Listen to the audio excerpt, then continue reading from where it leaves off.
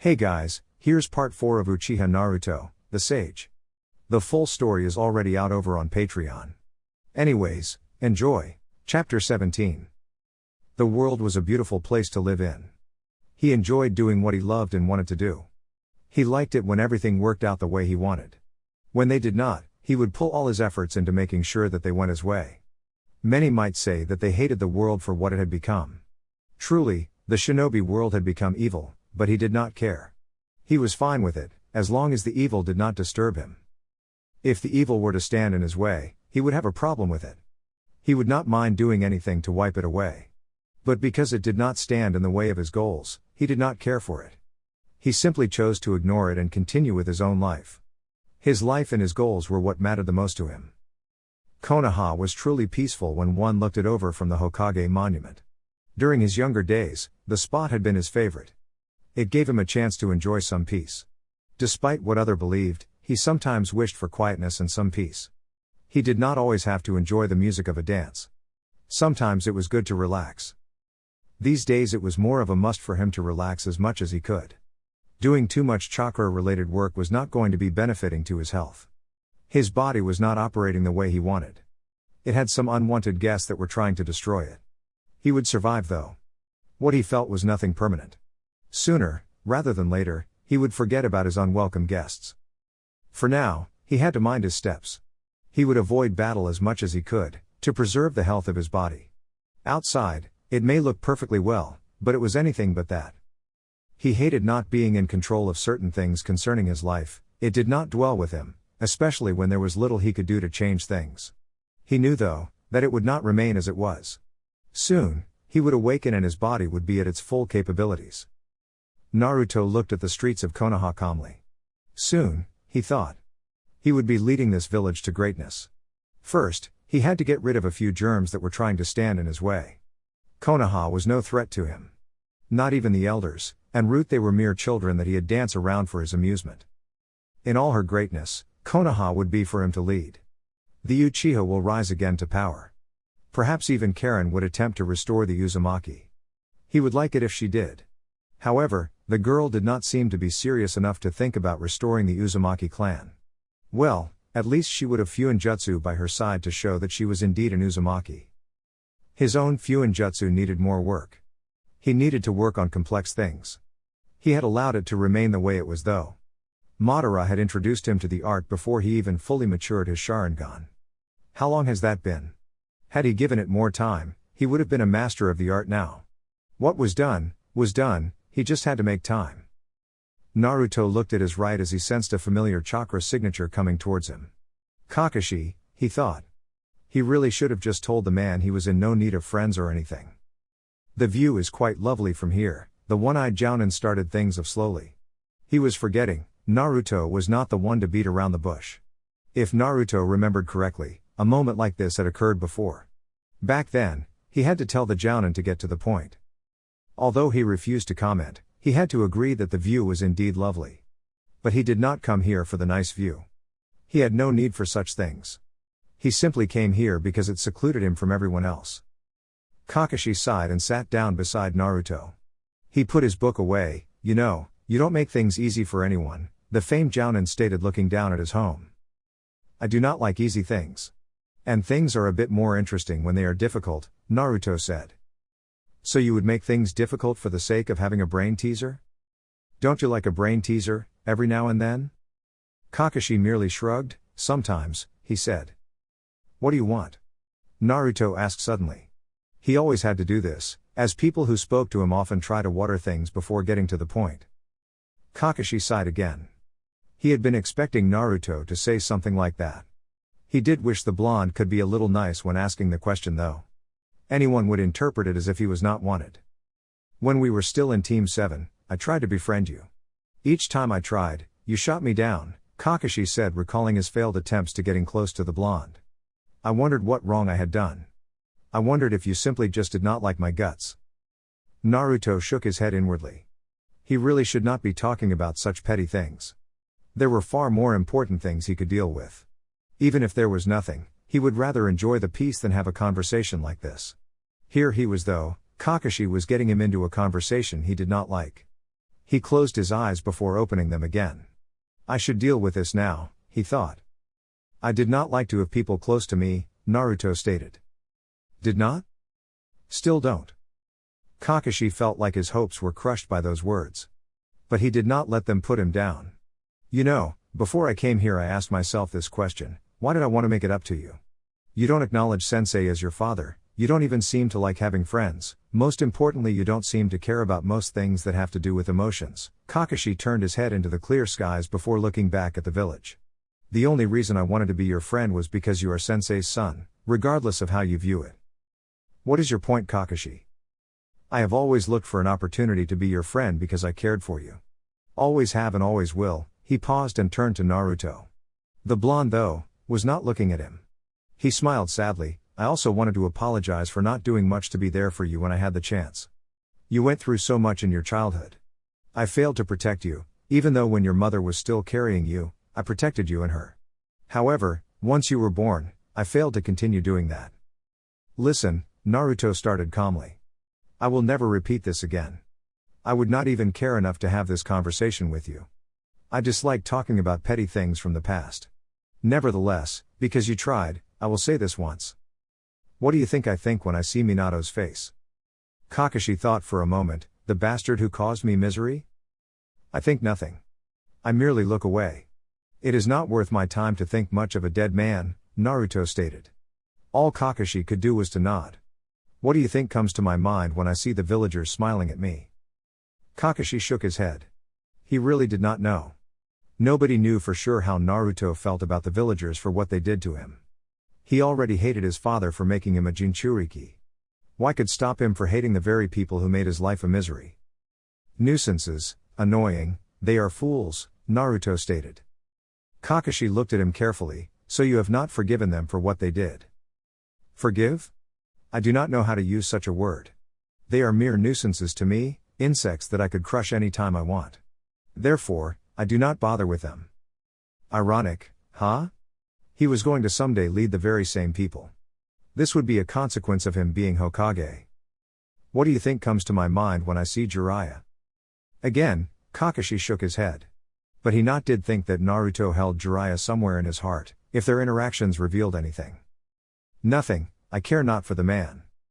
Kakashi did not find that hard to believe. He believed the blonde in all honesty did not care for Jiraiya. He had showed not to care not even the slightest about certain things others would find worth caring for.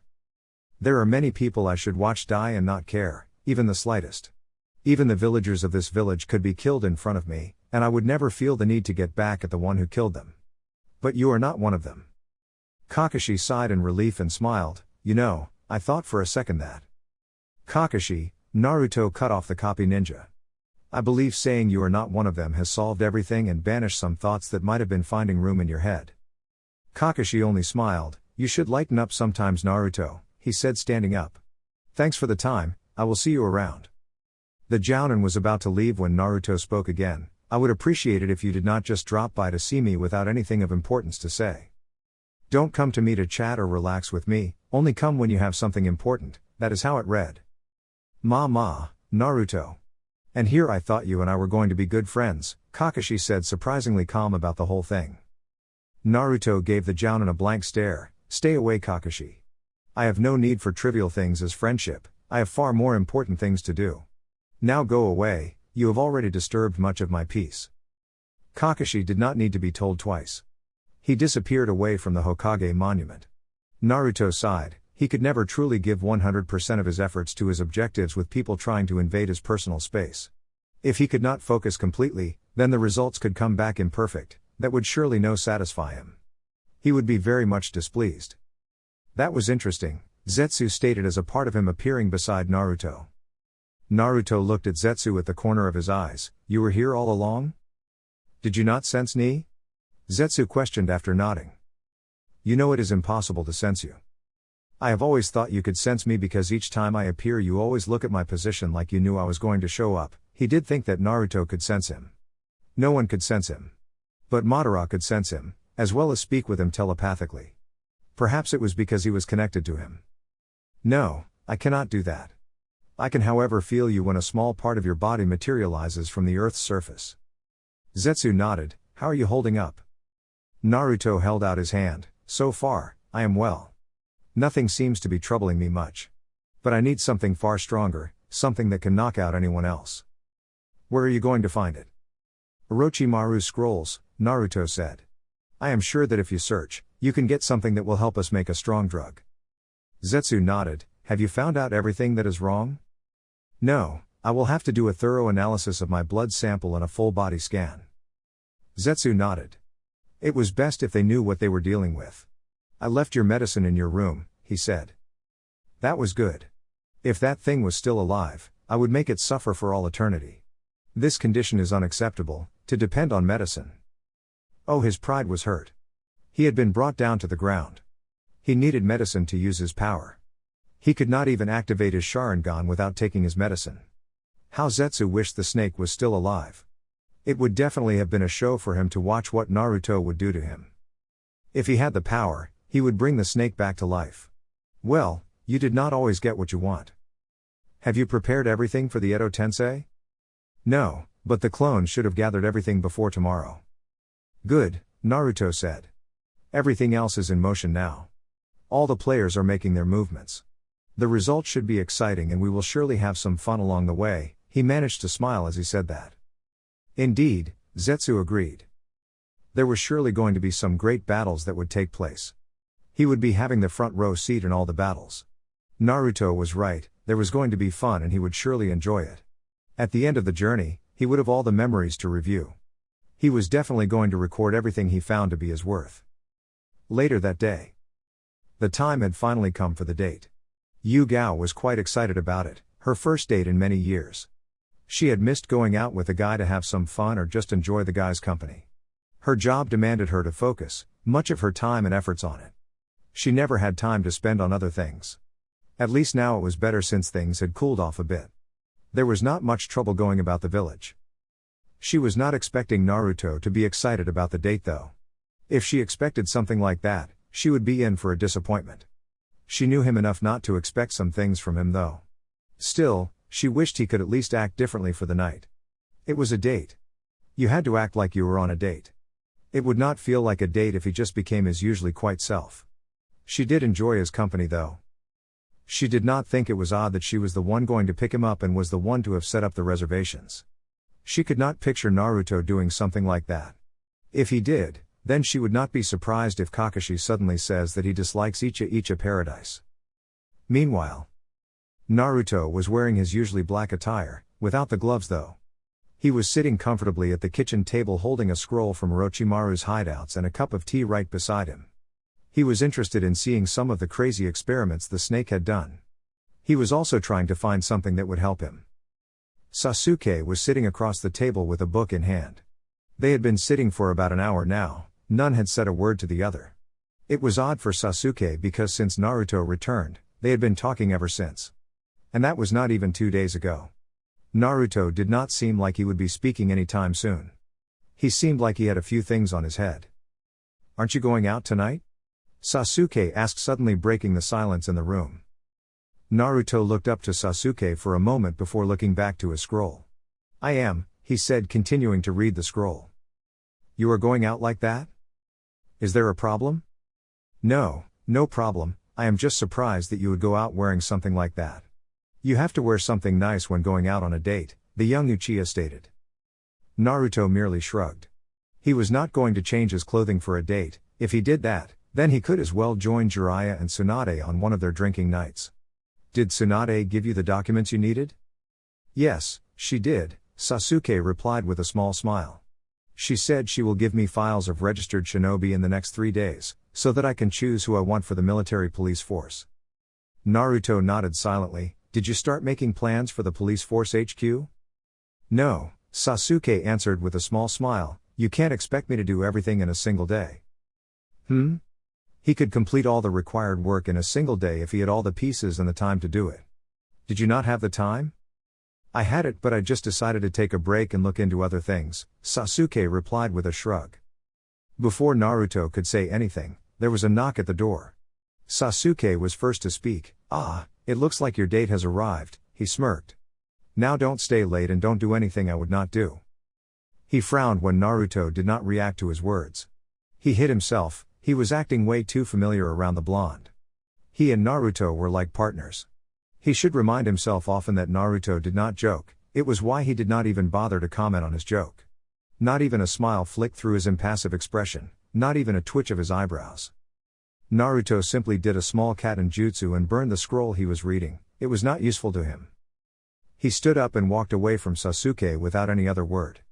He opened the door and raised a brow at the sight before him. Yugao wore a blue jean shaping her body from waist to right above her ankles. She also wore a dark purple t-shirt that gave a nice view of her sizable bust. Yugao actually thought Naruto would compliment her, judging by the way he was looking at her. But he did not. "Shall we?" was all that came from his mouth. She felt dejected. She might not have expected him to do anything different from what he normally did. But come on. A compliment would be nice every now and then. He was a guy for God's sake. Did not he think like any other guy? She sighed and turned away from the door. "Let's walk," she said. Naruto obliged and walked calmly by her side. It would really be a long walk since the Uchiha compound was secluded from Konoha. They were secluded away from the rest of the villagers. He did not mind though. It would prove to be a pleasant experience. He did not dislike Yugao's presence. You know, for once you could compliment someone on their looks. I mean, it is what normal people do, Yugao stated as the two made their way out of the compound. You expect me to say such things? Well, yes. For what purpose? Naruto questioned, looking at the road ahead of them. Their pace was relatively slow. They did not seem to be in a hurry or anything. It is just pleasant to hear when someone tells you that you look wonderful, Yugao said. It just was. Everybody liked being complimented, every woman that is. She was sure that if a very wonderfully looking man complimented Tsunade on her look, the blonde Hokage would surely blush. Then if I simply tell you that your clothing does not suit you, what will you feel? No, so good, I guess, Yugao answered calmly. It depends on who is saying it. If someone like you said I looked good, I would be ecstatic about it. If you said I did not, I will be sad because I know you are being honest. Certainly Naruto was not going to give anyone a fake compliment. He was very honest in a harsh way. But she was kind of used to that. She understood that it was who he was. And she sort of liked him for it. But I don't think that any women would be happy if Jiraiya told her that she was beautiful. The Sannin would definitely cry if he had heard Yugao's words. The reason was obvious. And it was obvious why no woman in her right mind would blush from Jiraiya's compliment. The man was a pervert, something he did not deny and was proud of, and everyone knew that. Don't expect me or other people to say something like that, Naruto said calmly. Know who you are and what you are. Take a compliment as a compliment. Don't let it influence how you think and feel about yourself. Yugao stopped and looked at Naruto for a moment before walking forward to catch up to him. I did not think you could say something like that. Naruto smiled slightly. Mei had said the same thing when he had complimented her on her strength. He took no offense on it though. He was who he was. You are acting normal now, Naruto said suddenly. Huh? You seem confident and don't look uncomfortable close to me despite what the night has brought. Yugao smiled. I was comfortable with being close to you at first and then it happened. Maybe I just did not know what to think of you, that must have made me nervous. Now you know what to think of me? Yes, the purple-haired Onbu said nervously. If she was hoping that Naruto would ask what she thought of him, she did not get that. Naruto did not say another. He did not seem to ponder her words. From there, they continued to walk in comfortable silence. Yugao preferred it that way. She liked the silence, especially if it was with Naruto. She was comfortable and worry-free. Perhaps it was because she felt safe around him and enjoyed his presence. She was not worried about whether Naruto was plotting on how to get under her pants at the end of the night. She did not think that he had any thoughts with himself and a woman. He would not even plot for something like that. If he wanted some, he would say it that way. She liked him for that. Yugao led the way as they made it to the restaurant she had made reservations. Odd, that she was the one who did that. Naruto did not mind though, neither did she. Makai 4 Stars Restaurant. 4 stars? She must have gone her way for the night to go well. Naruto thought. He would not have minded where he ate though. Even if it was under a tree or at the ramen bar, he would not have minded. Name please, a smartly dressed man standing at the door of the restaurant said politely at the two. Uzuki Yugao, table for 2, Yugao stated, looking at the man. He had a name tag of Hachi and looked to be in his early 20s. Hachi looked at his clipboard looking for Yugao's name. He smiled upon finding it. "Follow me, madam, sir," he said. Yugao and Naruto followed the young man into the restaurant. It was rather big in the inside and fashionably decorated. Naruto did not bother with such things though. Makai had 3 floors, they went to the 3rd floor. The 3rd floor was dimly lit and had a theme of red in its color. There were about 3 to 4 tables that were occupied. Everybody seemed to mind their own business though. Nobody was giving them looks unlike in the 1st floor. Perhaps people in the 3rd floor were a lot more dignified. The restaurant was not that of a shinobi, that much was obvious. Naruto wondered though, most civilian-owned restaurants did not permit shinobi into their business mostly because of their destructive ways. With shinobi, there was bound to be a few broken tables and chairs. The expenses to fixing those was not what an owner was looking for if such things could be avoided. Perhaps Yugao had pulled some strings. They sat down at their table and it was not long before their food was served. You know, most men would be thrilled with being on a date. Especially if they were going out on a date with a beautiful woman, Yugao thought. Naruto looked at Yugao for a moment. She never addressed him as a teenager. She always referred him as a man. Perhaps it was because she did not see a teen in him, but a man. "I am not most men," Naruto replied. "How are things with you at Onbu?" "Well, I am thinking of retiring though." "Tired of the job already?" "No, I just want to have more time to myself and do other things for myself. Being Onbu I never get to do anything personally," Yugao explained with a small smile. Perhaps if she retired, she would spend some time with Naruto. Naruto nodded. "So who is that girl living in your house?" Yugao asked quietly and politely as she could. She was honestly curious how the girl was related to Naruto. "Karen," Naruto gave a short reply. Yugao waited for him to give her more. "She is family." Naruto saw Yugao smile at that. She also seemed to lighten up a bit despite her reply to his words. "Oh. Does it make you happy that Karen is family to me?" The blonde Uchiha questioned with a slightly raised brow. Well, yes, she was not going to deny it. Besides, it was no point in saying no. Naruto could see through her lie. His eyes were watching her carefully. "You thought she was more to me than just family, and that made you sad. Interesting." Yugao swallowed nervously and decided to change the topic. "I heard you had fun at the council meeting today." "You heard?" "Yeah, the Onbu who were guarding the meeting were talking about it at HQ. They said it was quite a show," she said smiling. She really wished she had been assigned to stand watch while the meeting took place. Naruto smiled slightly, it was amusing. Yugao let loose of a soft giggle. "So you do admit that you were messing with the elders for your amusement?" "Perhaps." "Will you take me with you next time? I want to see the elders dance to your music," she said it like she was begging. "I might," Naruto replied, his impassive expression returning. The rest of the night went smoothly. Yugao enjoyed herself. She might not have been able to make Naruto laugh, but she did manage to get him to smile a few times. It was not the ideal date that women always liked, but she had no complaints over hers with Naruto. They spent about 3 hours at the restaurant talking. Yugao got a better understanding of how Naruto viewed life. She had to say, it was unique. She was also surprised by the fact that his views did not puzzle her. She felt like she expected him to be that way. Naruto had decided to call it a night. Those were not his words exactly.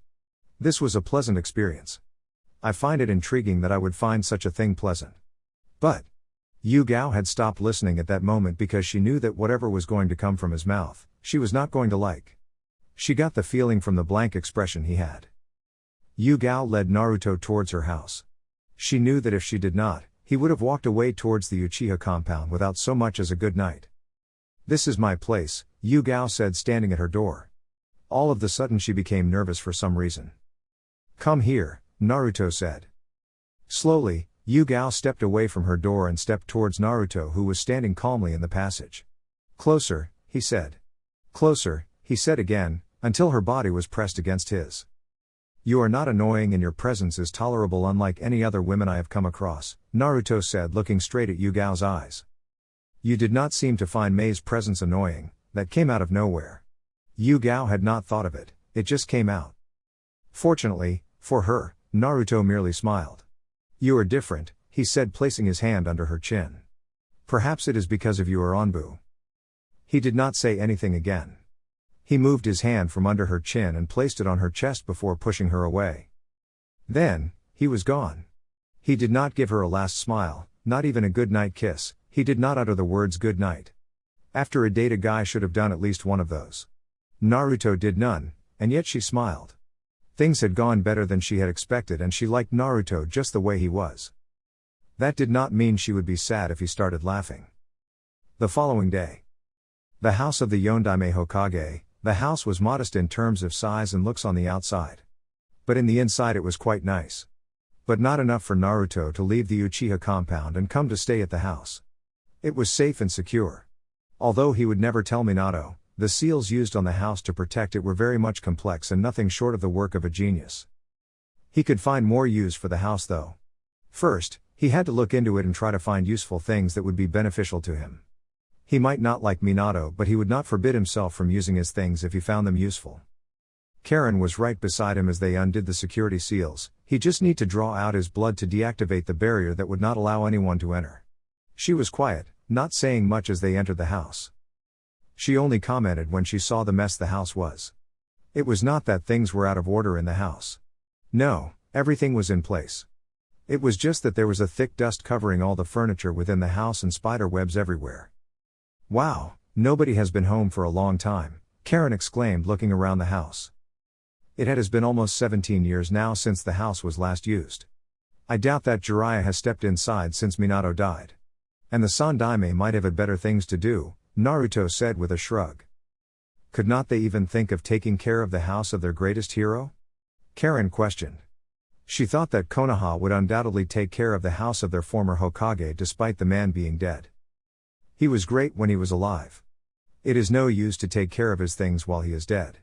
Someone should just find use for them. In this case, I will find use for his things, Naruto replied, walking around the house with Karen closely behind him. He was looking for the library in the house. He was positive that it was built inside the house. Father issues, Karen mumbled to herself. Lucky for her, Naruto did not hear her. She suddenly squeaked as Spider jumped on her. Naruto turned around and looked at her with a blank stare. You are afraid of spiders, he said, stating the fact. They are creepy and give me nightmares, Karen said with a shiver down her spine. She managed to get the spider off her body on her own after seeing Naruto turn around again. He was not going to help her deal with the spider. You have lived with Orochimaru in his hideouts conducting all kind of weird experiments, and yet you were afraid of spiders. He was a snake, literally. That should have been much more creepy than a harmless spider. Orochimaru did all kind of weird things that other people would call inhuman. As his other scientist, she had to have witnessed some of the things the snake made. There was also the fact that Orochimaru hideouts were also creepy themselves because of their dark theme. Spiders had to be always present. Even snakes had to be crawling around. Karen decided not to say anything on the matter. Spiders scared her, that was final. There was nothing more to add to that. Why and how, she did not care. The fact of the matter was that they freaked her out. She did not like them. What are you looking for? The library, found it, Naruto said, and opened a door he had walked to. He opened it and raised an eyebrow at the condition of the place. Unlike the other rooms, there was not a single spider web in the room. Perhaps a bit of dust, but that was just that. The room was in a lot better condition than the rooms he had seen. Wow, these are a lot of scrolls. I wonder if the owner read them all, Karen stated, looking at the shelves holding many scrolls and books. Naruto nodded. I highly doubt that all the scrolls were read, he said, and walked towards the shelves. He browsed for a few minutes before he picked up a book. He threw the book at Karen. Fuinjutsu for Beginners, Karen read from the cover page of the book. Go to the kitchen, clean it, there should be water available, after that, read the book. Karen nodded with a sigh. She walked away, carefully as she did, not to attract any spiders. Naruto looked back at the shelves. He had much work to do with the scrolls. He was also looking for specific scrolls, nothing more. He walked towards the desk in the library and opened the drawers. There were a few notes but nothing interesting him. He found a 3-pronged kunai marked with the Hiraishin seal. It was custom made. He flicked the kunai with his right hand and held it firmly by its handle before studying it further. It was a kunai used for the Flying Thunder God technique. This very much piqued his interest. The jutsu would be very much useful. He always had places to visit. Without a defined and effective teleportation jutsu, he could not effectively go everywhere he wanted without having to travel long distances. He could not use Zetsu's unique ability to travel through solid ground. Zetsu was much more effective in getting to places faster than he could. It was why he usually sent him to do things that required covering long distances. Even Obito could teleport anywhere he wanted. All that was left was for him to learn space/time ninjutsu. Then things would much more easier for him to deal with. It was indigenous for Minato to create such a jutsu, even he would not have created something like that. Naruto went back to the shelves selecting a few scrolls he wanted. It took him a few hours to get everything he wanted. He never realized how much time he had spent in the library searching for the things he wanted. He was doing so in a slow pace so not to miss anything. He would hate it if he missed something. Well, it would take some miracle for him to miss something though. His eyes were attentive even to the little details. It was hard for them to miss anything. After nearly 4 hours, Naruto found some useful notes, the formula and notes to the Hiraishin, and some notes about the Rasengan. It was really interesting when he read that Minato had created the jutsu after observing Baijuus do their Baiju Dama. It was surprising even so that it had taken him years to complete the Rasengan. He had never bothered to learn the jutsu because he was not interested in learning it. But the second part of the jutsu was attracting, very attracting. The Rasengan was an incomplete jutsu. Naruto felt a bit excited about what he would be able to create if he added a chakra nature to the Rasengan. A normal Rasengan was made of pure chakra. Minato wanted to add an affinity but he never got the chance to do it. A small smile crept into Naruto's face as he thought about the possibilities. He walked out of the house and stood outside. He used the back door to do so. Tajuu Kage Bunshin no Jutsu, about 200 clones puffed into existence. He divided them into 2 groups. Each group would work on its own task. He already could manipulate each of his chakra affinity to a higher level than most, especially with the fire element. Group 1 had the task with 50 members would work on understanding the mechanism of the Hiraishin. He would make them each day. He expected them to have an understanding of the jutsu within a week. Each clone would be having a copy of the scroll. Group 2 of 150 was to work on learning the Rasengan. He was expecting them to have already mastered the first and second stage of the jutsu before the end of the day.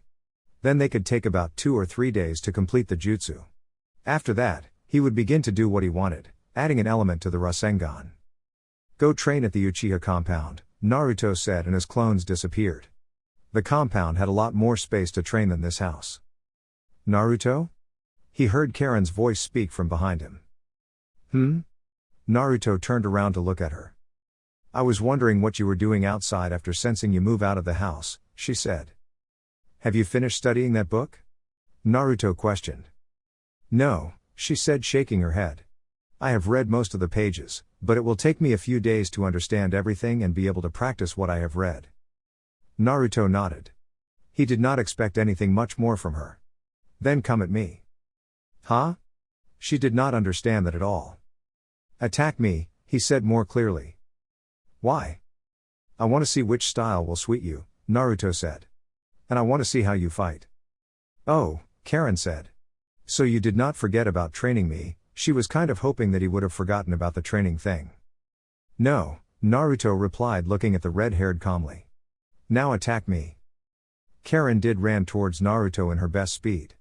Naruto almost thought of deactivating his sharingan because he thought she was coming towards him in slow motion. When she came to him, she was trying to hit him like a girl, not a shinobi. It was pathetic. And he let her know that. Forgive me if, unlike you, I never had any training before. And you have your sharingan activated. How am I supposed to hit you? Was her reply when he told her that she fighting capabilities were pathetic. It would not have changed anything if my sharingan was deactivated, Naruto said. But don't worry, I will shape you into a better fighter. That is what I am afraid of, Karen mumbled under her breath. Come on, Naruto said. We will leave your training for some other time. First, you need to understand the basics of Fuinjutsu. Karen followed Naruto into the house. What's next? I activate the security barriers and go back to the Uchiha compound, Naruto replied. So I am free to do anything I want from now on? There was some hope in her voice as she asked. Yes. Karen smiled brightly. Finally, I can visit the hot springs and have some me time, she said happily. I do expect you to have grasped the basics sooner rather than later, Naruto reminded the Uzumaki girl of what he expected from her. Yeah, sure, that was a mood killer. Hey Naruto. Naruto waited for Karen to say what she wanted. Can I have more money? I just gave you money 2 days ago. He had given her a sizable sum of money. She could not have spent it all now, she? Money did not just fall from the sky. He had no love for it, but knew it was useful. Well, I spent it all. She had bought clothes, lots of clothes.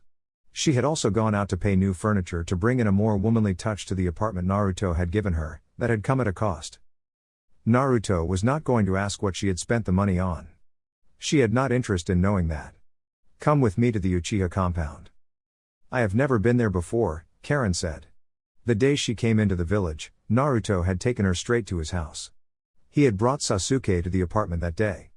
She had never seen the raven-haired Uchiha since then. Naruto did say she could trust him, but he seemed not to know everything about Naruto. She too, did not know much about him. Then yesterday, he only walked with her for a bit before leaving her. It was because he was looking for her that he walked with her. He had gone to the apartment and did not find her. He then found her walking within the streets of Konoha. I have never taken you there, Naruto reminded.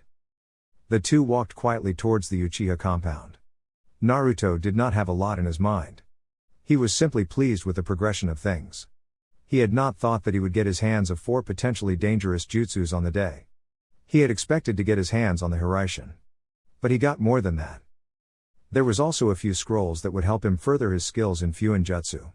Those scrolls, he would study them himself without depending on the clones to do that work for him.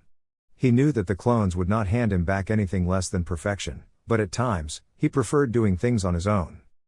A few days later, Iwagakure. Tsuchikage-sama. A Chunin yelled, bursting into Onoki's office. What is it? Onoki asked with a hardened look on his face. He may have been old, but he was still strong and he did not permit his subordinates to enter his office in such a way. Yakashi Kabuto has disappeared, the Chunin reported fearfully. He was afraid of what Onoki might do because he was one of the guards assigned to watch Kabuto while he was still unconscious. What? Onoki yelled, standing up from his large seat. He could not believe what he had been told. Kabuto was his key to unlocking certain things that he wanted.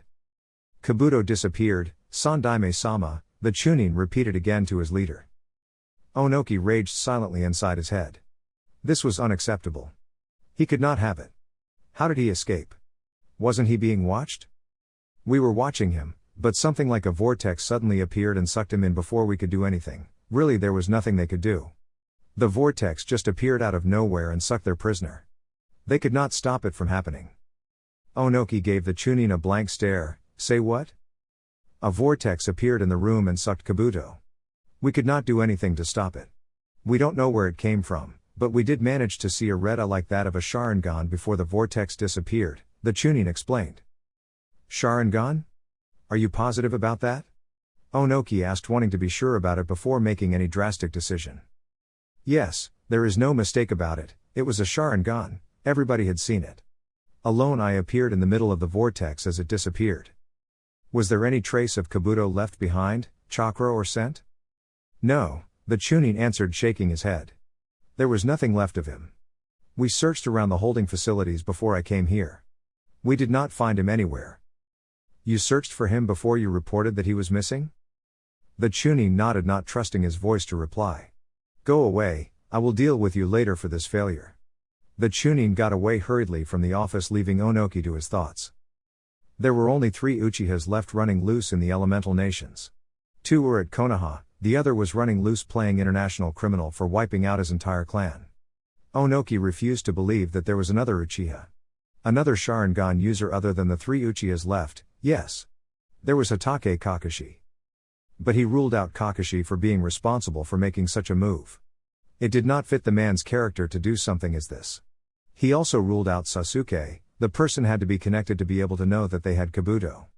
He had kept the knowledge a secret and only a few Anbu and the Chunin guarding him knew of his presence. He trusted the men guarding Kabuto enough to know that they would not have betrayed him. Ruling out Sasuke and Kakashi left Itachi and Naruto. He would not have put it past Itachi to do something like that. He could have been sent by the Akatsuki to abduct Kabuto for their use. Certainly, Itachi was a capable man. His mastery of the sharingan was legendary, he could not deny. But there was also Naruto. The blonde could have done it to finish off Kabuto after knowing that he had survived his attack. The blonde seemed connected enough to know certain things. He had been able to locate Orochimaru's hideout in the Earth Country while he who has been alive for years was not able to do it. Naruto seemed the most likely to have been the one to do it. He had been responsible for what happened to Orochimaru's hideout. There was also news spreading out that Orochimaru was dead. Putting two and two together, Onoki could say that Naruto was the one responsible for the snake Sanin's death. That was likely the case, he had no doubt about that. What could Naruto want though? He did not believe that the hideout could be cleaned of its possessions by someone else. It had to be Naruto. That left a questions. Did Orochimaru know something about Naruto? Did the snake have something that Naruto wanted? What is it that he wanted? Kabuto was his key to getting some much needed intel. He had no doubt that Kabuto knew of certain secrets from Konoha. He wanted to know them and use them. He wanted the snake Sanin no too to tell him everything he knew about Naruto. But that was not going to happen now. Kabuto was gone and he could not get him back. He had to find new means to get information he wanted. But he was not back to square one because of Kabuto's disappearance. He had something valuable. He now knew that someone with a sharingan entered his village and abducted Kabuto from his holding. It may not look like much, but it was something. Yo Gramps, the annoying voice of his granddaughter snapped him out of his thoughts. Onoki looked at Kurotsuchi. You are shrinking, old man. What have I told you about thinking too hard? This job is not good for you. You should quit and just let me take over from you. You are still a child, Onoki retorted. Why did he have to deal with this? When am I going to stop being a child to you? Really, to the old man she was always a child. He did not see a strong woman in her. He only saw a child that still needed to be guided. Onoki did not answer the question. He got to more pressing matters. What do you have for me? Kurotsuchi sighed. The report you wanted about Otto, she said. What did you find? It is being rebuilt into a proper village. This intrigued the Sandaimate Tsuchikage very much. By who? A woman named Guren. She was one of Orochimaru's most trusted. She was only second to Kabuto. This was certainly interesting. The village was being rebuilt? Why would the woman rebuild the village instead of trying to find the killer of her master? As far as he knew, Orochimaru's subordinates were loyal to a fault. They would not lie down if someone killed their master. They would die trying to avenge their master. Was it just a coincidence that after Naruto killed Orochimaru, Otto starts to be rebuilt? He refused to believe so. There was no such thing as a coincidence. I have a mission for you, Onoki said to his granddaughter. Let it be something worth my efforts. Go to Otto and find out what is going on there. Your cover mission is to see if you can negotiate something with the village, as Iwa is interested in helping rebuild the village. Kurotsuchi nodded. Onoki smiled to himself. Soon he would have all the pieces he needed. First, his Jinchuriki had to return to the village. Konoha. You have been rather busy over the past days, Sasuke stated, looking straight at Naruto. They were at the Uchiha training ground. Naruto was sitting quietly under a tree with a few scrolls, ink and a brush. He had been doing like this over the past days. While he studied Fuinjutsu, his clones were busy with their work. If you want something done, you have to do it yourself, Naruto responded, not even taking his eyes off his scrolls. Don't you get enough of training? Sasuke questioned. Naruto's clones trained 6 to 6. The only time you did not find them was when they had dispelled after running out of chakra. But Naruto would make more clones after some time. And then the clones would get back to work. It was unlike anything he did. Sure, he had some sparring sessions with Kakashi every now and then, but he did not dedicate the whole day into training and nothing else. Naruto even refused to be disturbed while he was busy studying seals. An Anbu once came to the training ground to inform him that Tsunade wanted to speak him. Tell her I am busy, was what Naruto had informed the Anbu. He had not even thought of it before he responded. The Anbu came back again and told Naruto that Tsunade did not care if he was busy or not. He had almost burst out laughing when Naruto simply said, nothing. He just gave the Anbu a blank expression and went back to his work. The Anbu left to report to the Hokage. He came back again after a few minutes and said that Tsunade said there would be severe consequences if he did not report to her. The third time Naruto had already lost his patience with the Anbu. He explained that he could not get the perfect results with the Anbu annoying him. When the Anbu insisted that they go, Naruto became cold. It was scary at how cold he became. Even he who was watching from a distance away felt the coldness touch him. When Naruto's eyes were cold, you really did not want to look at them. They were capable of freezing anyone. Sasuke noticed the annoyed look on Naruto's face. He was far from pleased at being disturbed from his work. Just his eyes were scary, but when he spoke, Sasuke had felt like the death god himself was speaking. The Anbu did not fare any better. He had trembled when Naruto stood and took a few deathly steps towards him. Luckily, for the Anbu, Naruto disappeared in a swirl of scorching black flames. He had not seen the sunshine before. He guessed it was used when he was in a foul mood. Whatever it was that Tsunade wanted from Naruto, was quickly dealt with because it took less than 2 minutes for Naruto to return. What did she want? He had asked the blonde after seeing that he was in a better mood. She wanted to inform me that she had given the title of Sannin since I was strong enough to be one, was the reply she got from Naruto. He got the idea that Naruto was not pleased to be summoned just so she could inform him that, especially when he was busy. He also thought he had told Tsunade just that. Seeing that Naruto was not going to say anything, Sasuke sighed. I got the files for the shinobi I wanted and I have already picked the shinobi I want, he said. Still Naruto did not take his eyes off his scrolls. I was wondering if you could help me with the training program. Naruto stopped writing complex things on the scroll and looked at him. How many? 45, Sasuke replied. That is a lot more than I had anticipated, Naruto said. It does not matter anyway. Go to Karen, tell her you want the scrolls I left her with yesterday. In the scrolls, you will find different training programs, he stated and then went back to his scrolls. Sasuke nodded and disappeared in a swirl of leaves. Naruto did not react to that, he simply focused on deciphering the Hiraishin formula. He had taken the task away from the clones and decided to do it himself. Adding an affinity to the Rasengan was proving too much of a task than he had thought. He liked challenges though. He allowed his clones to do as much as training as they could. He did not like any interruptions while trying to achieve perfect results. Anything less than perfect from his current activities would be unsatisfactory. He would not stop working his clones until he could say, perfect at their achievements. He already understood a few things about the Hiraishin. He just needed to break down its formula and analyze each piece of the puzzle until he could have a depth view of the workings of the jutsu. Understanding its workings did not do it. He had to be able to recreate it and be able to apply it on solid objects using his chakra. Later that day, Naruto was again at the Hokage monument. He had completed the training for the day. If he liked, he would have continued his work in the Hiraishin, but he did understand that his mind needed to rest after working so much of complex things all day. Everything needed to be rested after a day of heavy work. If not rested, they would function sluggishly and in the end, nothing satisfactory will be achieved. He had not only seen Yugao once after their date. Not that he was wishing of seeing her more. He liked how things were progressing. The last time he saw her, she had come to him to inform him that she would be going out on a solo mission outside the village.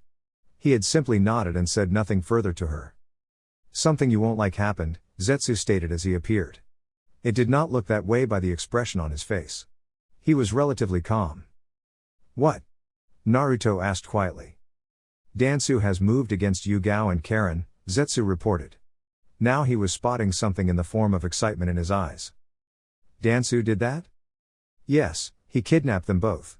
It turned out that the mission Yugao was sent to was nothing but a fuss created by Danzo so he could get her without much people knowing. Naruto was quiet for a moment. I did not think he would do something this stupid, he said standing up. You may want to hurry, he plans to use Shisui's eye on them since they seem to be close to you. So he wants them to be his loyal puppets so they could spy on me, Naruto said looking all but calm. Zetsu knew better. Naruto was not pleased by Danzo's move. When he was annoyed, you could see it. But when infuriated, he was calm as any day. And when infuriated things tended to be exciting for him. It was why he was feeling excited right now. Abducting Karen and Yugao was crossing a line that no man in his right mind should cross. Naruto did not react well when that line is crossed. Things did not end well to those who went over the border. Danzo had done just that, crossed a line that should never be crossed. You don't know what Danzo did to the handful people Naruto cared for and remain the same. I assume you did nothing against the captors because you wanted to see what I would do, Naruto stated looking at Zetsu. The eternal Mangekyo Sharingan was already activated. Zetsu almost grinned when he saw them. He did not deny that it was what he wanted. "Let's go," Naruto said. "You will retrieve them while I punish Danzo." "Aren't you going to take your armor?"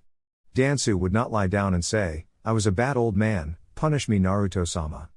The old war hawk was surely going to have his root in all corners.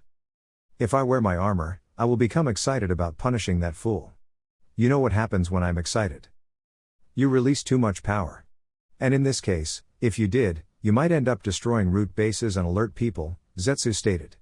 "Considering your condition, something like that would not be good for your health." "Yes, but because I am not wearing my armor does not mean that I will not punish that fool severely." Zetsu nodded. "I will see you there." He sunk into the ground.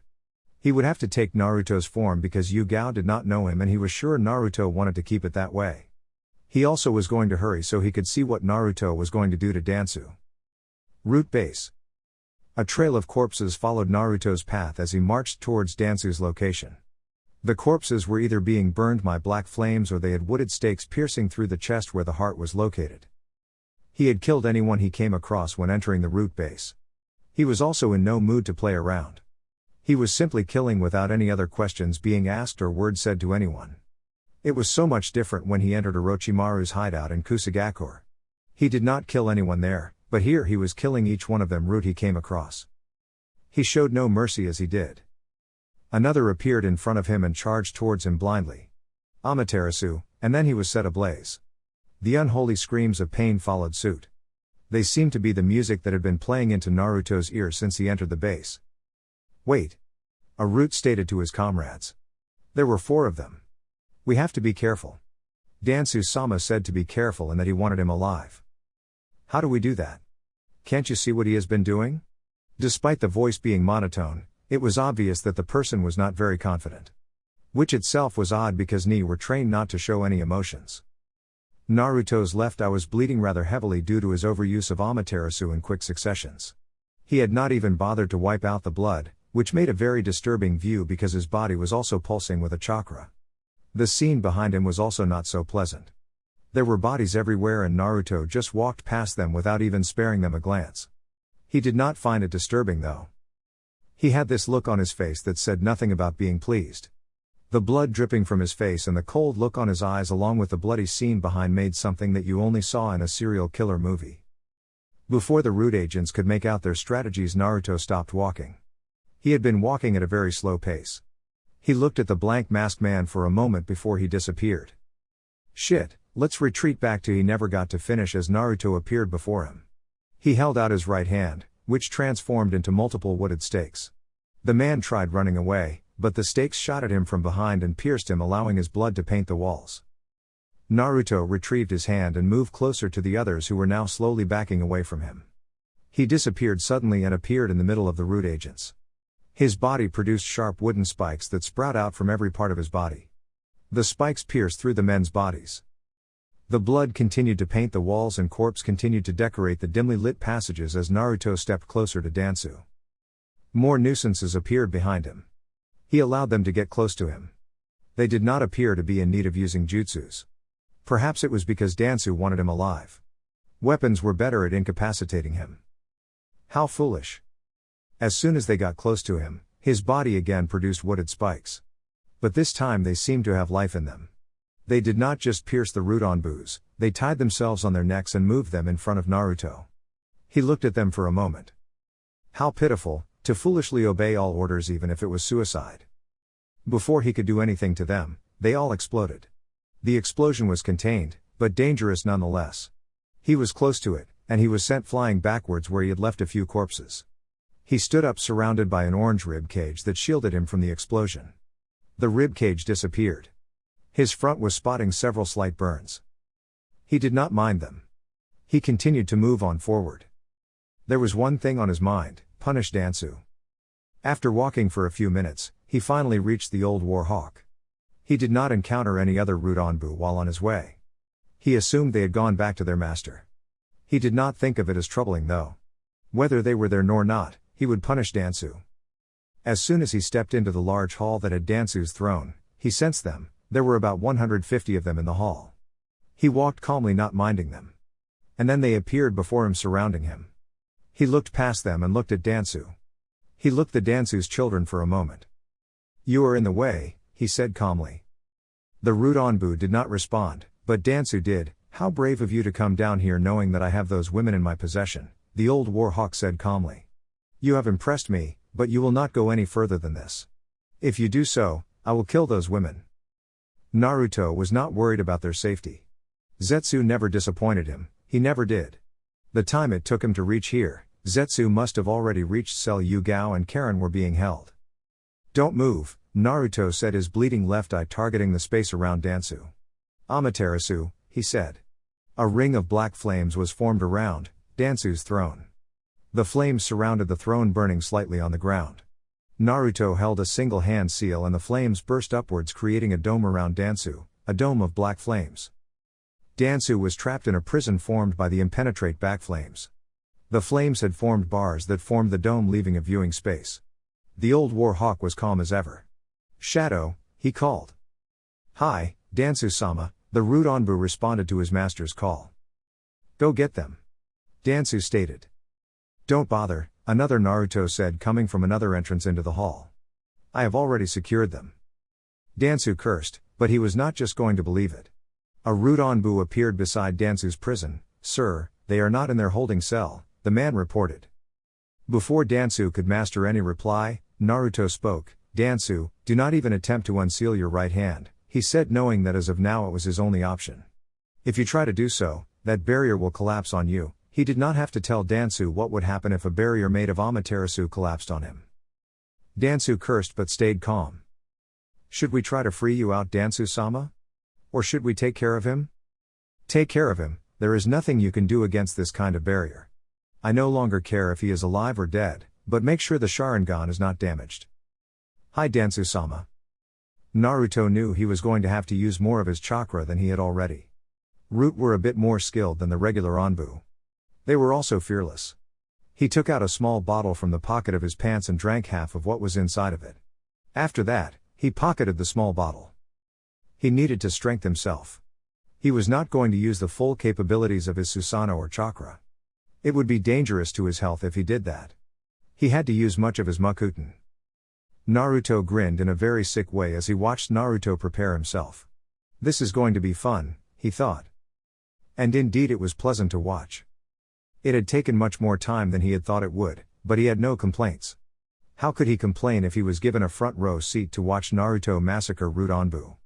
His opponents this time were much more disciplined and coordinated. And Naruto was not using any high-power jutsu, except for Amaterasu. But it did not matter how disciplined and coordinated their attacks were. When Naruto was in the mood to punish someone, he was a lot more focused and concentrated. You could say it was when he fought at his best without enjoying the fight. There was a lot of blood around the hall, given the way Naruto was fighting. He was not turning anything to ash in seconds. He was mercilessly killing, mostly with Makuten. Susanoo was only used to defend against attacks he could not dodge. When the bloody affair was completed, Naruto smiled in satisfaction. It was worth it. Naruto turned towards Danzo, who was still sitting on his throne with a calm expression. There was nothing he could do. He was trapped inside a barrier made of black flames that could not be extinguished. Naruto/Zetsu looked at the blonde carefully. Despite his overuse of Amaterasu, his eye should not be bleeding the way it was. He would have been surprised if Naruto had not noticed it yet. The barrier keeping Danzo in his place suddenly disappeared and Naruto appeared behind him. He was soon lifted into the air by roots that strangled him. Danzo looked forward at Naruto.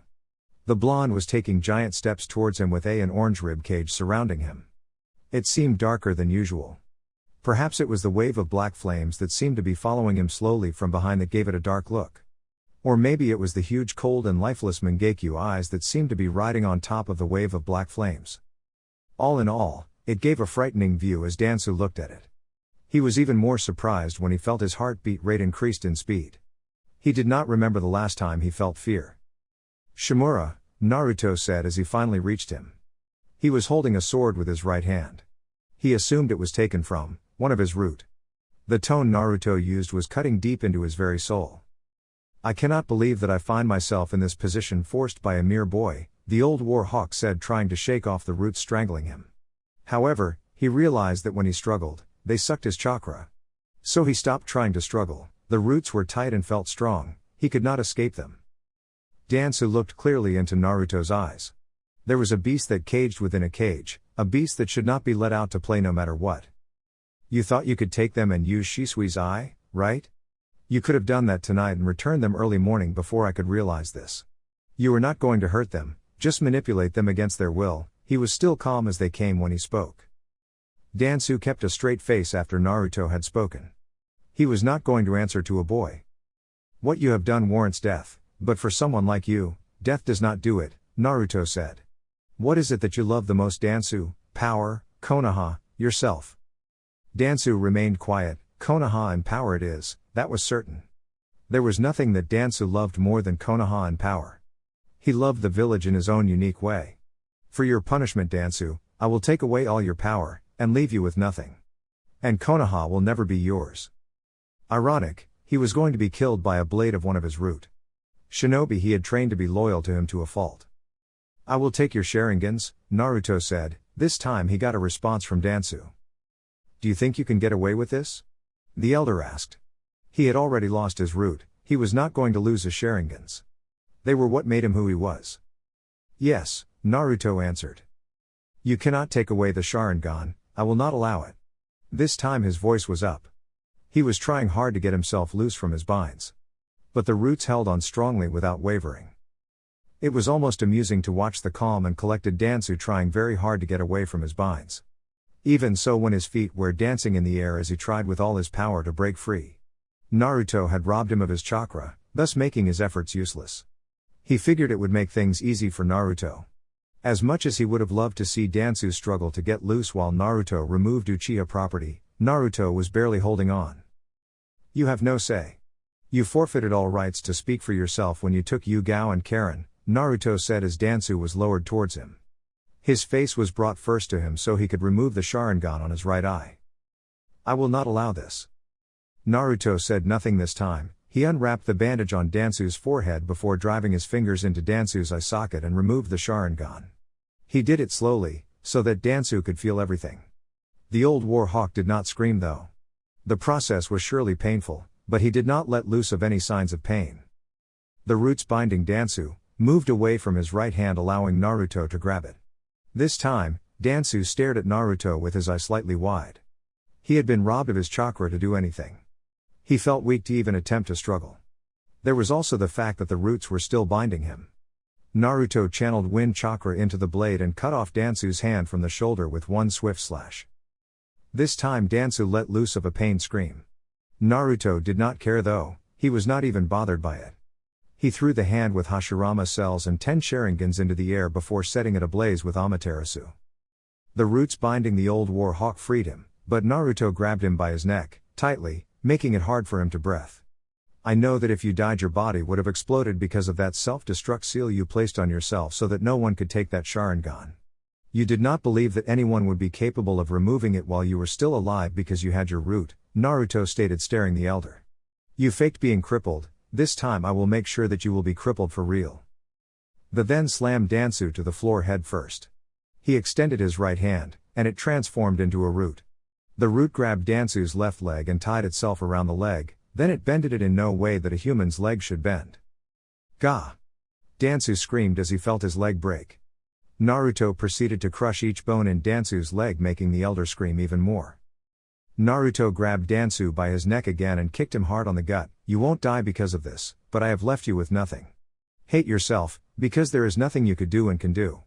If no longer wish to live, kill yourself. And know that Konoha will belong to me. I will be Hokage one day and you will die being pathetic without achieving your one true dream, he whispered before throwing the cripple away from him.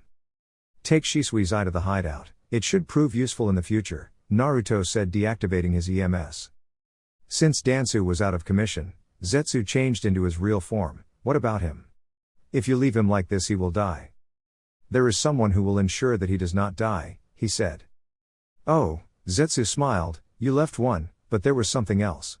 He has seen me, don't you think he will tell Danzo about it? No, Naruto replied. I have made sure that he loses all memory of the night in few minutes. Zetsu walked beside Naruto as the two headed out of the root bases after a job well done. Zetsu disappeared once they made it out of the base. Naruto did the same via a swirl of black flames.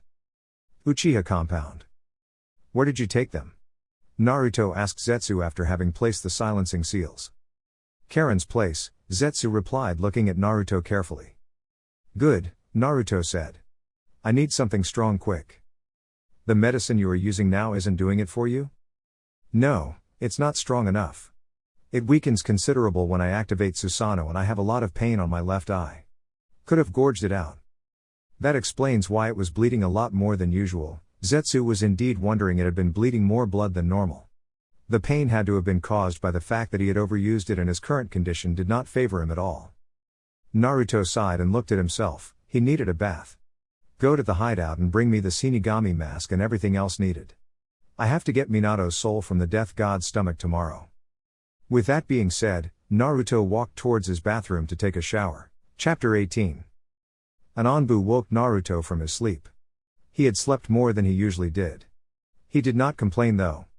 The sleep was needed to rest his body. He figured the Anbu was to call him about the situation with Danzo. The root Anbu he had left alive had already taken the old war hawk to the hospital. This meant that Tsunade was now aware of his situation. Tsunade probably suspected him to have been the cause of the root commander's state of health. Well, he was the one who caused Danzo the damage. But he deserved it. He would have liked it if the man had not done anything stupid. The Sandaime's former teammates could not do anything without him being their brain. With how defeated the old war hawk was now, he could do nothing. But a man like Danzo could never be put down. Even when the Sandaime caught him in his attempt to assassinate him, he continued to do dirty work. The Sandaime had spared his life. But that did not stop him from committing more acts of treason in his disillusioned quest of protecting Konoha. The man was a fanatic in shinobi ideals. He believed shinobi rules had to be followed and shinobi were to give their lives for their village. But yet he himself never wanted to die. Shimura Danzo was afraid of death. With all his powers taken away from him, he would live in constant fear. He still had his enemies. Without any power to protect himself, he would surely be living in fear that his enemies might come to crush him while he was down. It would be amusing for Naruto to watch though. Tell her I will there in a few minutes, Naruto said to the Anbu. It was the same man who had disturbed him while he was busy. Remembering that did not make him feel any good. Not with the fact that Tsunade had made a mockery of him by giving him the title of Sannin. They did not end their conversation well that day. No wonder Tsunade had been staying away from his way. She had never talked to him ever since that day. Hi, the Anbu said and disappeared. He had learned his lesson. He would not be returning here again to tell the man that Tsunade wanted him. He also knew that Tsunade had also learned the lesson, never annoy Uchiha Naruto. Naruto closed the door and went back to his room. Sighing, he put on his armor. Odd, he not been wearing his forehead protector for days now, and no one had said anything about it. They had all stayed quiet about it. Naruto looked at the metal plate for a moment before putting it on his forehead. It had been long since he actually felt good. Wearing his armor made him feel good. He had much to do for the day. He needed complete focus. Given the circumstances surrounding him, he could not completely focus. At least his armor brought back some focus. Naruto disappeared in a swirl of flames. Hokage's office. Tsunade and Jiraiya, the usual suspects. Both seemed to have been waiting for him to appear before them. Jiraiya had a rather serious expression on his face. It did not make Naruto feel uncomfortable or afraid about anything. He simply looked at both Sanins blankly. The pervert was returning his stare. Tsunade on the other hand was not. Their previous conversation was making her uneasy around the blonde. He had frankly scared her that day. Flashback. Tsunade was furious. Naruto was having the nerve to refuse her summon. Who did that? All her shinobi were under her control, no one refused her summons. Doing such a thing was insubordination and there were heavy penalties for such a thing. Today she would show that brat who the boss was. He was running the show like it was his. No, today she would show him that she was the one in charge. She was the god I'm Hokage. She was not just the god I'm Hokage, she was the world's strongest kunoichi and one of the legendary Sannin. Her strength was legendary. Not even Orochimaru dared to infuriate her. He knew she was dangerous when mad. But Naruto was doing that. He certainly did not know her.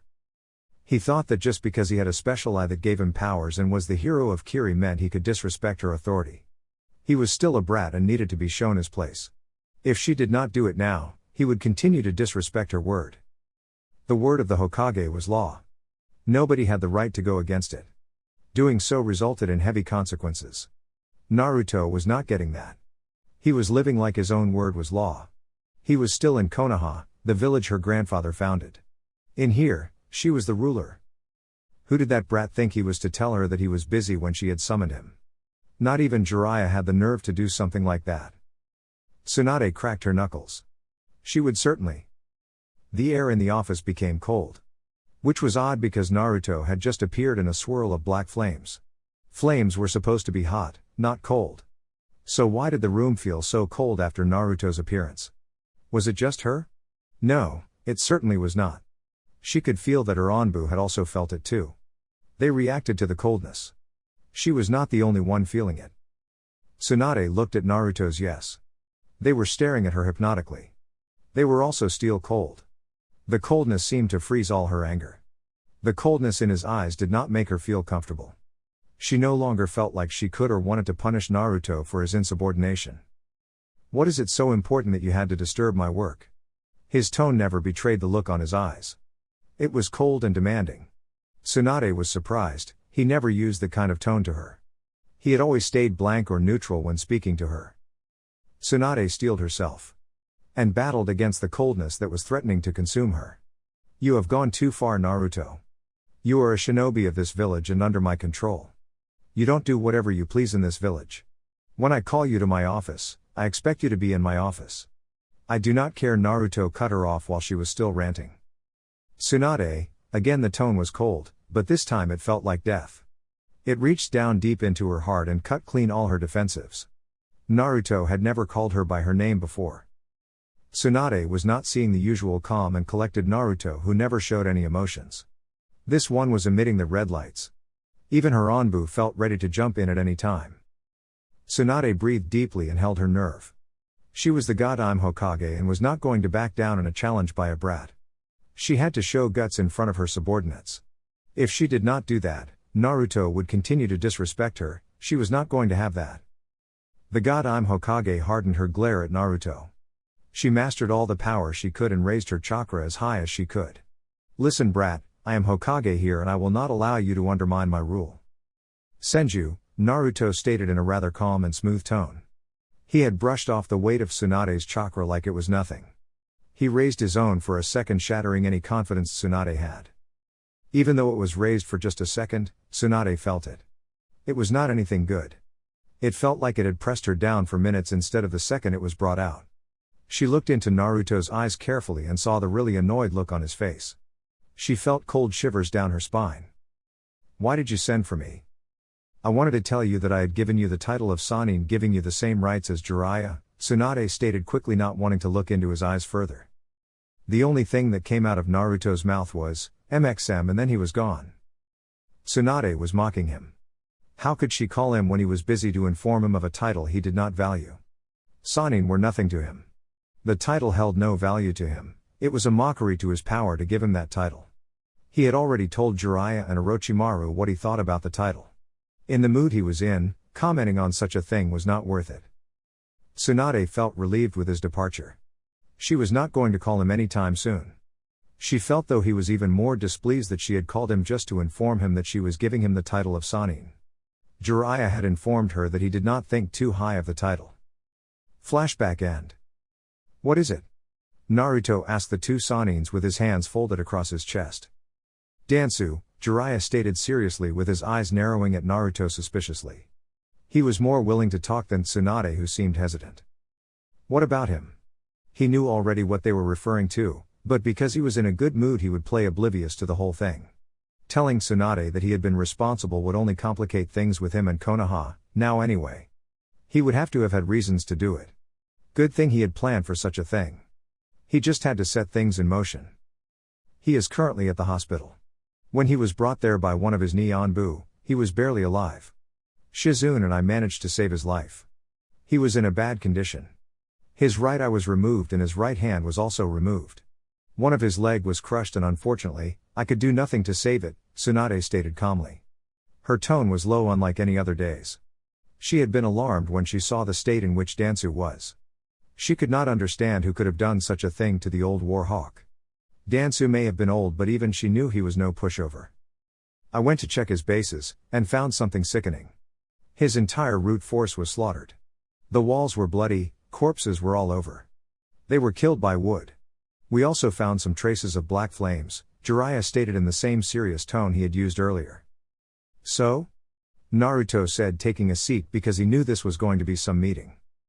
Did you have anything to do with it? I can't find anyone heartless and cold enough to do something like that. Jiraiya said it without fear. Anyone who would slaughter an entire Anbu organization had to ruthless and heartless. Always the suspect, Naruto said, keeping his expression unreadable. Did you do it? Maybe. Was all Naruto said. All the evidence point against you, Naruto. You and Itachi are the only ones capable of using black flames because of your Mangekyo Sharingan. The Ni were killed with Makuten and the only known users are you and Tenzu. There is also a question we have not asked you, how can you use Makuten? As far as we know, only the Shodai could use it. We know why Tenzu can use it. You on the other hand, we can't. Jiraiya voiced out his thoughts. All the evidence did point to Naruto. Itachi could not have done it. He did not kill like that. If he had managed to sneak into the village, he would have known because he had been monitoring the Uchiha's movements. He had kept a close eye on him. He could not have entered the village without his knowledge. Itachi also did not use Makuten Jutsu. The Ni were laid waste by Makuten Jutsu. It could not have been him. Tenzu, a Makuten Jutsu user, was a loyal shinobi to the village. He could not have done it. Tenzu was not strong enough to accomplish the feat. They also could tell where the man was during the night. But Naruto was another story. The blonde could use Makuten and black flames. He was also powerful enough killed the Ni. He was also cold enough to do it without care. Everything else pointed to the blonde. The problem was proving it. There were no witnesses, even Naruto's chakra signature or scent was not found in the root bases. Inuzuka dogs had already sniffed around the place. There was no trace of Naruto's presence. The pieces of wood gave no indication of who the user was. Naruto could deny everything. But Jiraiya was sure it was him. Asking was just a way to get a confession. Interesting, Naruto said after being called cold and heartless. He was no way insulted by those words. They were just words that people say whenever they felt like it. He cared less for it. You are not answering the question, Naruto, Tsunade said, composing herself as Hokage now. She held no love for Danzo, she would have even rejoiced if he had been killed. She hated him with all her being. But could not do anything against him because he always appeared clean. I have no need to give you an answer, Naruto said calmly. Naruto, this matter is serious and needs to be solved quickly. What do you think will happen when the villagers find out that one of the Anbu organization was wiped out and their leader left crippled? Jiraiya questioned forcefully, trying to get the blonde to talk. Like Tsunade, he did not care for Danzo, but the matter itself was serious. They needed answers to help solve and cover things up so that villagers were not put into a state of panic. They will panic thinking of another massacre, Naruto stated calmly. He looked between Jiraiya and Tsunade. But I don't see anyone crying over Danzo's situation. I have to say though, I am pleased with what has happened to him. He was an arrogant old fool who thought he could control everything behind the shadows. He was not going to hide his dislike of the old war hawk. Everyone knew he did not like him. There was no point in hiding it. Yes, no one is complaining, but Danzo is an important figure to the village. Root also had its uses. Although I would hate to admit it, Danzo had trained them well. We cannot simply turn a blind eye when something like this happened, Tsunade said, looking straight at Naruto.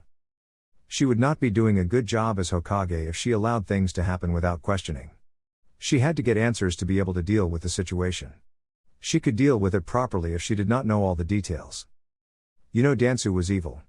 He did so many things that could have had him executed long ago. But the Sandaime allowed him to live.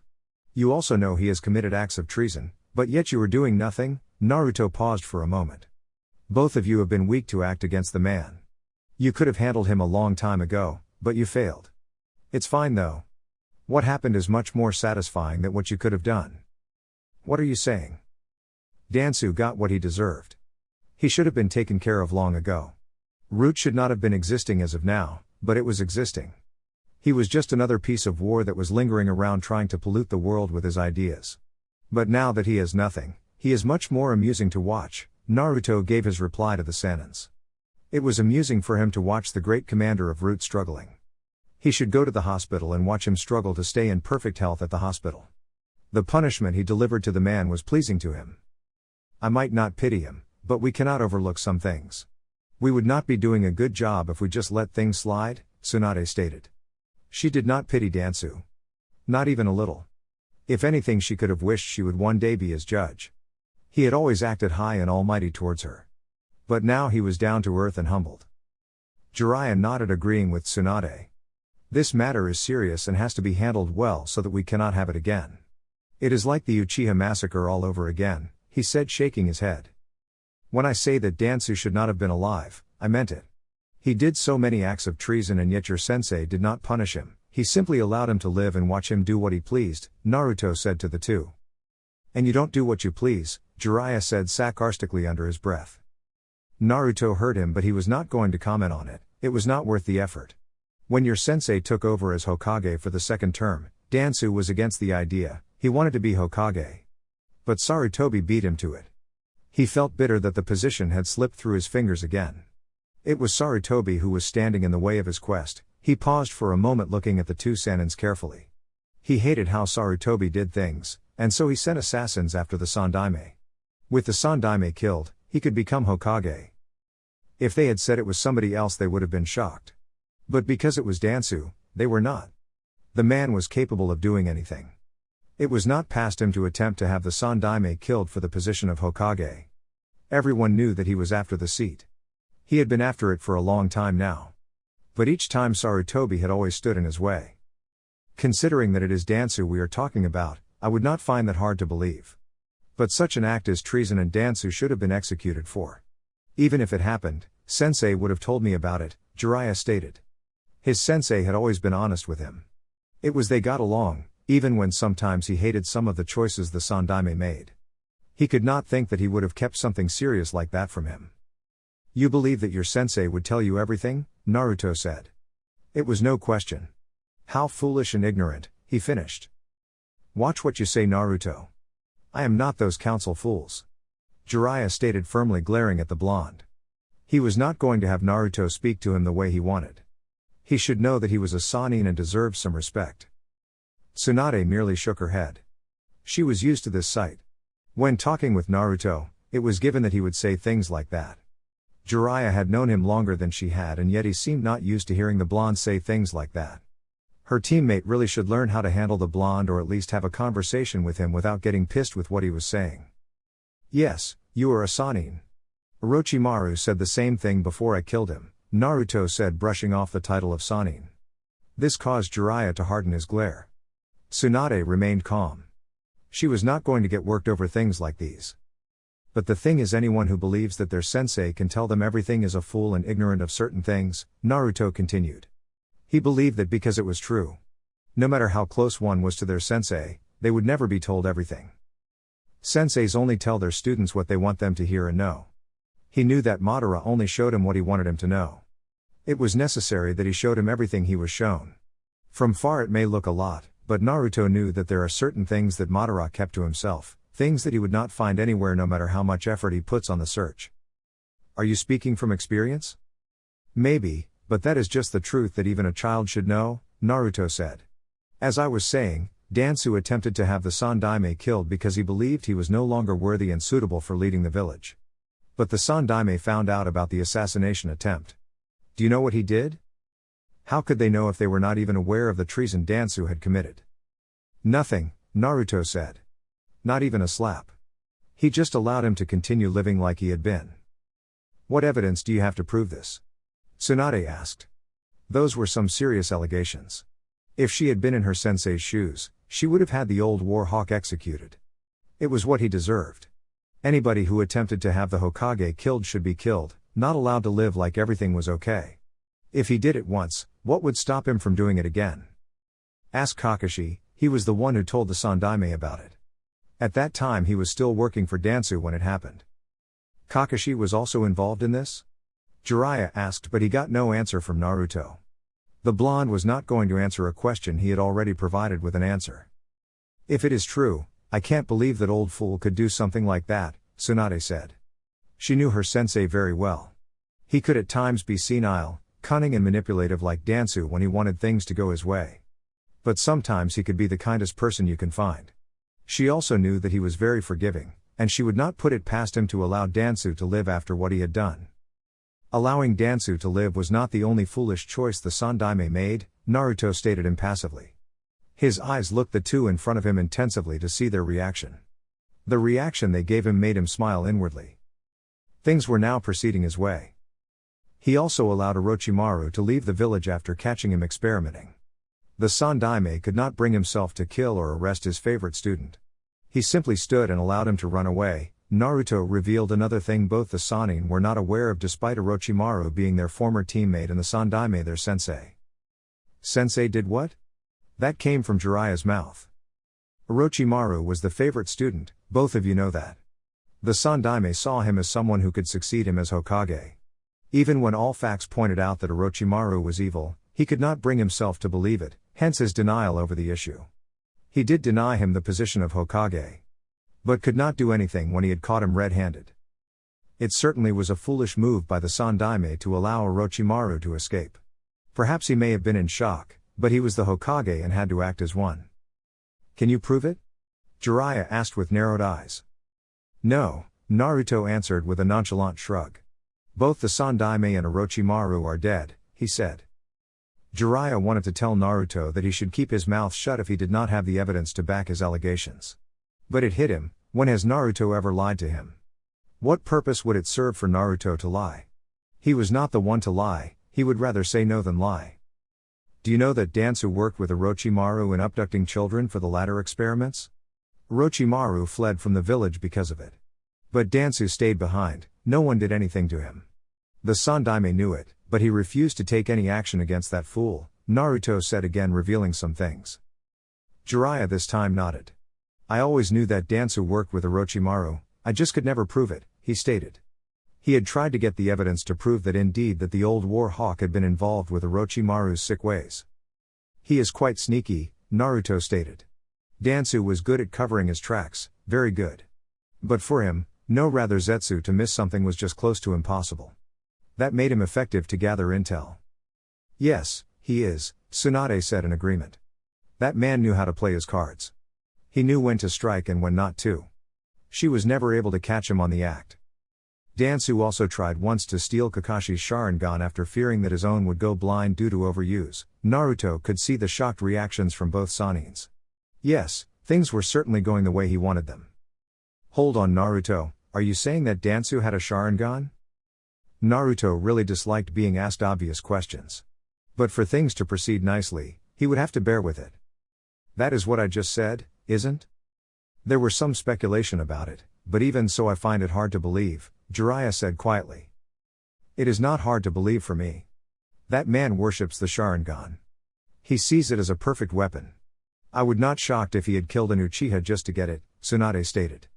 She would never need proof to actually believe that Danzo had the sharingan implanted on himself. I have always wondered what his bandages were hiding since it was obviously not injuries he claimed to have suffered. Then Jiraiya stared at Naruto. This explains why his right eye was gorged out. But it also gives you motive to attack him. If Danzo had a stolen sharingan then the head clan of the Uchiha clan would have surely done something to get it back, he said. Naruto had anticipated Jiraiya to say something like that. Yes, things were certainly going according to plan. He could see Tsunade's eyes firmly on him to see how he would answer this one. You are correct, that is how any head clan would react, Naruto said, surprising the two Sannins who were expecting him to deny or try to get out of what Jiraiya had implied. But, they thought he would say something like that is not how I would react, but that did not come. That is not important. The important matter is that Danzo is a criminal. I know that you Jiraiya do not know that he took part in the sound/sand invasion by assisting Orochimaru. What would he gain by doing something like that? Before Naruto could reply, there was a knock in the door. Ah, just in time. He thought. Enter. Tsunade said looking towards the door. Uchiha Sasuke entered the office holding a pile of files. Tsunade raised a curious brow at this. What is it Sasuke? As you can see I am currently busy, she said calmly. You must be busy questioning Naruto about Danzo, no? What is it? Jiraiya asked in place of Tsunade with suspicious eyes. I came here to report about an S-rank operation that was carried out last night by the military police force, Sasuke stated with a straight face. Are you saying that you were the one that almost killed Danzo and slaughtered his root? Tsunade asked with a serious tone she had not been using in front of Naruto before Sasuke came. Sasuke shook his head. I said it was done by the police force, but that does not necessarily mean that I did it, he stated. The two Sanin's eyes immediately went to Naruto. There was no one who could have done it other than him. There was no member in the police as of yet other than Sasuke and him. The shinobi Tsunade had given Sasuke were not yet members officially, just trainees. You, Tsunade glared at Naruto. I knew it was him. There is no one cold and heartless like him enough to do it.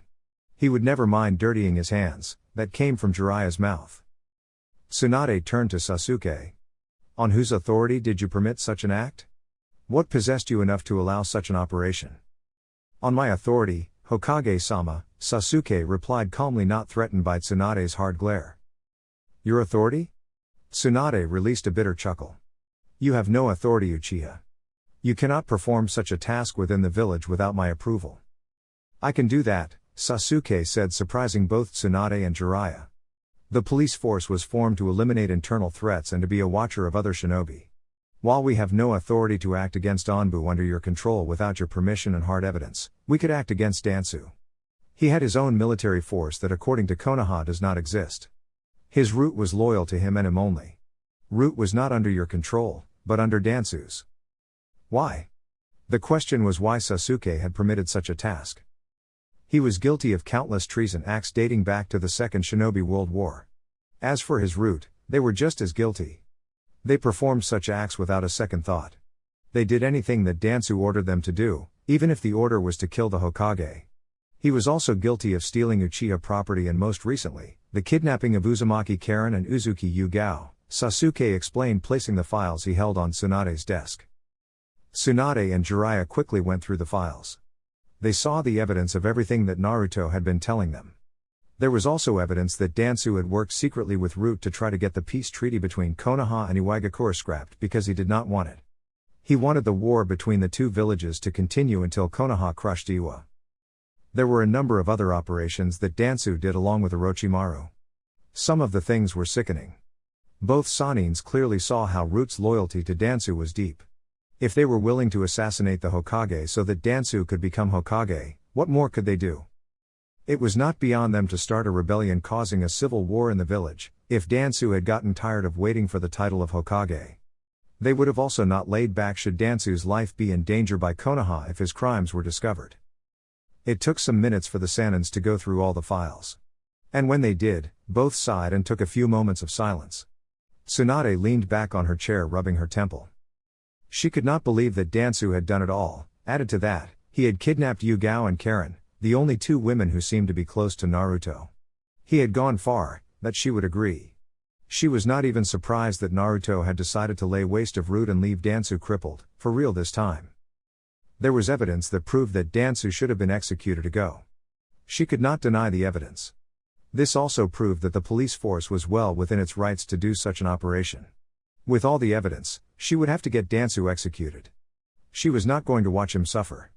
Executing him was the best option. Taking risks with a man like Danzo was certainly something she would avoid. But still, I would have liked it you told me about this first, the god I'm Hokage stated. It was necessary that nobody knew of it. Danzo had his eyes everywhere. Could you imagine what would happen if his Root got wind that their master was going to be executed? Sasuke asked, looking straight to Tsunade. They would have rebelled. I don't think that Danzo would have just lied down so that he could be killed, Jiraiya replied instead of Tsunade. Exactly, Sasuke said. That is why Root had to be eliminated first before Danzo, and without anyone knowing. Of course, Naruto had killed them only for what happened to Karen and Yugao, and Sasuke knew that. You planned these all, didn't you? Jiraiya questioned, looking straight at Naruto. You are the one who supplied Sasuke with all the evidence. He could not have gotten his hands on such files on his own. Naruto did not comment. This forced Jiraiya to speak again. Although I find this suspicious, I will not deny that Danzo is indeed guilty of countless treasons and criminal activity. With all this evidence, he can be executed and we will not have to worry about Root doing anything against the village. Tsunade nodded to Jiraiya's words. At least we can now deal with him, she said. Sasuke, you can go, but I expect you to be at the council chambers today 1 p.m. sharp, Tsunade stated. He would have to explain things to the council. It was his operation. Sasuke nodded and went to take his files, but Tsunade stopped him. What are you doing? These are files of the first operation of the new police force. The evidence will be locked inside our HQ, this is also a classified matter, Sasuke explained. Can't you give me copies? Sasuke shook his head. That is not according to our policies. Evidence gathered by the police force belongs to the police force. You alone can only be allowed to see them. I am even reporting this because this matter is of high sensitivity. Tsunade sighed. Fine, she said. Just make sure you bring them at the meeting later. Sasuke nodded and took all his files before going away. He had done what he had come to do. Tsunade looked at Naruto. One could think that the police force was just used by him to get away with what he did. But of course, she could not deny that Danzo was a threat to the village's peace. He was guilty for the crimes, but Naruto had to have had all the evidence all along. He did nothing though. The only conclusion she came up with was that he had moved now because Danzo had kidnapped Yugao and Karen. If Danzo had not done so, then he would have not done anything. He would have kept the evidence with himself and released it only when it was convenient for him to do so. She really needed to work on that. Naruto had more intel, knowledge to secrets than she and Jiraiya had. The first question had to be asked, how does he get the information? She could say that some information he got from Orochimaru. But what about village secrets? It had been long suspected before she even came back to the village that Naruto knew and had a lot more secrets. No one was just able to find them since he never left anything behind. We have to talk about some things, Jiraiya said, finally breaking Tsunade out of her thoughts. But first, we told you that we know how Tenzu can use Makuten, we don't know how you can. Naruto looked at Jiraiya for a moment before looking at Tsunade. Nothing would possess him to tell them of the secrets to his body. Nobody could know about it. Some things were better left unsaid. Tsunade would surely call for his execution if she found out that he had her grandfather's DNA implanted on him. Genkai Keke, Naruto said shortly. We know that, but how? Both your parents did not have it. I refuse to answer, Naruto stated. It is the same as you asked me about the origins of my sharingan. Jiraiya lost his serious expression and sighed. He should have expected this. Naruto only gave answers when it was convenient for him. About the title of Sannin? Tsunade asked quietly. You should know that I see no value in such a title, why should I be happy about such a title? Naruto asked. The title will give you the rights you wanted, Tsunade stated. No, Naruto said calmly. I won't accept it. It is an insult to me. I have already told you what I feel about your pathetic title, haven't I? Naruto's eyes were boring into the Toad Sage. Abundantly, Jiraiya said. The blonde never did respect his title. Sannin meant nothing to the blonde. Many people were afraid to even start a fight with him, or any Sannin, but Naruto just shrugged them off as some pathetic shinobi clinging onto a title. Tsunade nodded with a sigh. You will get your permit, she said. I had just thought it would prove beneficiary to Konoha should the Sannins be restored. Not everyone thinks of Sannin the way you do. That is because everybody else does not see things as I do. Even you should not be proud of a title given after failure. Both Sannins refused to respond to that. None of them ever liked of being reminded of the fact that their title was received after they were defeated by Hanzo. Despite that, they were proud of their title. They were not just some normal shinobi, they were cage-level shinobi. You will get what you want, Tsunade said. But I want you to share with me some village secrets that I am not aware of. You seem to know more than I do. That is doable, Naruto said. I thought you were going to refuse that. Jiraiya stated looking at Naruto. Naruto merely shrugged. Is it all? When will you start sharing? In due time, Naruto replied. He was not going to tell more secrets than he had already done. It would be unwise for him to do so. Akatsuki needs to be discussed. I have looked at the files you gave me. Some of the members seem troublesome but nothing that can't be handled, Jiraiya stated. They have been quite so far, but it will only do us good if we prepare for them, Tsunade added to what Jiraiya had said. But before we begin that, We must talk about the Kyuubi. The Akatsuki are after it rather than you. What of the Kyuubi? Naruto asked. Back in Kiri you summoned it.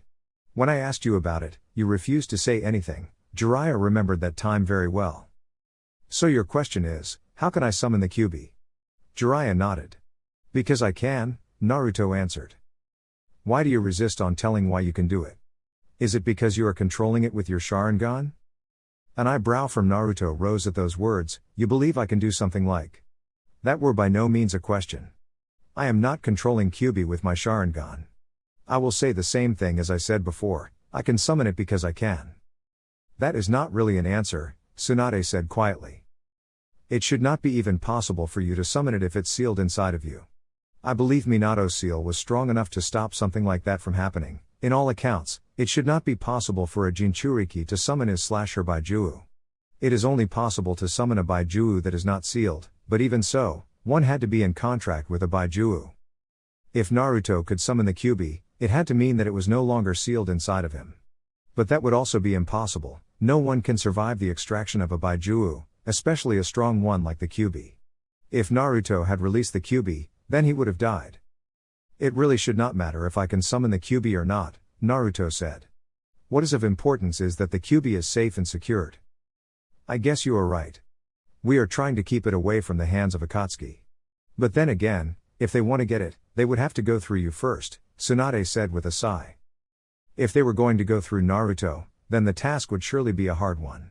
With what he had done, she had no doubt a single S-rank criminal would not be able to take him down. There was also Jiraiya, Sasuke and Kakashi. With them around, the Kyuubi would surely be safe. But the other villagers do have the same protection as they do. Jiraiya sighed. Well, as long as we still have it, he said. Then what are we going to do about them? I have already told you I will deal with the leader, Naruto stated. None of the other members interests me, but should they come my way, I will not have any problem in making sure they are okay. That makes me curious as to who he is since you won't say his name, Jiraiya said shaking his head. I will head to Suna today and after that I will go straight to Kumagakure to inform the Raikage of what we know. That sounds good, Tsunade stated with a small smile. I believe that is all, Naruto said standing up from his seat. Don't forget to be at the council meeting today at 1 p.m., Tsunade stated. He was part of the council being the Uchiha head clan, hence his required presence at the meeting. Naruto did not say anything to the Hokage. He simply disappeared in a swirl of flames. Tsunade looked at Jiraiya. I hope I won't regret giving him the same rights as you, she said. You won't, Jiraiya said in a comforting tone. With things like this, we can watch him move closely since he will have to report to you when he does leave the village. I do know that he won't tell you each time he leaves. But it is better this way. I hope you are right, Jiraiya. Of course I am. Let us just allow him to think that he can do and get whatever he wants. We don't know what his motives are. Until then, we keep things this way. How long then, are we going to play it like this? Not long, I have a feeling that things will shape up soon, Jiraiya said with a thoughtful look on his face. Uchiha compound. Everything went well? Sasuke asked as Naruto appeared inside their house. Yes, Naruto replied. He had asked Sasuke to cover for him since he had not bothered to erase anything that would link him to the incident in Danzu's bases. Sasuke was more than willing to do so after he had told the Uchiha why he had done what he did. He had also supplied Sasuke with the evidence against Danzu. Of course that was all done last night after he had punished Danzu and talked with Zetsu. He knew that Tsunade would ask questions and the only person they would suspect would be him. Even if he had erased all evidence inside the root bases, they would have still suspected it was him. They just could never prove it. He liked how things were at the moment. He did not want any more complications than he could handle at once. Dealing with so many troubles would only give him much to think about. This will cause him to divide his efforts into doing certain things. He liked to focus much on a few things to achieve results that would be pleasing to him. If Tsunade and Jiraiya started to play suspicious than they had already been, it would prove bothersome. Not that he could not handle the two Sanins. He wanted them to be in charge, they were doing a fine job at leading the village. Unnecessary complications had to be avoided if they could be. But at the same time he had to keep things interesting for his own well-being. With the punishment to Danzu, Naruto knew that even when Tsunade did suspect him, she would request Sasuke look at it while she carries her own investigation. Doing things like that, would prove effective in gathering much information. To avoid all that, he decided to play it safe and talk Sasuke into going with his plan. The Uchiha was willing to go with it, as it would strengthen the need for the police force and cast away any doubt that he cannot do the job. With just a few days after given the green light, he had busted a man who had been escaping the axe for quite some time. That would do well for the police force. If he requested help, it would surely come because of the effectiveness of the police force. I just hope that Tsunade does not become suspicious of me too. It's bad enough that she is always cautious around you, Sasuke said, looking straight at Naruto. I highly doubt that, Naruto said.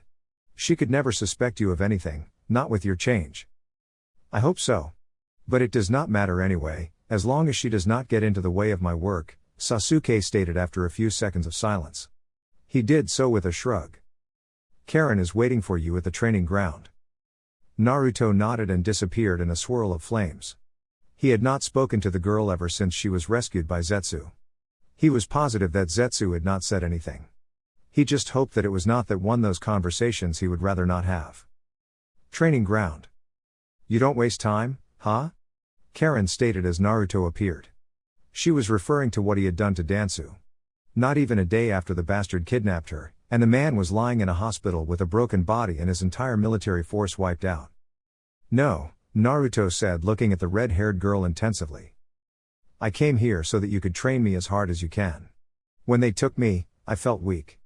I could not stop them from taking me. I was hopeless. I thought I was surely going to die. Karen paused for a moment. I now understand your words, why you wanted me to become strong, she smiled slightly. Interesting, Naruto said. I will make you strong. I guess that as long as we live in this world we will always strive to become strong.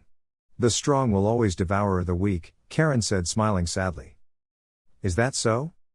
Yes, I mean, I was weak, that is why I was taken. You are strong, such things cannot happen to you. As long as there is someone stronger with an evil heart, we the weak will always suffer. But I guess it is just how the world works. From the day she first understood things, it had always been like that. Weaker people always fell down to the strong. She saw Orochimaru do many cruel things. He was powerful, and many trembled before his name. In all his might, someone stronger came and devoured him. It's like there was always someone stronger who will always try to devour you. Those who survive are the smart ones, those who associate themselves with the powerful. You are thinking that is how the world works, right? Karen nodded. Do not conform yourself to such principles. Make your own principles. Do not follow the beliefs of the world. That is easy for you to say. You have the power to back up your principles. Even if I enforced my own principles, someone stronger than me will just come and crush me, Karen said in a defeated tone. Perhaps, Naruto answered shortly. Have you settled well in this village? Not really. The village is great, but it's just not for me, Karen replied after a few seconds of thinking. Guren must have already completed the Crystal Palace right now, Naruto said, more to himself than Karen. Crystal Palace? Guren? Guren, you must know her.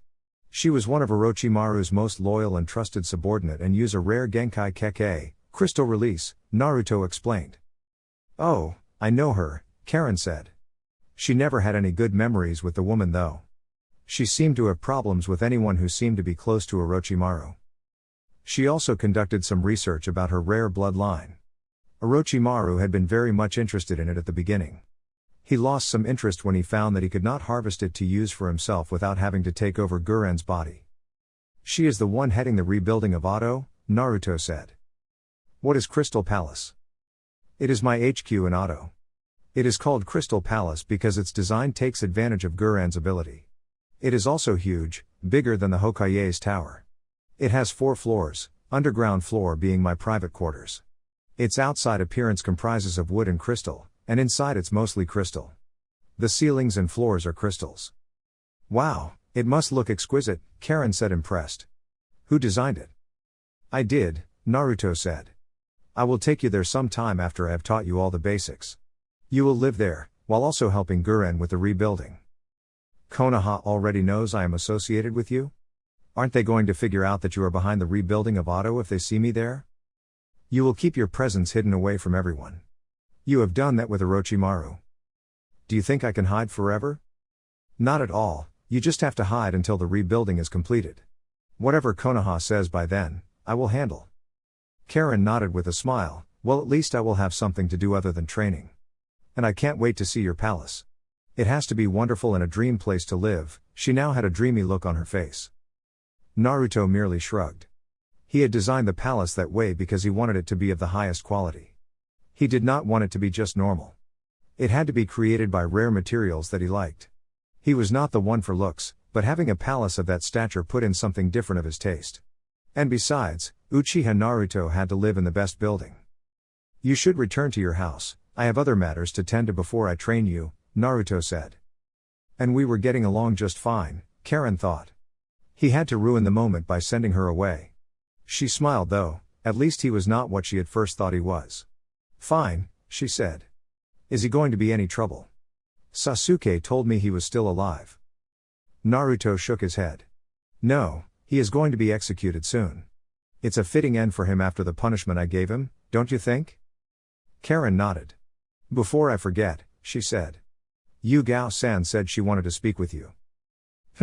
That was the only sound that escaped from Naruto's mouth. I can't believe I'm going to ask you this. You are a guy who rarely smiles, never shows any emotions, does not think highly of relationships. I also believe that you do not know what love is and how to express it, Karen stated looking straight at Naruto. Nonetheless, I am going to ask this, is Yugao-san your girlfriend? Naruto looked at the girl for a moment with his blank expression intact. Was she expecting him to actually answer that kind of question? He disappeared without another word. He was not going to bother himself by even taking his time to think of such a question. He had far more pressing matters to deal with. Karen sighed as Naruto disappeared. He did nothing nor even show any physical reaction to her question. He almost likely shrugged it off as nothing important. She turned around to walk away from the training ground. She stopped for a moment. She really needed to learn Sunshine. Sometimes she got tired of walking. Unknown location. 10 dark figures stood in a circle. They were the most wanted criminals in the elemental nations. They were S-rank criminals, well most of them anyway except for one. These were men that brought fear to those who saw their famous black cloaks with red cloud pattern. They were the Akatsuki. It had been long since they all gathered like this. The leader never called them to assemble unless there was something important that needed to be discussed. He never called to see if they were all still alive. He just expected to be alive, regardless of how many years they spent apart without any form of communication. These men all gathered here came from different villages. Some had different reasons for joining the criminal organization that hunts down Baijus. The organization did not just take weaklings amongst them. They took only the best the world had to offer. That was what made them feared. Their members were strong. The leader stood quietly and halted the whispers that had begun around the place. They were mere holographic images, but it did the job. They could not all gather at the same place at once. There are massive egos in everyone. Having many strong people in a single place would prove disastrous. It has been long time since we all gathered here, one said looking around the group. Yes, it has been, another said with a nod. Who the fuck are those? Hidan yelled/asked looking at the two new recruits that were with them. He was seeing a masked man with a sharingan on his right eye and another who was calmly watching everyone with calculative eyes. I did not know that there was another Uchiha, Itachi, Kisame stated looking at his partner with the corner of his eyes. Not surprisingly, Itachi did not respond. Oi! Is anybody going to answer my question? Hidan questioned again, his voice loud as it had been at first. Shut up Hidan. I am sure Leader Sama will introduce them to us, Kakuzu said quieting his partner. He always had to be the one to quiet him once he opened his loud and annoying mouth. Quiet. The leader said firmly with his ripple-potted eyes pulsing with power slightly. There was calm in the meeting place. Everyone quieted down and looked at the leader. Before we can discuss anything, I would like to introduce to you our new members, Tobi and Kabuto, he said. Kabuto? Orochimaru's number 2, Sasori stated in a rough voice that was just blank of any emotions. What is that motherfucker doing here? Hidan yelled, not getting why someone like Kabuto would be allowed to join them. He was not an S-rank criminal after all.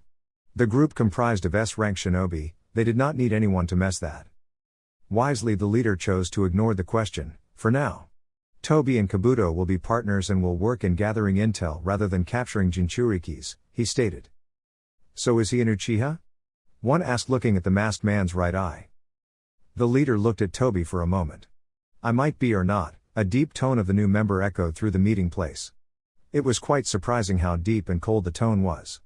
It was just dark and left everyone without another question. The leader cleared his throat to get everyone's attention. He was not affected by the atmosphere Toby had created. We will continue with our plans to gather all Baiju's even though the Sanbi has yet to form, he stated. Sasori and Datara will go after Shukaku. Its Jinchuriki has become the Kazekage now, meaning the task will be a little bit troublesome. I expect no failure, nonetheless. Sasori and Datara nodded quietly. It would not look good on them if they failed to retrieve the weakest Baiju of them all. Their team was effective when doing other missions, but now they were faced with another task. They would make sure they succeeded without failure though. Kakuzu and Hidan, you will travel to the outskirts of Kumo to fetch the two tails. All the necessary arrangements have been made, the leader stated. He then turned to Toby, do you have anything to add? Kumo Jinchuriki have full control over their Baijus. They can prove to be bothersome than any other.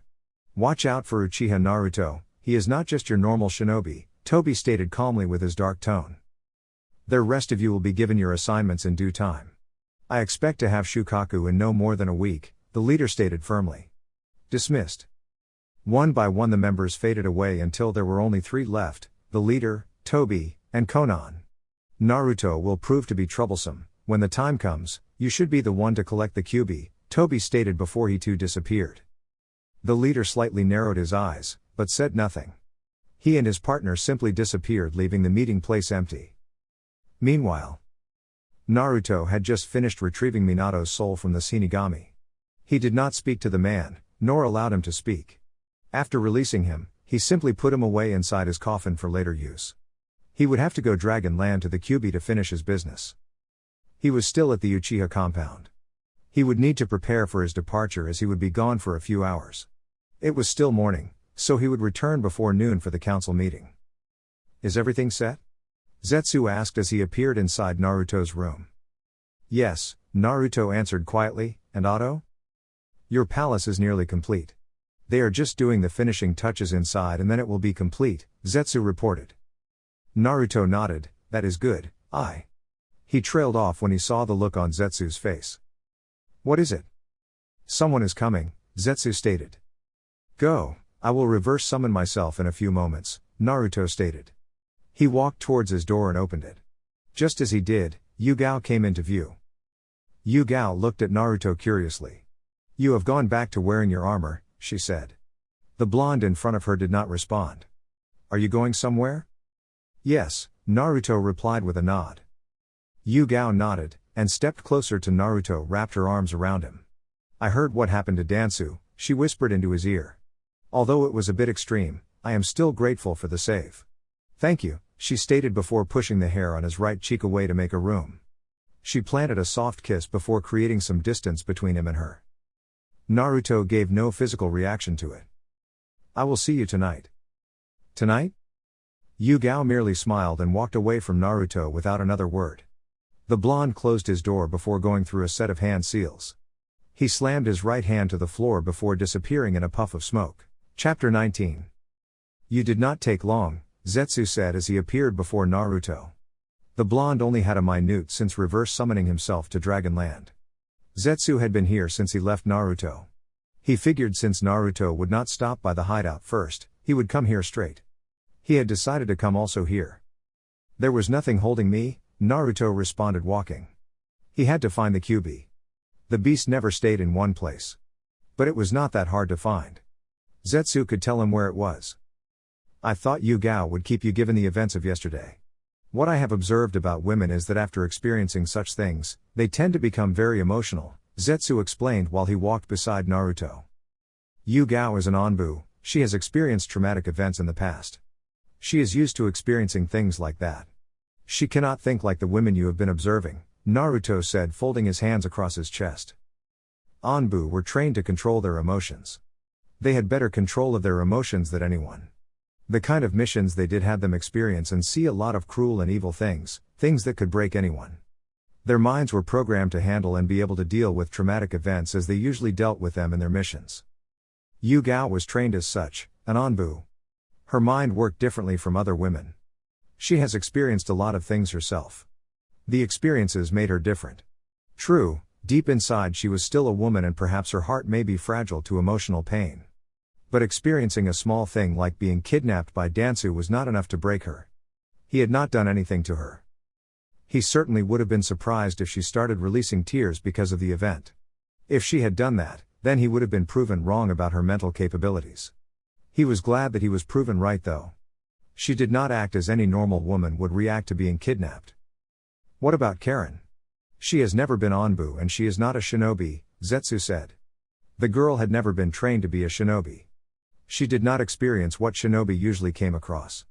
She did not have the mental discipline of a shinobi. She worked with Orochimaru, that was the only answer that needed to be given. Anyone who worked with Orochimaru had to be able to stand anything. The snake was capable of doing many things. Karen saw some things that would make some think twice about entering Orochimaru's hideouts. Zetsu merely nodded. That needed no explanation. The answer was obvious. I wonder how you would have dealt with it, though, if one of them had become emotional. He said with a thoughtful expression. He knew too well that Naruto would not be able to solve that kind of mess. He had his own experiences about pain and emotional breakdown. But he experienced them himself. That was years ago. It happened to his young fragile mind.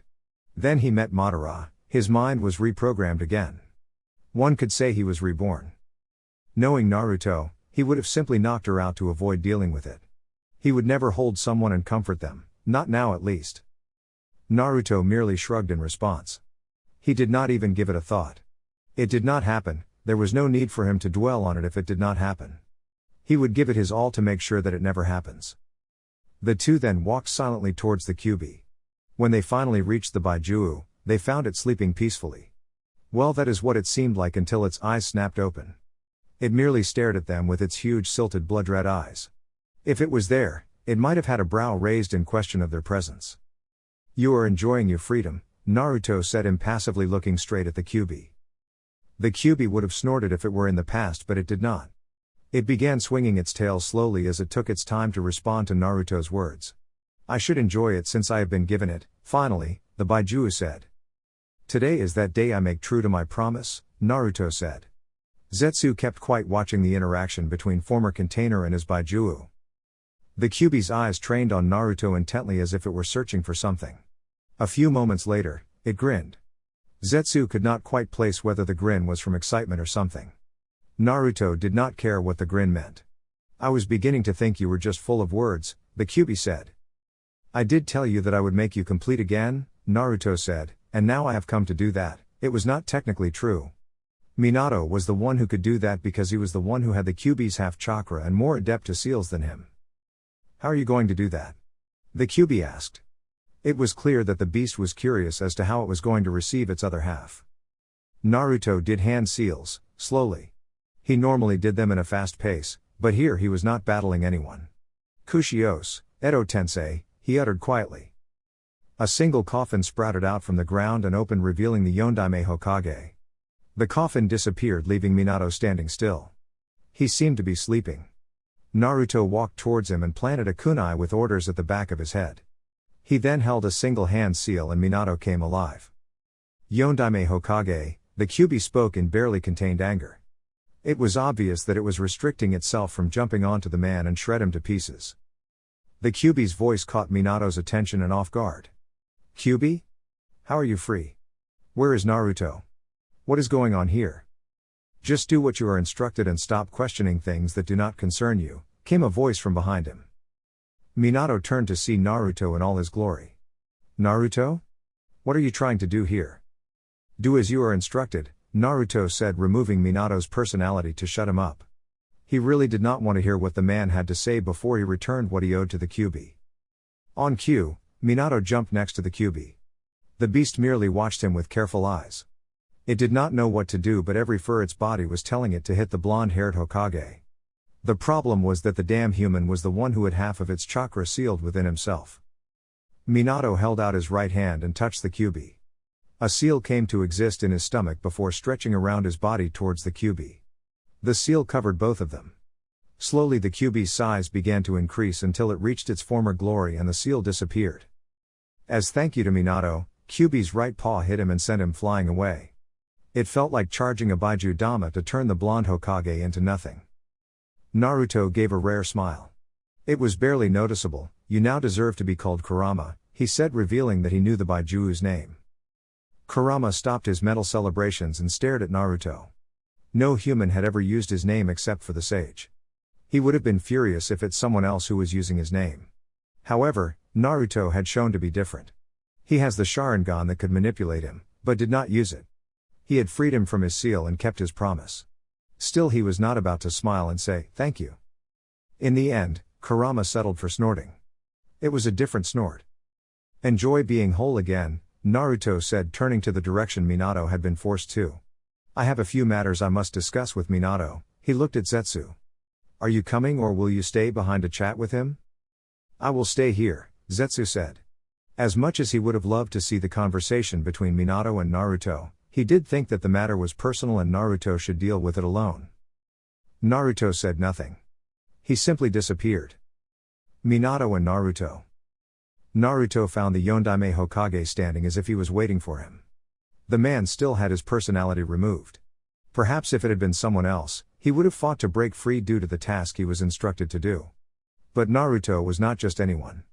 No one could slip out of his control when using the Edo Tensei. Minato could struggle all he wanted, but he would not escape his control. He held a single hand seal and brought back Minato's personality. The Yondaime's expression changed from being impassive to confused. Minato looked at his son intensively, trying to find words to say. The look on Naruto's face gave away nothing, it only made him nervous.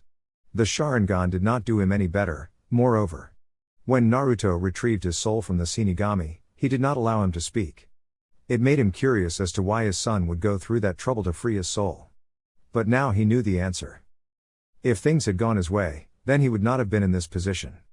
But things did not always go your way. He had to face the consequences of doing that. He just hoped that his son was not planning to do anything evil with the Kyuubi. That would not be what he and Kushina dreamed for him. But then again, Naruto was his son. Nothing was going to change that. Regardless of the path he took, he would always have to be proud of him because that is what fathers did. Naruto did a few hand seals. He created a bench under a tree. He then created another one for Minato. He wanted the man to face him as he spoke. Without any word, he sat down and looked back at Minato. "Take a seat," he said. Minato smiled nervously and took a seat. He became even more nervous when Naruto leaned back against the bench while folding his hands. His eyes seemed to scrutinize him hypnotically. "Mother said you are the most kindest man she knew. Now, I don't care for that. But I have some unresolved issues with you that I would like to deal with. So Minato, tell me your story," Naruto stated in an even tone, not giving the Yondaime anything to read. Minato smiled sadly. At least his son was willing to give him an opportunity to speak. He was going to take it and use it as honestly as he could. He thanked Kushina, though, for saying some kind words about him. "To shorten my story, I will begin when I became Hokage. Now, I know you know most of the details, but allow me to tell it myself," Minato stated, becoming slightly serious, yet keeping his smile. He waited to see if Naruto would object to it. Naruto simply stared at the former Hokage. Conversations like this did not please him, he did not find them to be pleasant. Nevertheless, this one was necessary, just like the one with his mother. He still had time. He could as well allow him to tell his story. Seeing that Naruto was not going to say anything, Minato braced himself to speak. "When the Sandaime informed me that he had chosen me to become the Yondaime Hokage, I was happy. It had been your mother's and mine's dream to become Hokage. One of us had managed to achieve that dream, but both of us were happy. It was during after the Third Shinobi World War that I was appointed as Hokage. I was still young at that time. Some people did not think I was suitable for the position and were against me. But the majority were happy with my appointment. I knew that taking the job, I would have much more responsibilities and make sacrifices. Your mother and I were willing to make those sacrifices. I did my job as Hokage as best as I could. During that time, I was faced with a lot of responsibilities, but at the same time did not have to make many sacrifices. When your mother became pregnant with you, I was ecstatic about it. I always wanted to be a father. We named you after a character from Jiraiya Sensei's first book. I had Kakashi guard your mother secretly during the 10 months she was carrying you. She was a Jinchuriki, and during that time, The seal holding the Kyuubi was not as powerful. I had Kakashi guard her to avoid anything happening to her. For 10 months Kakashi protected your mother to his best abilities. When it was time for her to give birth, we moved her to a secluded place. It was done so in secret. Only a few of the Sandaime's most trusted Onbu knew and were to be guarding her during the time of delivering you. During that time, because most of her chakra would be focused on giving birth, I had to be near her to hold the seal together so that the Kyuubi would not break free. I struggled to hold the seal and Kushina gave birth to you. But then he came. He had killed all the Onbu that were stationed outside. He also killed all the nurses, including the Sandaime's wife, Baiwako. He separated me from you and your mother, and somehow managed to get you and plant explosive tags on you. I saved you and teleported you to a safe place. I was not fast enough to take you and your mother away. At this Minato seemed to be cursing himself for not being fast enough. Naruto just stared at him with an impassive face. Minato smiled sadly looking at Naruto. Sorry, he said before continuing with his story. When I returned to your mother, that man had already extracted the Kyuubi from her. He was already manipulating it with his sharingan. He had instructed it to kill her, but I managed to save her, just in time. I took her to our house and rested her next to you before going back to deal with the Kyuubi, as it was already destroying the village. I stopped a Baiju Dama that was directed at me with space/time barrier. That man came to my location and tried to use his space/time jutsu on me, but I was faster than him and teleported elsewhere. He followed me and we fought. He was truly strong, but I managed to sever his connection with the Kyuubi, freeing it from his control. Before he left, he told me that he would return again and the Kyuubi would be his. I knew that I had to make a choice. I had no doubt that he would someday return. I had questions: what would happen if he were to come back again, and I am no longer able to hold him back? That would have been the end of Konoha. Even when I was fighting him, I barely managed to wound him. I made a choice. My own son would have to protect the village should the man come back again. That is why I decided to seal the Kyuubi inside of you. Having the power of the Kyuubi with you would make you strong. It would give you the power you needed to fight the masked man should he return again. This would also make you a protector of Konoha. Well, that is what I had in mind anyway, Minato stated with a sad smile. He had thought it would go that way. But looking at Naruto that way, things never went his way. Naruto had become far stronger than he would have thought without the Kyuubi. There was also the Uchiha part he had not known. If he had known about it, perhaps he would have chosen to do things differently. Naruto kept silent. He was not going to say anything until Minato finished telling his story. Obito had really screwed up his life. He had been the one to cause all this. It did not matter anyway. He would kill him one day and stop his madness.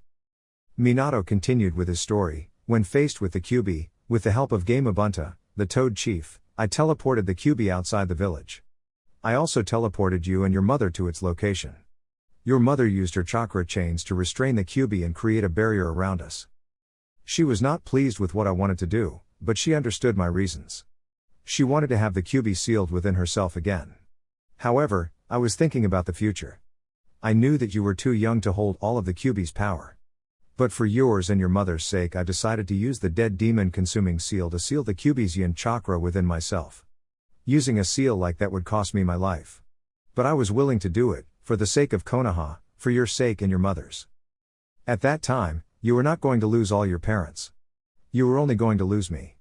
Your mother was still alive and would live to take care of you. However, the Kyuubi tried to kill you to stop the sealing. Your mother and I shielded you. But at the same time sealed your mother's fate. She was not going to live after one of the Kyuubi's nail had pierced through her stomach. My fate was already sealed by using the dead demon consuming seal. I used the 8 trigram seal to seal the Kyuubi within you. By using that seal, you would have access to the Kyuubi's chakra. You would use it to protect yourself and Konoha. I never spoke to anyone after that because I died. But not before I sealed your mother's and my chakra inside of you. I was to help should the seal weaken before time. Your mother was to have a chance to see and help you control the Kyuubi's chakra. Minato finished his story with a sad smile on his face. So when you planned on making me a Jinchuriki, you had in mind that my mother would still be around to take care of me, Naruto stated looking straight at Minato with his unreadable expression. Yes, your mother had survived the extraction of the Kyuubi. I figured you would be able to live happily even when I was not there. I would have died a hero leaving my wife and son. Surely, a better life would have come after that.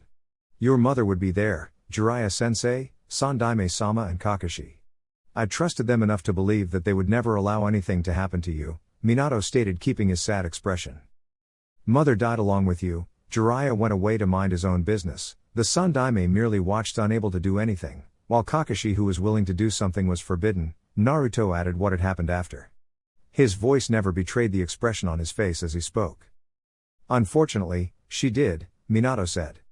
I never expected Jiraiya-sensei to abandon you after I had made him your godfather. I also thought that the son Daime would be of help. Nevertheless, I never thought that the villagers would treat you the way they did. Minato looked like he was about to cry. Naruto remained quiet, choosing not to say anything. Naruto, I am sorry, I truly am. He was holding himself from releasing tears. He wanted to be strong in front of his son. I did not plan for you to be treated the way you were. It pained me watching you suffer, but there was I could do. I am truly sorry, Naruto. Naruto's eyes stare remained the same as he spoke. When I was told that you were my father, I was furious. I hated you. If you had been alive at that time, I would have killed you painfully. What kind of a father seals a beast of mass hatred inside his own son? To stop myself from being consumed by hatred, I simply chose to disregard you as my father. He paused for a moment and looked up at the heavens. I do know that harboring hatred does not do me any good. I learned to live without relying too much on emotions. I simply chose to discard them. But with what I have experienced, I cannot forget some things, no matter how hard I try. Minato nodded sadly. For Naruto, his childhood was like a scar carved inside his mind. No matter what happens, whoever experiences things that Naruto has, a mark will always be left behind. He was just happy that his son had turned out good in his own way. Well, I guess it could not be helped. Whatever happened happened, Naruto said, standing up. Minato stood up, mimicking Naruto. Still, I would have wished things happened differently, he said. If things had happened the way Minato wanted, Naruto might have never met Madara. He would not have been having the power he is now. There was something good gained from the way things had turned out. But still, a lot of damage had been caused. Naruto did not comment on Minato's words. I will be Hokage one day. At this time, I should become the Rakudaime, he said, looking straight at Minato impassively. Minato beamed at hearing that, but did not say anything. His son was not going to abandon Konoha. How could he not be happy? He loved Konoha despite what it did to his son.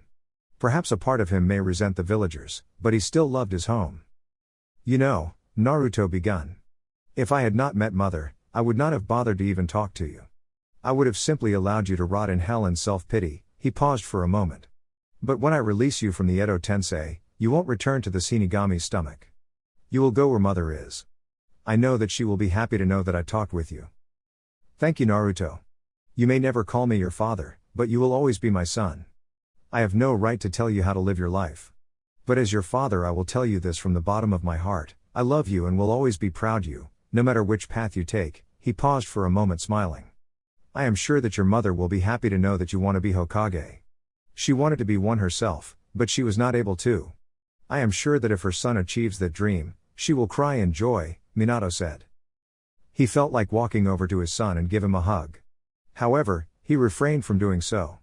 A part of him knew that Naruto would not appreciate it if he did so. Nevertheless, this conversation lifted up some weight. Naruto did not comment. He did several hand seals, releasing Minato from the Edo Tensei. He watched impassively as Minato disappeared off to the world of the dead. A single look at the heavens, Naruto walked away towards where he had left Zetsu. He took a slow pace to get there. You are done already? Zetsu asked as Naruto appeared walking slowly. The blonde nodded. It did not long. I just allowed him to talk and he talked, he said, not bothering to get into details of what actually transpired between him and Minato.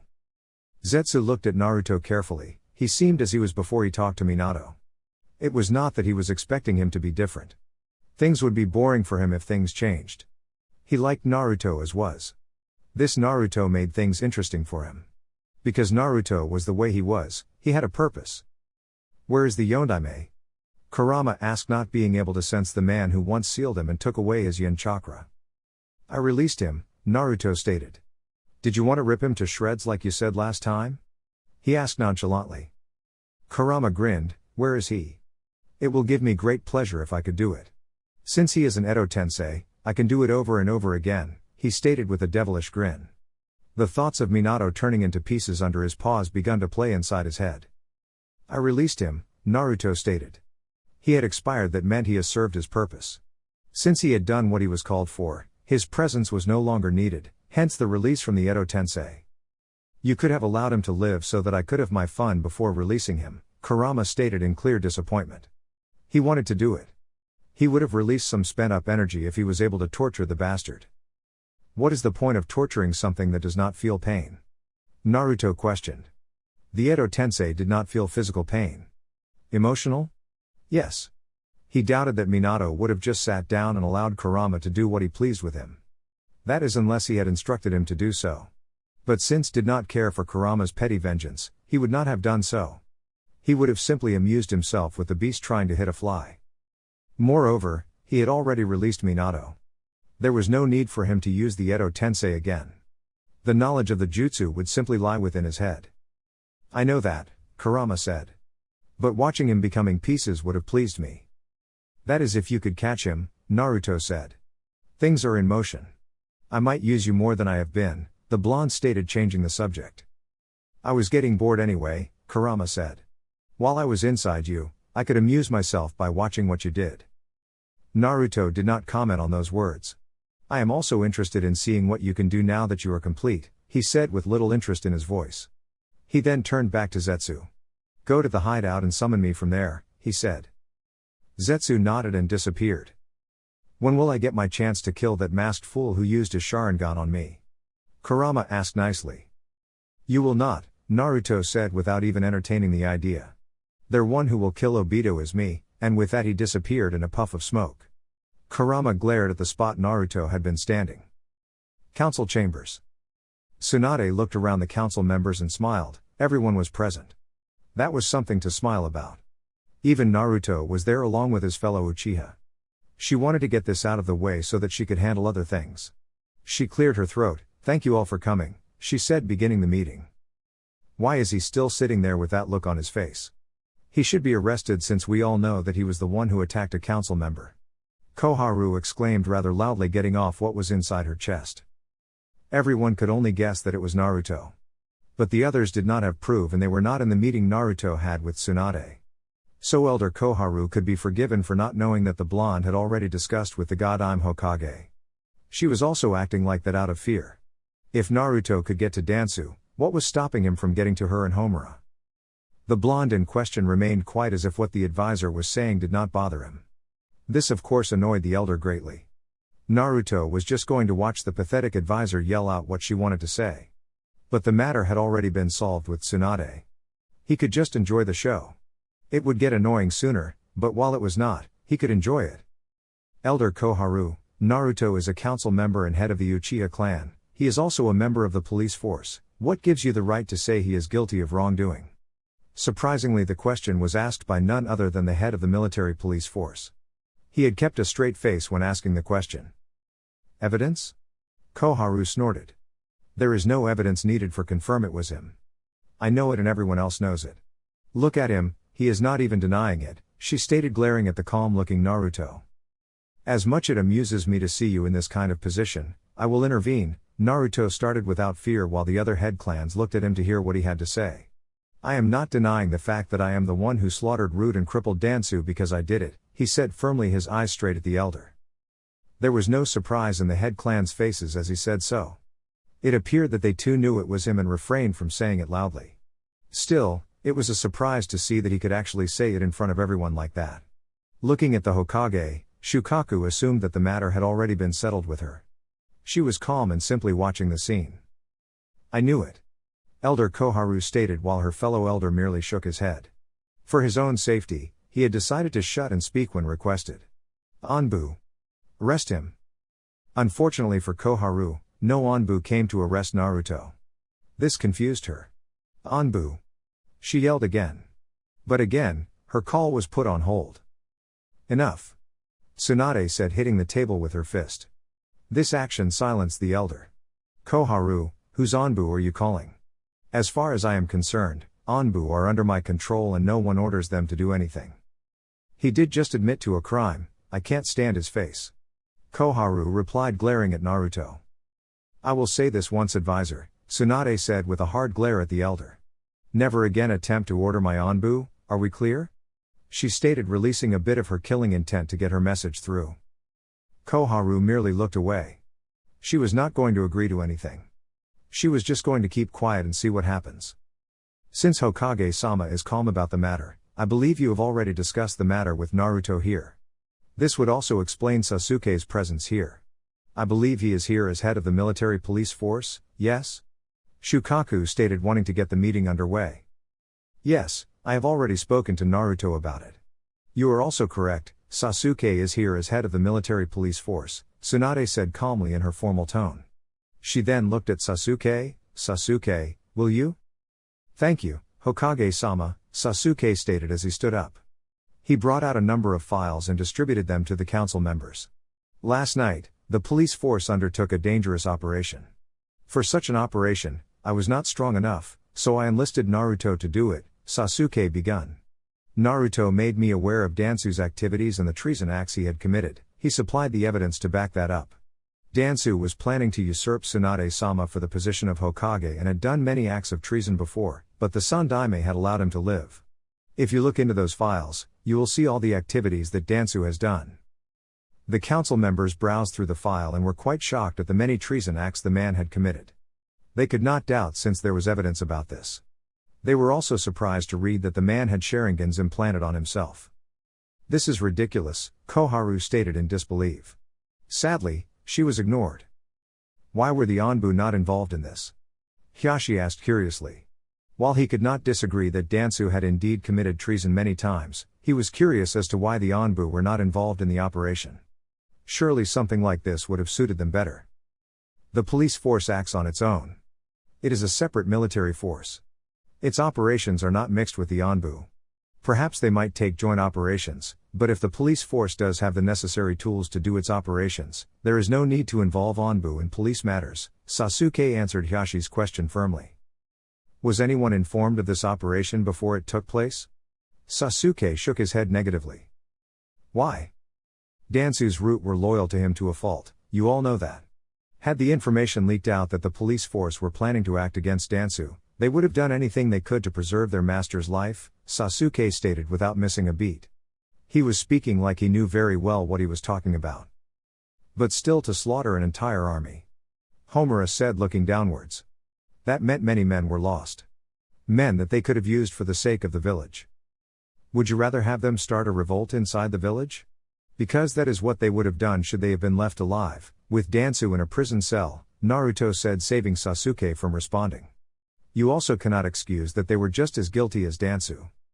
Tsunade cleared her throat. Naruto is right. Root might have had its uses in the future.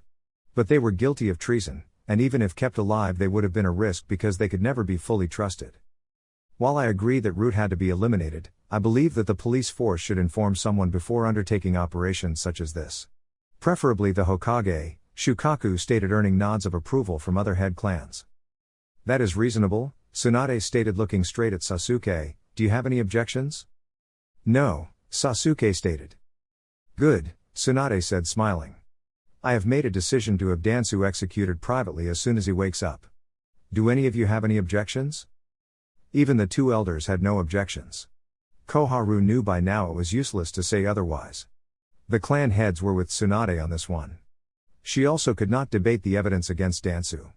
There was no saving the old war hawk. I declare this matter S rank and all records will be sealed within the police force headquarters once they are complete, Tsunade stated. This way, the villagers will be kept in the dark about it. It will also avoid panic, Sume concluded, earning nods of approval. On to another matter, I have received word from the Mizukage. She said she has already passed through the Fire Country border, Tsunade said with a small smile. She is finally coming, Kuza said. It has been a number of days since we were told she would come. She will be arriving soon. I have sent a squad of Anbu to accompany her as she makes her way here, Tsunade revealed. Since there is nothing else, you are all dismissed. Tsunade looked at Naruto. He was awfully quiet. She never thought he could miss a chance to toy with the council. But this time, he was just quiet. He had never been this quiet during council meetings. He was always mixing things left and right. Naruto-san, Hiashi called as he walked towards Naruto with a small smile. What can I do for you, Hiashi-san? So Naruto knew formalities, that was a surprise. Even Hiashi himself was surprised at that. He had expected to be called Hiashi without an honorific. Can I speak with you for a moment, in private? Naruto nodded while keeping his expression unreadable. Uchiha compound. Naruto was at the training ground sitting under a tree. His clones were busy with their training. There were 3 clones beside him studying the Hiraishin for him while he rested his mind. The training with the variations of the Rasengan was nearly complete. In 2 or 3 days he would be having complete jutsus. But with that, he would have to be involved in a dance to test them. Jutsus were tested better against a person. Clones just did not do it. He needed someone who would be just a test subject for his jutsus. Another of his clone was at Minato's house training Karen. He had much to do today, so he had decided to send a clone to do his work. He would have loved to train her himself, but he had to rest for now. What did Hiashi want to speak with you? Sasuke asked, making his way towards Naruto. Only a single eye from Naruto opened, his right which was hidden under his hair. He was trying to propose for one of his daughters to be married by one of us.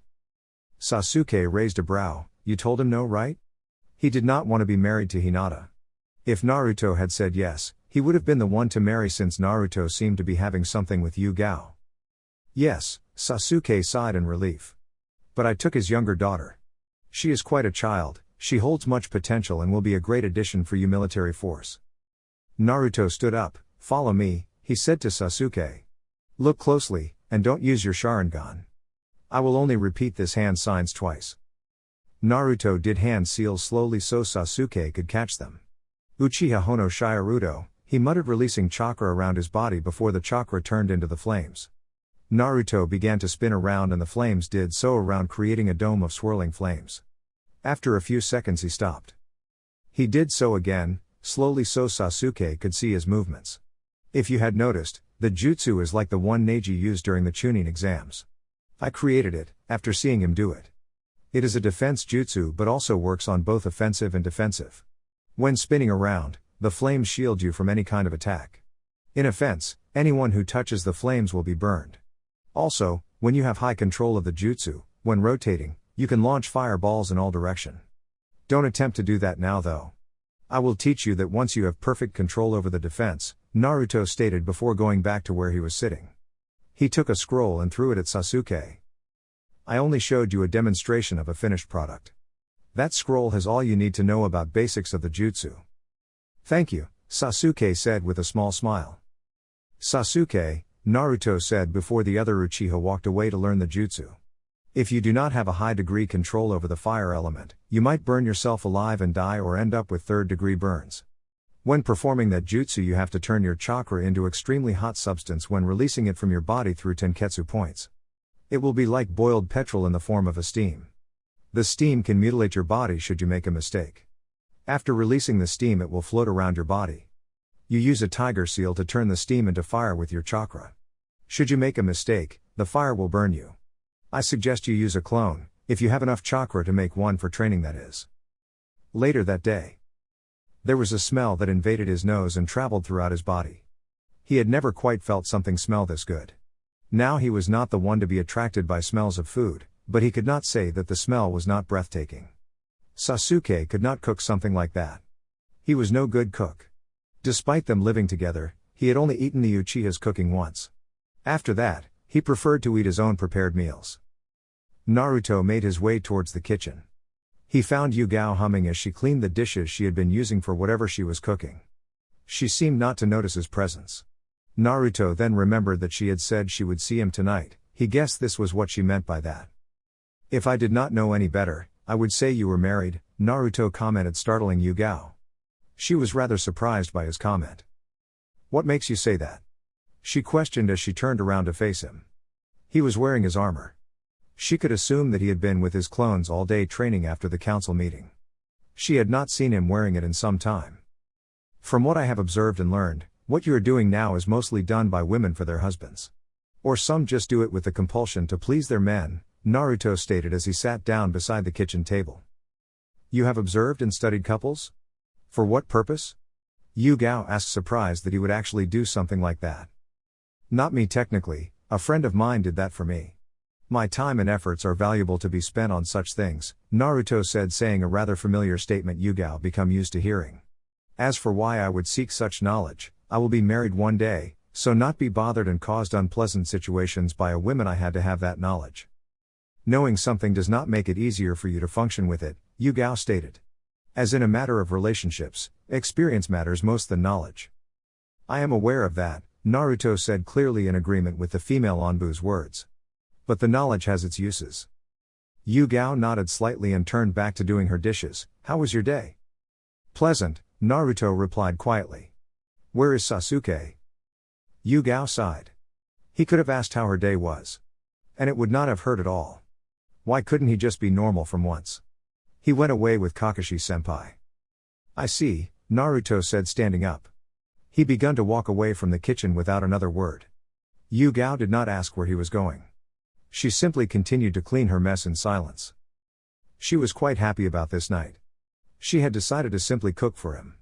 Yes, she was aware they were not dating or boyfriend and girlfriend, but she liked him and that was all that mattered. What was so wrong in cooking for the guy she liked? She saw no wrong in it, especially if the guy was like Naruto. She would not have to worry about anything. Naruto would interpret it as it was. He was not dense and oblivious to things around him. He was quite perceptive and was not afraid to tell what he thought. She was counting on that. She knew that the blonde would be blunt about anything. He possibly did not care about what other people felt about other people's emotions. Or perhaps he just overlooked him as he appeared that nothing emotionally concerned him much. He was quite like Root sometimes. But there was a difference between Naruto and Root. Root were trained to kill off their emotions from when they learned to speak. So from their days of being able to understand the world, they are taught to be emotionless, never giving them a chance to understand other emotions. This created their personalities and some were unable to ever be capable of experiencing other emotions. Naruto, on the other hand, was not always like that. She knew that. He experienced some other emotions during his troubled childhood. He felt pain, loneliness and all those sorts of things. What he experienced could have caused him to turn this way. But the fact that he was not always like this meant that he could still experience some things. But there was another negative: Naruto can simply brush aside whatever he feels and not even give a damn about it. She knew that there were little things he cared for. Other things, not even a little. But the fact that there was something that he cared for meant that he was still human. Root cared for nothing, but only knew loyalty to Danzo. Naruto came back to the kitchen without his armor and forehead protector. She looked at his impassive expression. Perhaps I was wrong, he cannot care about other things because the capacity to do so was destroyed by his childhood. That seemed likely. Yugao thought. She watched him as he sat down. He looked back at her, keeping his expression unreadable. Yugao shook her head. Yap, his ability to care was definitely destroyed by his childhood. No wonder he only cares for those who were good to him, she thought sadly. You have become rather attached to my presence, Naruto said. Unlike most times when he spoke, there was some emotion in his voice. She grasped it barely, hence she could not quite define what it was. Is it not a good thing to have someone close by you to share a meal with you? The purple-haired woman asked as she took a seat across the table and sat facing him. As she was expecting, Naruto merely shrugged. Despite not being able to see what goes on his head, she had become quite familiar with his nature. Once you knew him better, it was not difficult to predict how he would react. Not that he was predictable. I was just stating the obvious, Naruto said quietly. Could it be that you are taking advantage of the fact that I can tolerate your presence and I find your presence somewhat pleasing? That was unexpected. She had certainly not predicted him saying something like that. And that was when she had thought she had actually figured him out. She stroked her chin and smiled slightly. Perhaps, she said. That sounded like something Naruto would say if he had been the one asked the question. Yugao looked at Naruto carefully. He seemed to be amused by an imitation of his usual answers. She could tell by the small smile that had spread across his face as she spoke the words. She smiled inwardly at her success. You are becoming quite familiar with me, Naruto said. He did not seem bothered by it, though. He likely did not care, Yugao thought. Well, you saved me twice and are the only man I can talk to knowing that you are not ogling me out, Yugao thought truthfully. That makes me enjoy your company. You don't like being ogled? Well, women in brothels seem to enjoy it and other playful women don't seem to bother much about it, Naruto said calmly as a memory of Mai Terumi flashed through his head. Brothel? Yugao gave Naruto a curious look. I did not think you would go to such places. What were you doing there? I was conducting some experiments and taking a few lessons, Naruto replied. He had told Mei what he had done in a brothel. Her reaction was quite amusing. What kind of lessons? Yugao asked, though she was afraid of the answer. She felt something in her heart she could not quite define. It did not give her a pleasant feeling. I could show you if you want, Naruto offered. Still, the bad feeling did not go away. It was still there, but Yugao let her curiosity get the best of her. Sure, she was not sure how he would do so. Naruto locked eyes with her, sharingan, genjutsu, he uttered, trapping Yugao within an illusion. This is my genjutsu, he said as Yugao appeared beside him. Yugao simply nodded and looked at a building before her. It was no mistake a brothel. She saw a younger version of Naruto walking into the building. When he entered, they also went inside. Naruto, younger version, talked to a slightly older woman. The woman was smiling at him for a moment before she slapped him. She could see the expression on his face, a slightly raised brow. She turned to Naruto. What did you say to her? Before going there, a source informed me that despite older women having much experience, they are quite wide and would not sweep me. Yugao was not the least surprised by his bluntness. But she blushed slightly at his words. Now she knew what Naruto wanted to learn. She could assume how things would proceed from there. However, she felt compelled to watch Naruto. I was told to look for rather younger woman who is still young and had not yet seen many things. It also occurred to me that a younger woman would be better than an old worn-out machine that is likely leaking oil, rusted inside, and would probably give me something that would not be good for my health, Naruto stated carelessly. Yugao's mouth hung open at those words. They were shocking to say the least. But she feared that he would have the same thoughts with her. While her mouth was still gaping, she saw the other Naruto get into a room with two young beautiful teens. They were really beautiful. Her mouth gaped even more and her eyes widened when the two girls did whatever they wanted with him. She did not know how long she stood without a thought in her mind. It was not the best of decision for her to watch what she was seeing. Both girls fell unconscious at each side of Naruto. The blonde got out of bed. She could see the look on his face, thoughtful as he was trying to understand what he had actually experienced. Naruto snapped his fingers and the illusion ended. Yugao sat with her mouth gaping, motionless and unblinking. Naruto looked amused by it, but said nothing. It took several minutes for Yugao to get out of her stupor. When she did, her face flushed and she stood up. Excuse me, she said, walked away, more like run away rather. It took several minutes for her to return. When she did, she returned with the food. If it was not for the fact that she was Anbu, she would have walked away. The images she had seen were raping her mind. But being Anbu, she was holding on. She handed Naruto his meal and sat down. You know, it is going to be rather difficult to speak with you now after seeing all that, she said, honest. Possibly for the night only. By tomorrow, she would have gotten over it. I have already seen you naked.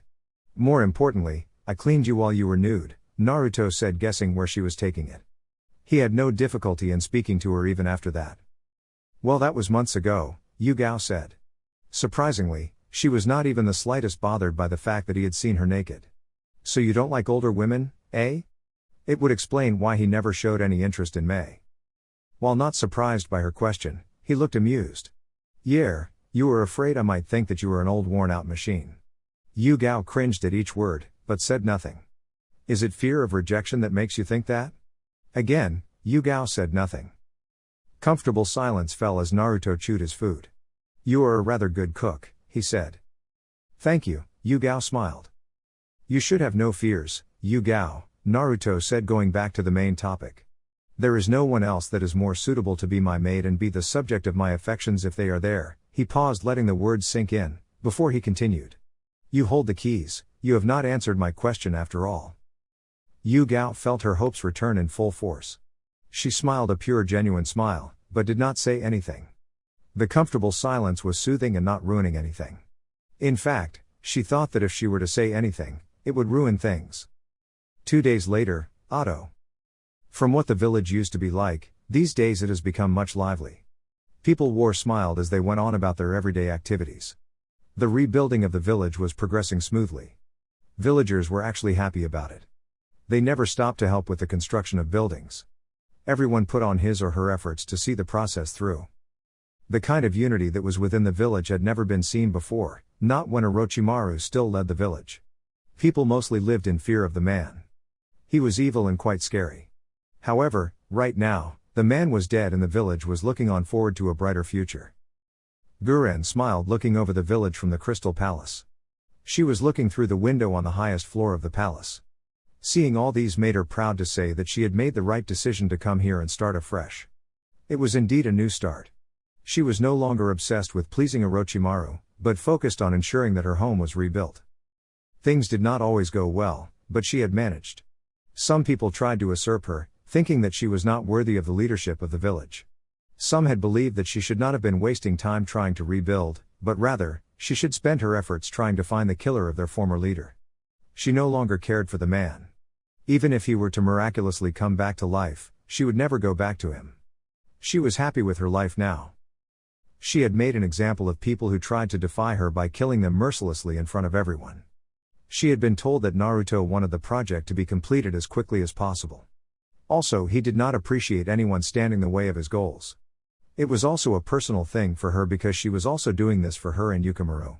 If someone wanted to stand in the way of her peace, she would deal with them. Then there was that freaky plant-like figure. He often thinned up the numbers of rebels. He did not waste time with it and seemed to enjoy devouring humans. Of course, he did so in private where nobody could see him. He always stayed in the shadows where he could not be seen. Well, at least now there was no one trying to stand in the way. Everyone trying to do that had been crushed. Guren sighed and walked back to her desk. There were a lot of reports she had to see. But she was not complaining, it was all for the best. The hospital was nearly finished along with Anbu and Jounin headquarters. They still had a number of shinobi, and some were coming into the village hearing that it was being rebuilt. Zetsu always told her which ones to take as he seemed to know everything. But still, she had to worry about getting medics to work for the hospital. They only had few and most of them did not have much experience in the field. It would be pointless to build a state-of-the-art hospital and not have the best medics and doctors to work there. She would have to speak to Zetsu about it. She did not have to worry about Anbu. She already commanded much of Orochimaru's men when he was still alive, she knew most of them. She could pick which were best suited for the Black Orbs. She was also happy that a few business people had come into the village and building their businesses. Hotels, restaurants and other businesses would be there. That was a good thing since villagers and visitors would find them useful. What kind of a village would Otto be if it did not have a hotel? So having business from outside was pleasing and good for the village and its economy. She was interrupted from her thoughts when Zetsu appeared in her office. She sighed, she really hated it when he did that. Can't you find a better way to enter? What if you had walked on me doing something private? Guren questioned looking straight at him. Zetsu merely smiled. This way of appearing is more fun, he said and walked straight to the window overlooking the village. What brings you here? You don't come here unless you want to check up on things or have something to inform me, Guren said, her eyes on the reports on her desk. She was not bothered by his presence nor afraid that he would stab her in the back while she was not looking. There will be a guest in a few minutes, Zetsu stated, still looking over the village. It was not as big as other villages, but it was nice. A guest? Whose guest? Guren asked, now turning back to face Zetsu. That Tsuchikage's granddaughter. She is here on a mission to get as much information she can on the village, Zetsu stated as he turned to face the crystal user. He already knew of the woman's mission. Well, it was obvious as to why she would be here in the village. No one from other villages had been coming here. Perhaps other villages saw the new Otto as something that was not a threat. However, Kurotsuchi's visit was by no means an innocent visit. She just wanted information because her grandfather likes sticking his nose into things that do not concern him. Then we should get rid of her before she even gets a chance to gather intel, Guren stated. It was the only logical way she knew how to deal with such situations. She never did like people who sniffed into her business. Sadly, Zetsu shook his head. No, allow her to enter and collect whatever she wants, he said. Why? Aren't you afraid she might find something linking you and Naruto to the village? Guren asked curiously. No, there is nothing that she can find. Everything she can find will be about how the village is doing and you, nothing more. I have been covering my tracks for quite some time now. And I have never used Naruto's name. Zetsu paused for a moment. It's the same with Naruto. When he does not want you to find anything, you won't find anything, unless you or me, that is, he said. If she won't find anything, then why allow her to enter the village? She is already in the village as we speak, Zetsu stated. As to why, it will just be amusing to see the look of frustration on that Tsuchikage's face when his granddaughter comes back home with nothing useful. You are not telling me everything, Guren stated, staring straight into Zetsu's eyes. I want to see what Naruto will do when he realizes that the Tsuchikage is meddling in his business. Normally he would not care and simply just watch to see how things ends, Zetsu explained. Normally? Well, Naruto is no fan of the Tsuchikage. He never talks about the village. It does not interest him. In his play Iwagakure is not scripted, but if the Tsuchikage forces himself on the play, who knows what Naruto will do. Guren did not like the grin on Zetsu's face. You are one twisted bastard. I think you might even feed that Tsuchikage's daughter will information just to see what he would do with it. If he gets his hands on something gold, Naruto will have to act, she said accusingly. Zetsu merely smiled. When is Naruto going to come here anyway? In a few weeks or days. At the moment he was busy in Konoha, Zetsu answered. Be good to our guest. Smile at her and reveal nothing, he said and disappeared away from the office. 2 minutes later. Enter, Guren said as she heard a knock on the door of her office. A young man entered the office. Guren-sama, there is a woman outside seeking an audience with you, she said. That must be the guest, Guren thought. Let her in, she said.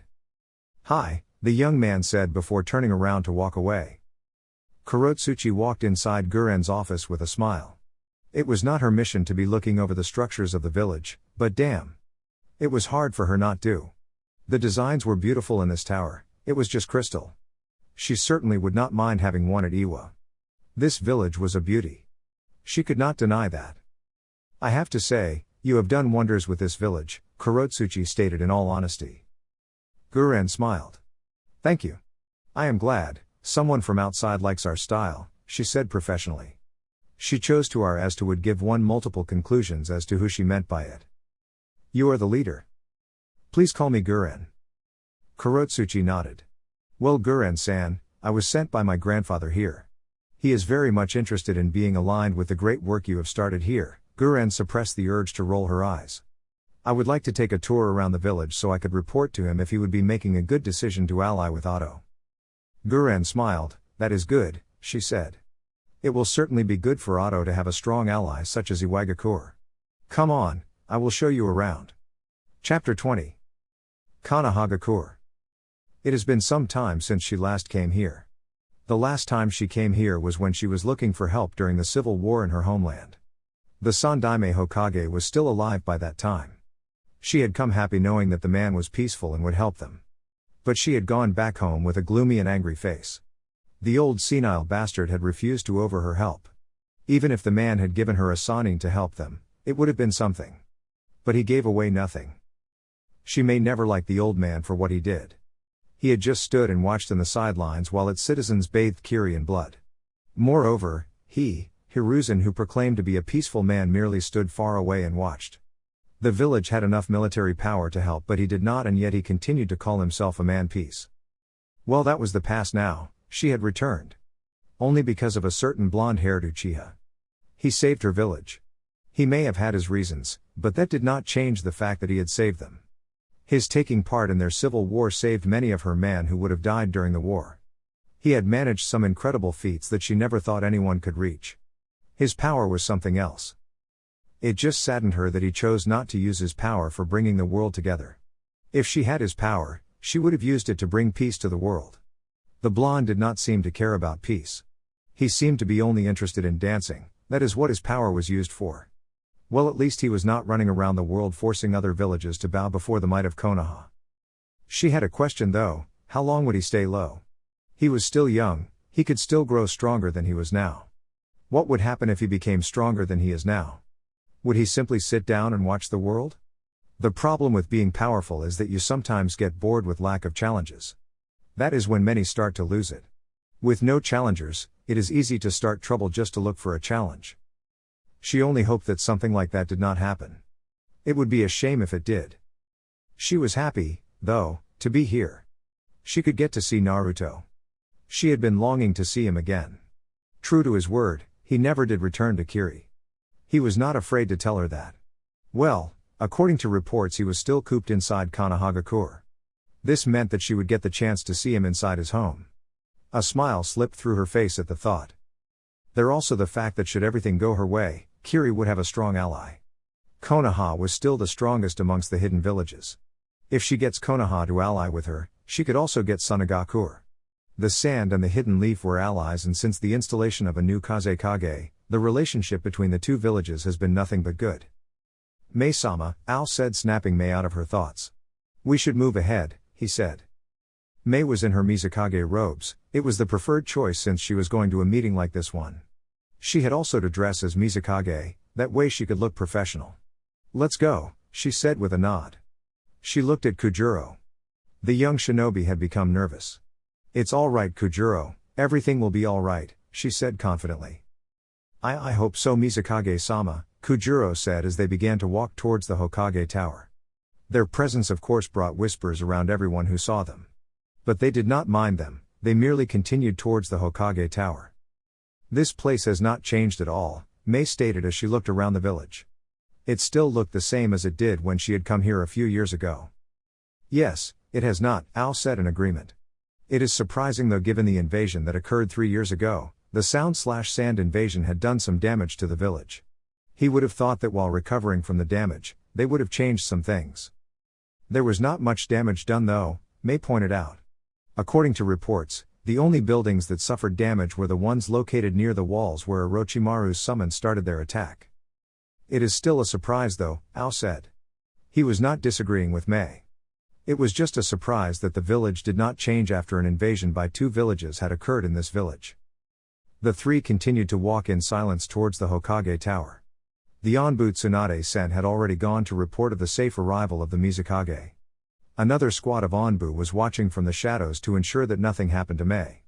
It would not be good for the image of Konoha should someone attack her. This would also cause troubles between the 2 villages. Konoha was still at full power. Any war breaking between the 2 villages would surely end in Konoha slaughtering Kiri. But that did not mean that they would not do anything to avoid a war. Sometimes it was better to avoid conflicts. The world has already seen many wars, it is best that another did not break out, especially when it could be avoided. War was never pleasant to anyone. The 3 finally reached the Hokage Tower and were led to Tsunade's office by a Chunin who was waiting for them at the entrance of the tower. It amused Mei how each cage was always found in the tallest building in a village. If she wanted to, she would change to make her tower look smaller. But that should not be her worries. They were still rebuilding the village, she had to worry about that. Enter, they heard as the Chunin knocked at Tsunade's door. The Chunin only opened the door and motioned for them to step in. When they got in, he closed the door behind him and left. Tsunade stood up from her seat as a sign of respect as the Mizukage entered. I trust your travels were pleasant, she said as Mei drew closer to her desk with her bodyguards flanking both her sides. The younger Cage smiled. It was pleasant, she said while still standing. These 2 were the only female Cages in the elemental nations. Tsunade was the first woman to become a Cage while Mei became the second. Please, sit down, the blonde Hokage stated as she too sat down. As told, Mei sat down on a chair in front of Tsunade's desk. This office too has not changed, Mei said looking around the room. I did not change anything when I took over as God. Tsunade said, adopting a calm look on her face. Mei Terumi nodded. Thank you again for sending your Onbu for assist in our travels, she said. She had told the Onbus to tell Tsunade thank you when they neared the village. The Onbu were going to leave them since they had done their job. It was nothing, Tsunade said with a wave of her hand. We just could not let anything happen to you before we even begin our alliance talks. Moreover, it would have looked like Konoha had planned for it to occur if something had happened to her while she is on her way here. I guess you are right. You and your men must be tired from your journey, Tsunade stated. That was what anyone would say in her position. They had been traveling for days now. I have already prepared a hotel for all of you for rest. That is highly appreciated, Mei said with a small smile. She could use some rest, but it was still noon. But of course if you want to take a look around the village, I can have someone show you, Tsunade stated. Most visitors would want to look around the village. It was like a customary thing to do for a visiting Cage. That won't be necessary, we can find our way around the village. It was not like she would get lost. And she was not some baby that needed to be guided. Tsunade nodded. Just to warn you beforehand, you will have Onbu tailing you as you walk around, she said. They did that to ensure that nothing else happened. It was not a show of distrust. Mei smiled again. It is no bother, she said dismissively. We will have the meeting tomorrow morning after you have rested. I trust that you will be prepared during that time, Tsunade stated, now adopting a look and tone of a leader. It is no problem. Is there anything else, before I show you your resting quarters? Mei nodded. Could you tell me where Naruto is? Tsunade raised a brow at the question but nodded nonetheless. Anbu. She called.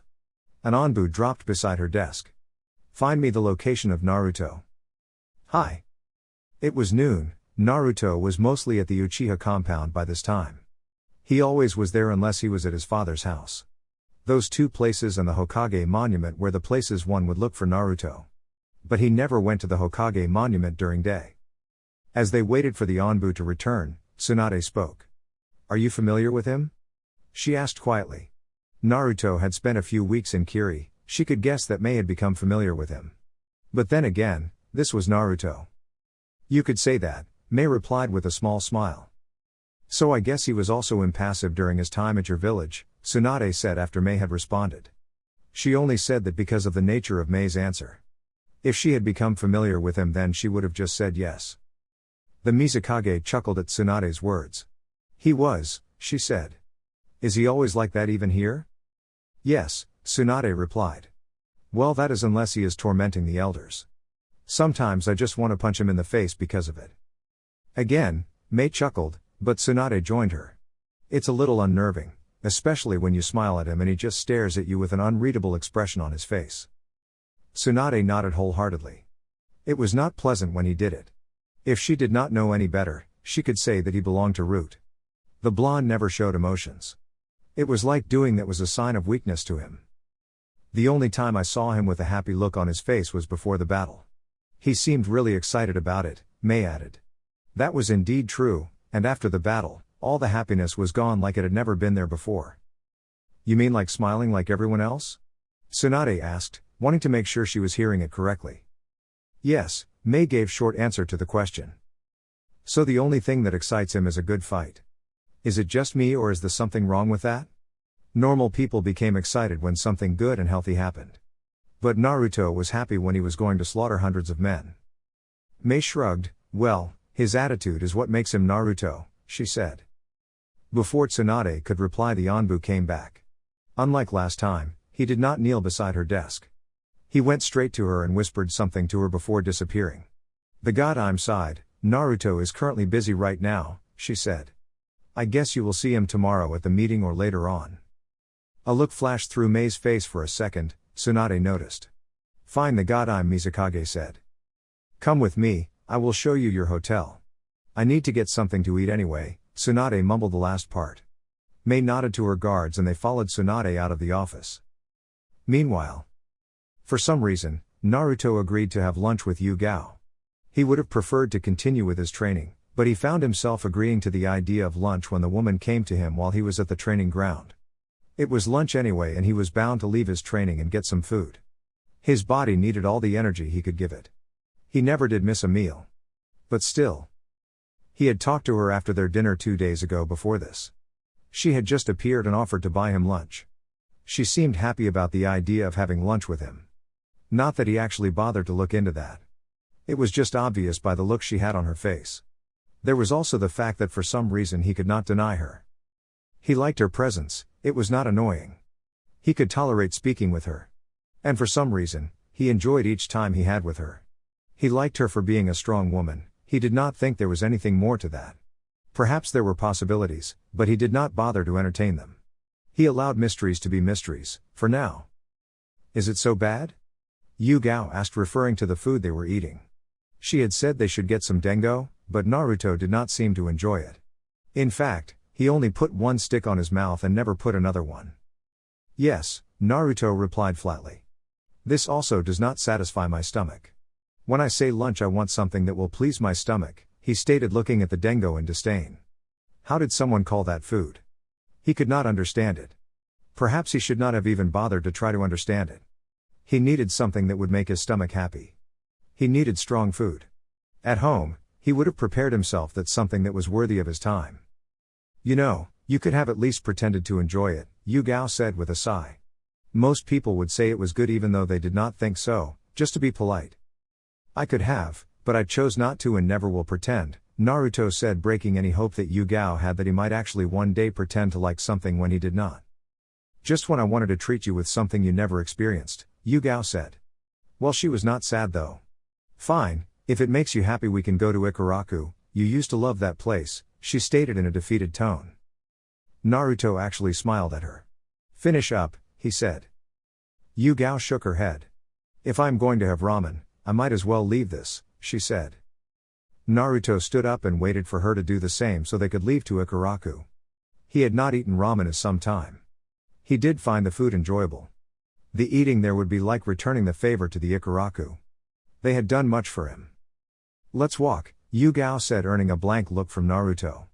I know you don't like walking the village with the villagers looking at you with happy smiles.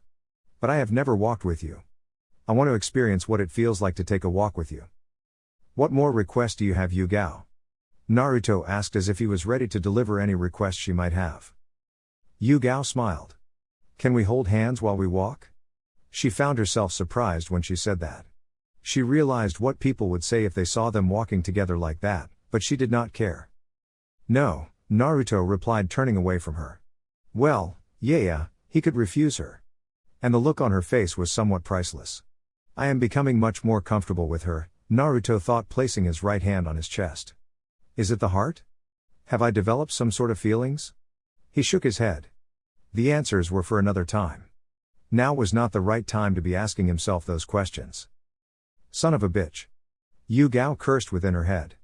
He did it on purpose because he knew the picture it would paint.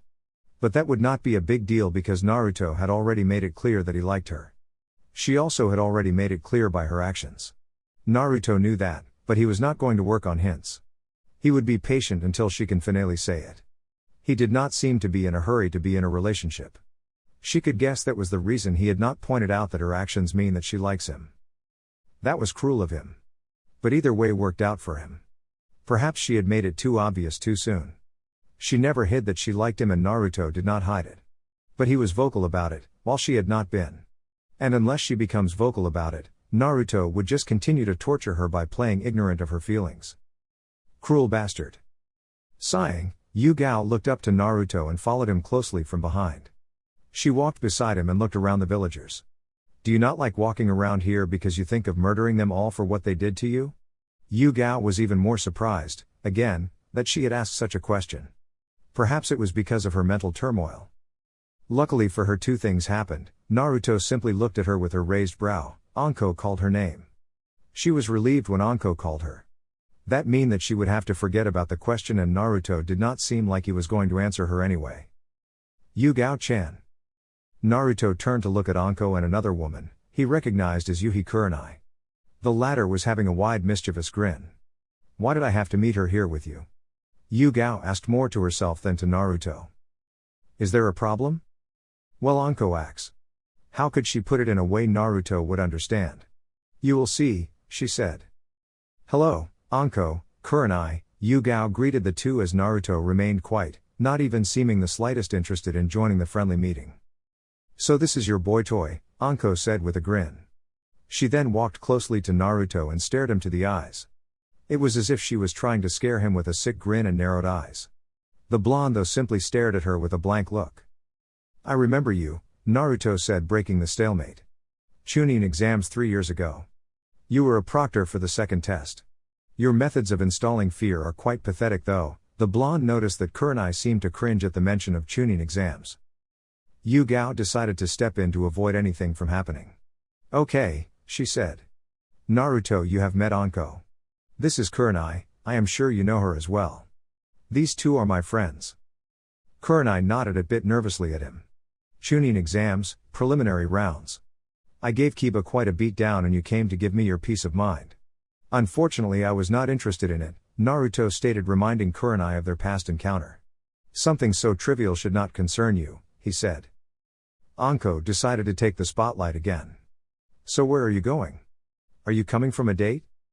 Yugao was quick to reply, no, we are just going to have some ramen, just the two of us. She emphasized the two so that they could get the message.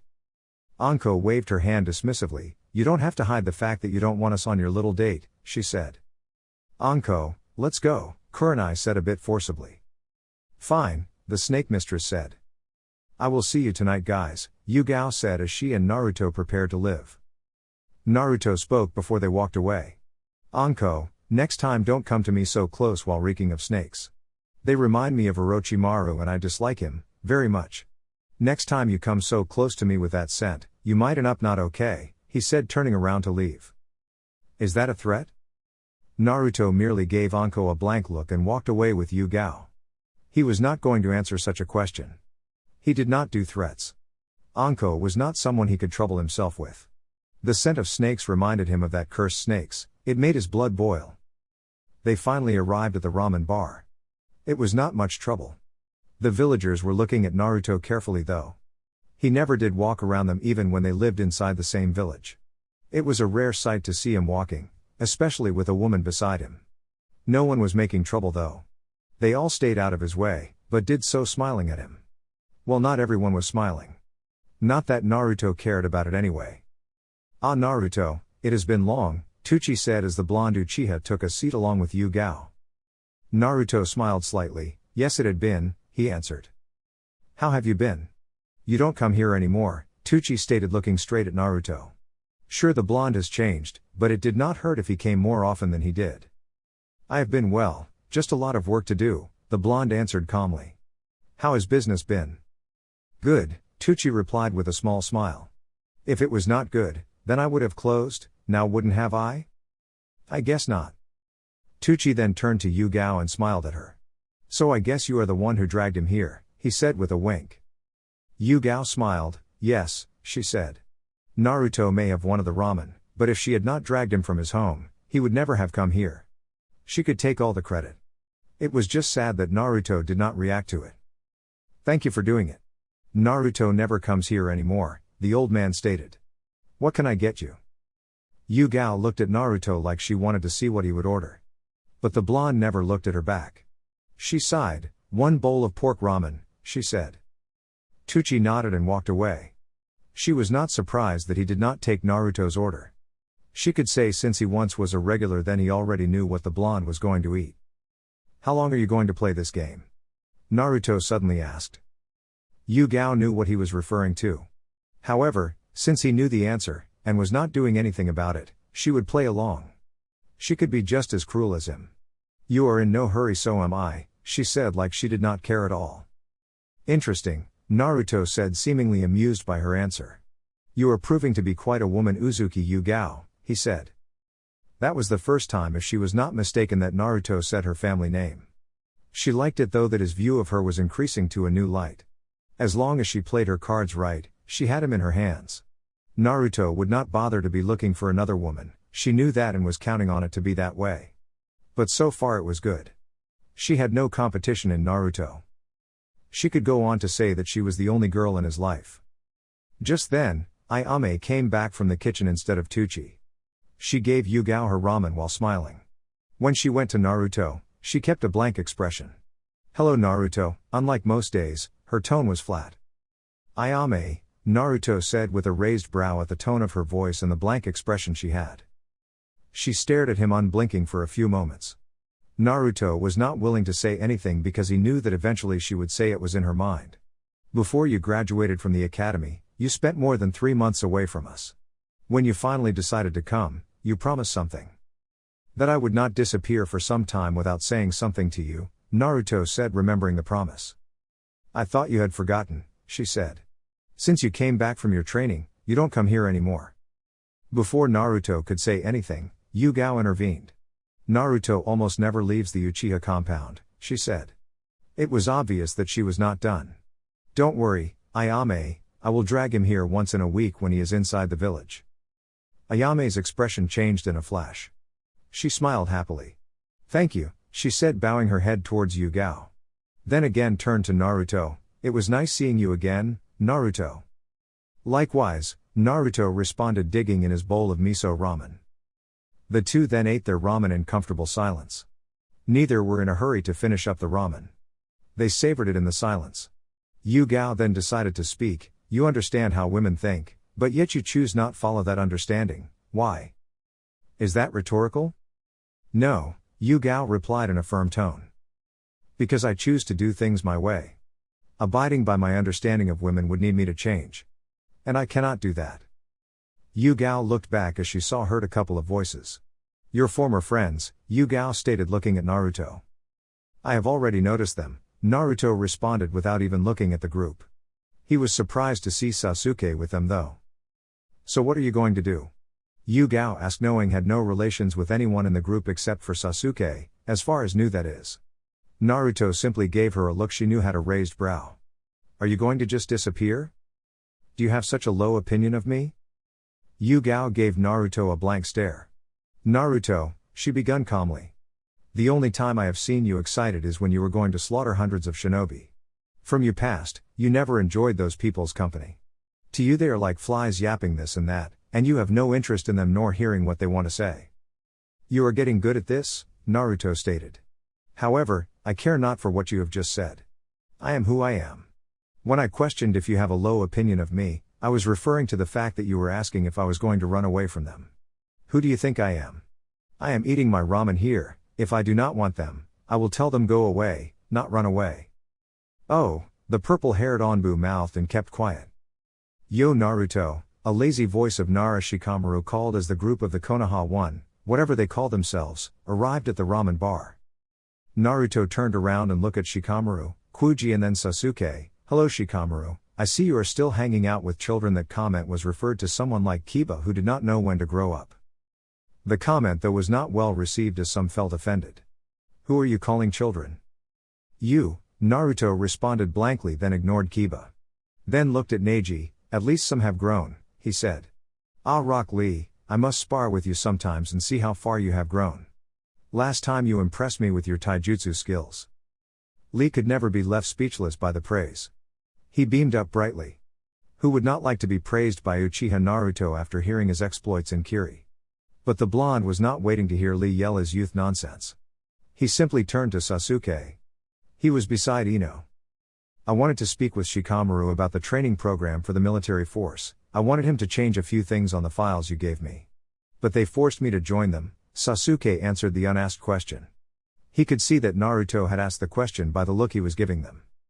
I see you are still the same troublesome blonde, Shikamaru stated, now being given his opportunity to speak. Were you expecting something else different? No, Shikamaru replied, shaking his head lazily. He never expected anything to change with the blonde.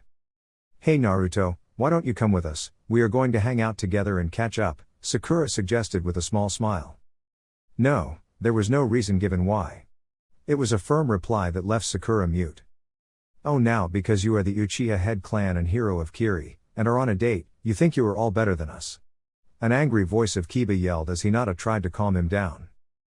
Naruto turned around, going back to his ramen, ignoring Kiba. He did not want to be dragged into petty arguments. Of course this seemed to infuriate Kiba. Don't you dare ignore me, bastard. No one seemed to be willing to quiet the Inuzuka clan heir. You are loud, the blonde said. Perhaps if you were not so loud I would have given the idea a thought. Naruto responded, not even looking back at Kiba. Sasuke, after this thing, come back at the compound with Shikamaru. I have some matters to deal with him. Sasuke nodded with a shrug of his shoulders. That bastard. You know Naruto, you don't have to be so cold, Yugao said. I refused the offer because I was not interested. I explained to Kiba why I was not responding to his petty outburst, Naruto stated, looking straight at Yugao. How do you call that being cold? Yugao fell silent, not willing to say anything further. Come on guys, let us go, Shikamaru stated, not wanting trouble to start. For sure, in Naruto's own explanation, nothing is wrong with the picture. The group then walked away from the ramen stand. Is that your way of telling them to go away? Yugao felt herself compelled to question. No, Naruto replied. Sakura knows that I have never been interested in anything she does, since we left the academy. Kiba was just being childish. The others were not so much bothered because they know I have never been interested in them. And besides, I prefer being here with you than with them. I guess you are right, Yugao said with a sigh. My ramen has become cold. It was then that she realized what Naruto had actually said. Normally, he would not have said something like that, but he did. She was happy that he had said he preferred being in her presence the group that just left. Yugao looked at Naruto carefully. She was having more effect on him than she had thought. Perhaps he was capable of changing. Naruto, she said in a calm tone. Why don't you like people close to you? Naruto looked at Yugao straight into her eyes. I have no need for petty affections, don't you believe that? Yugao shook her head. I am the only person who is close to you and can understand you in this village. I know you don't care about most things, and that you deny yourself many things because they will get in the way. She paused for a moment. You are so absorbed in your goals that you discard everything else. Have you ever asked yourself these questions? What will you do when you have completed your goals? Who will you be with if you push everyone away from you? Will you survive being alone? Naruto looked away from Yugao and stared at his cold ramen. His heart was acting up again. He did not like it. True, he had never asked himself those kind of questions. But they were not important, he would deal with it after everything was completed. In his younger days, he felt despair, loneliness, hopeless. He had felt all those things. They saddened him greatly. But he never wanted to experience those things again. It was why he did enough to never speak about the things of the past. His past was not pleasing, hence his dislike of the things of the past. He had made his mother a promise. But now was not the right time. It was also not the time for him to have such thoughts. He shook his head. You may be right, Yugao, Naruto said calmly. Later that day, the hideout. The day did not have much for him to do. It was still pleasant. He had managed to complete some of his training even with Yugao's interference. Well, he could not exactly call it that, it was lunch after all. Still, he had to move out of Konoha soon. The only place he had been visiting were the hideout and Dragonland. That did not count. It all still counted as being inside of Konoha. Perhaps a mission would do him good. He could find some perfect test subjects for testing his jutsu. Naruto smiled at the thought. He could not wait to test his jutsu. Akatsuki were on their move. It was not going to be later that Obito would come before him and offer him some petty threats or simply just show up to reveal pathetic excuse for existence. The days were numbered though. He would join Rin in the afterworld. How is your body holding up? Zetsu asked, looking straight at Naruto. So far it has been holding up far better than I thought, Naruto answered, taking a seat. His seat was like a throne. It was inside the room Madara used while he was still synchronized with the Geto Mazo. But right now, it was no longer inside the hideout. It disappeared ever since Nagato started summoning it. He figured it must be taking refuge inside one of Akatsuki hideouts. But I have two problems, he added with a rather serious look on his face. Two? Zetsu asked with a curious look on his face. Naruto nodded. The second problem is worrying, but I will have to find a permanent solution soon. It is targeting the cells, nerves in my body. More importantly, it seems to act up when I use my Kekkei Genkais. My body has become used to having my Sharingan activated, but when I use the EMS and any of its abilities, it starts shut all the doors that enable me to use my bloodlines. This makes it difficult to use then and brings me large amounts of pain. Mukuten has become difficult and uses more chakra. Amaterasu hurts my eyes severely. Susanoo feels like it's crushing my body.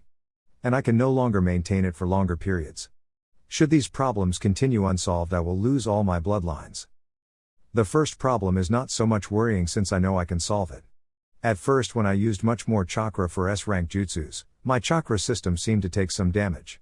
If I had not found a solution to that quickly, my chakra system would have been leaking chakra throughout my body. This would make it uncontrollable. For someone who has large pools of chakra, unstable chakra inside my body would have proved disastrous. Zetsu whistled.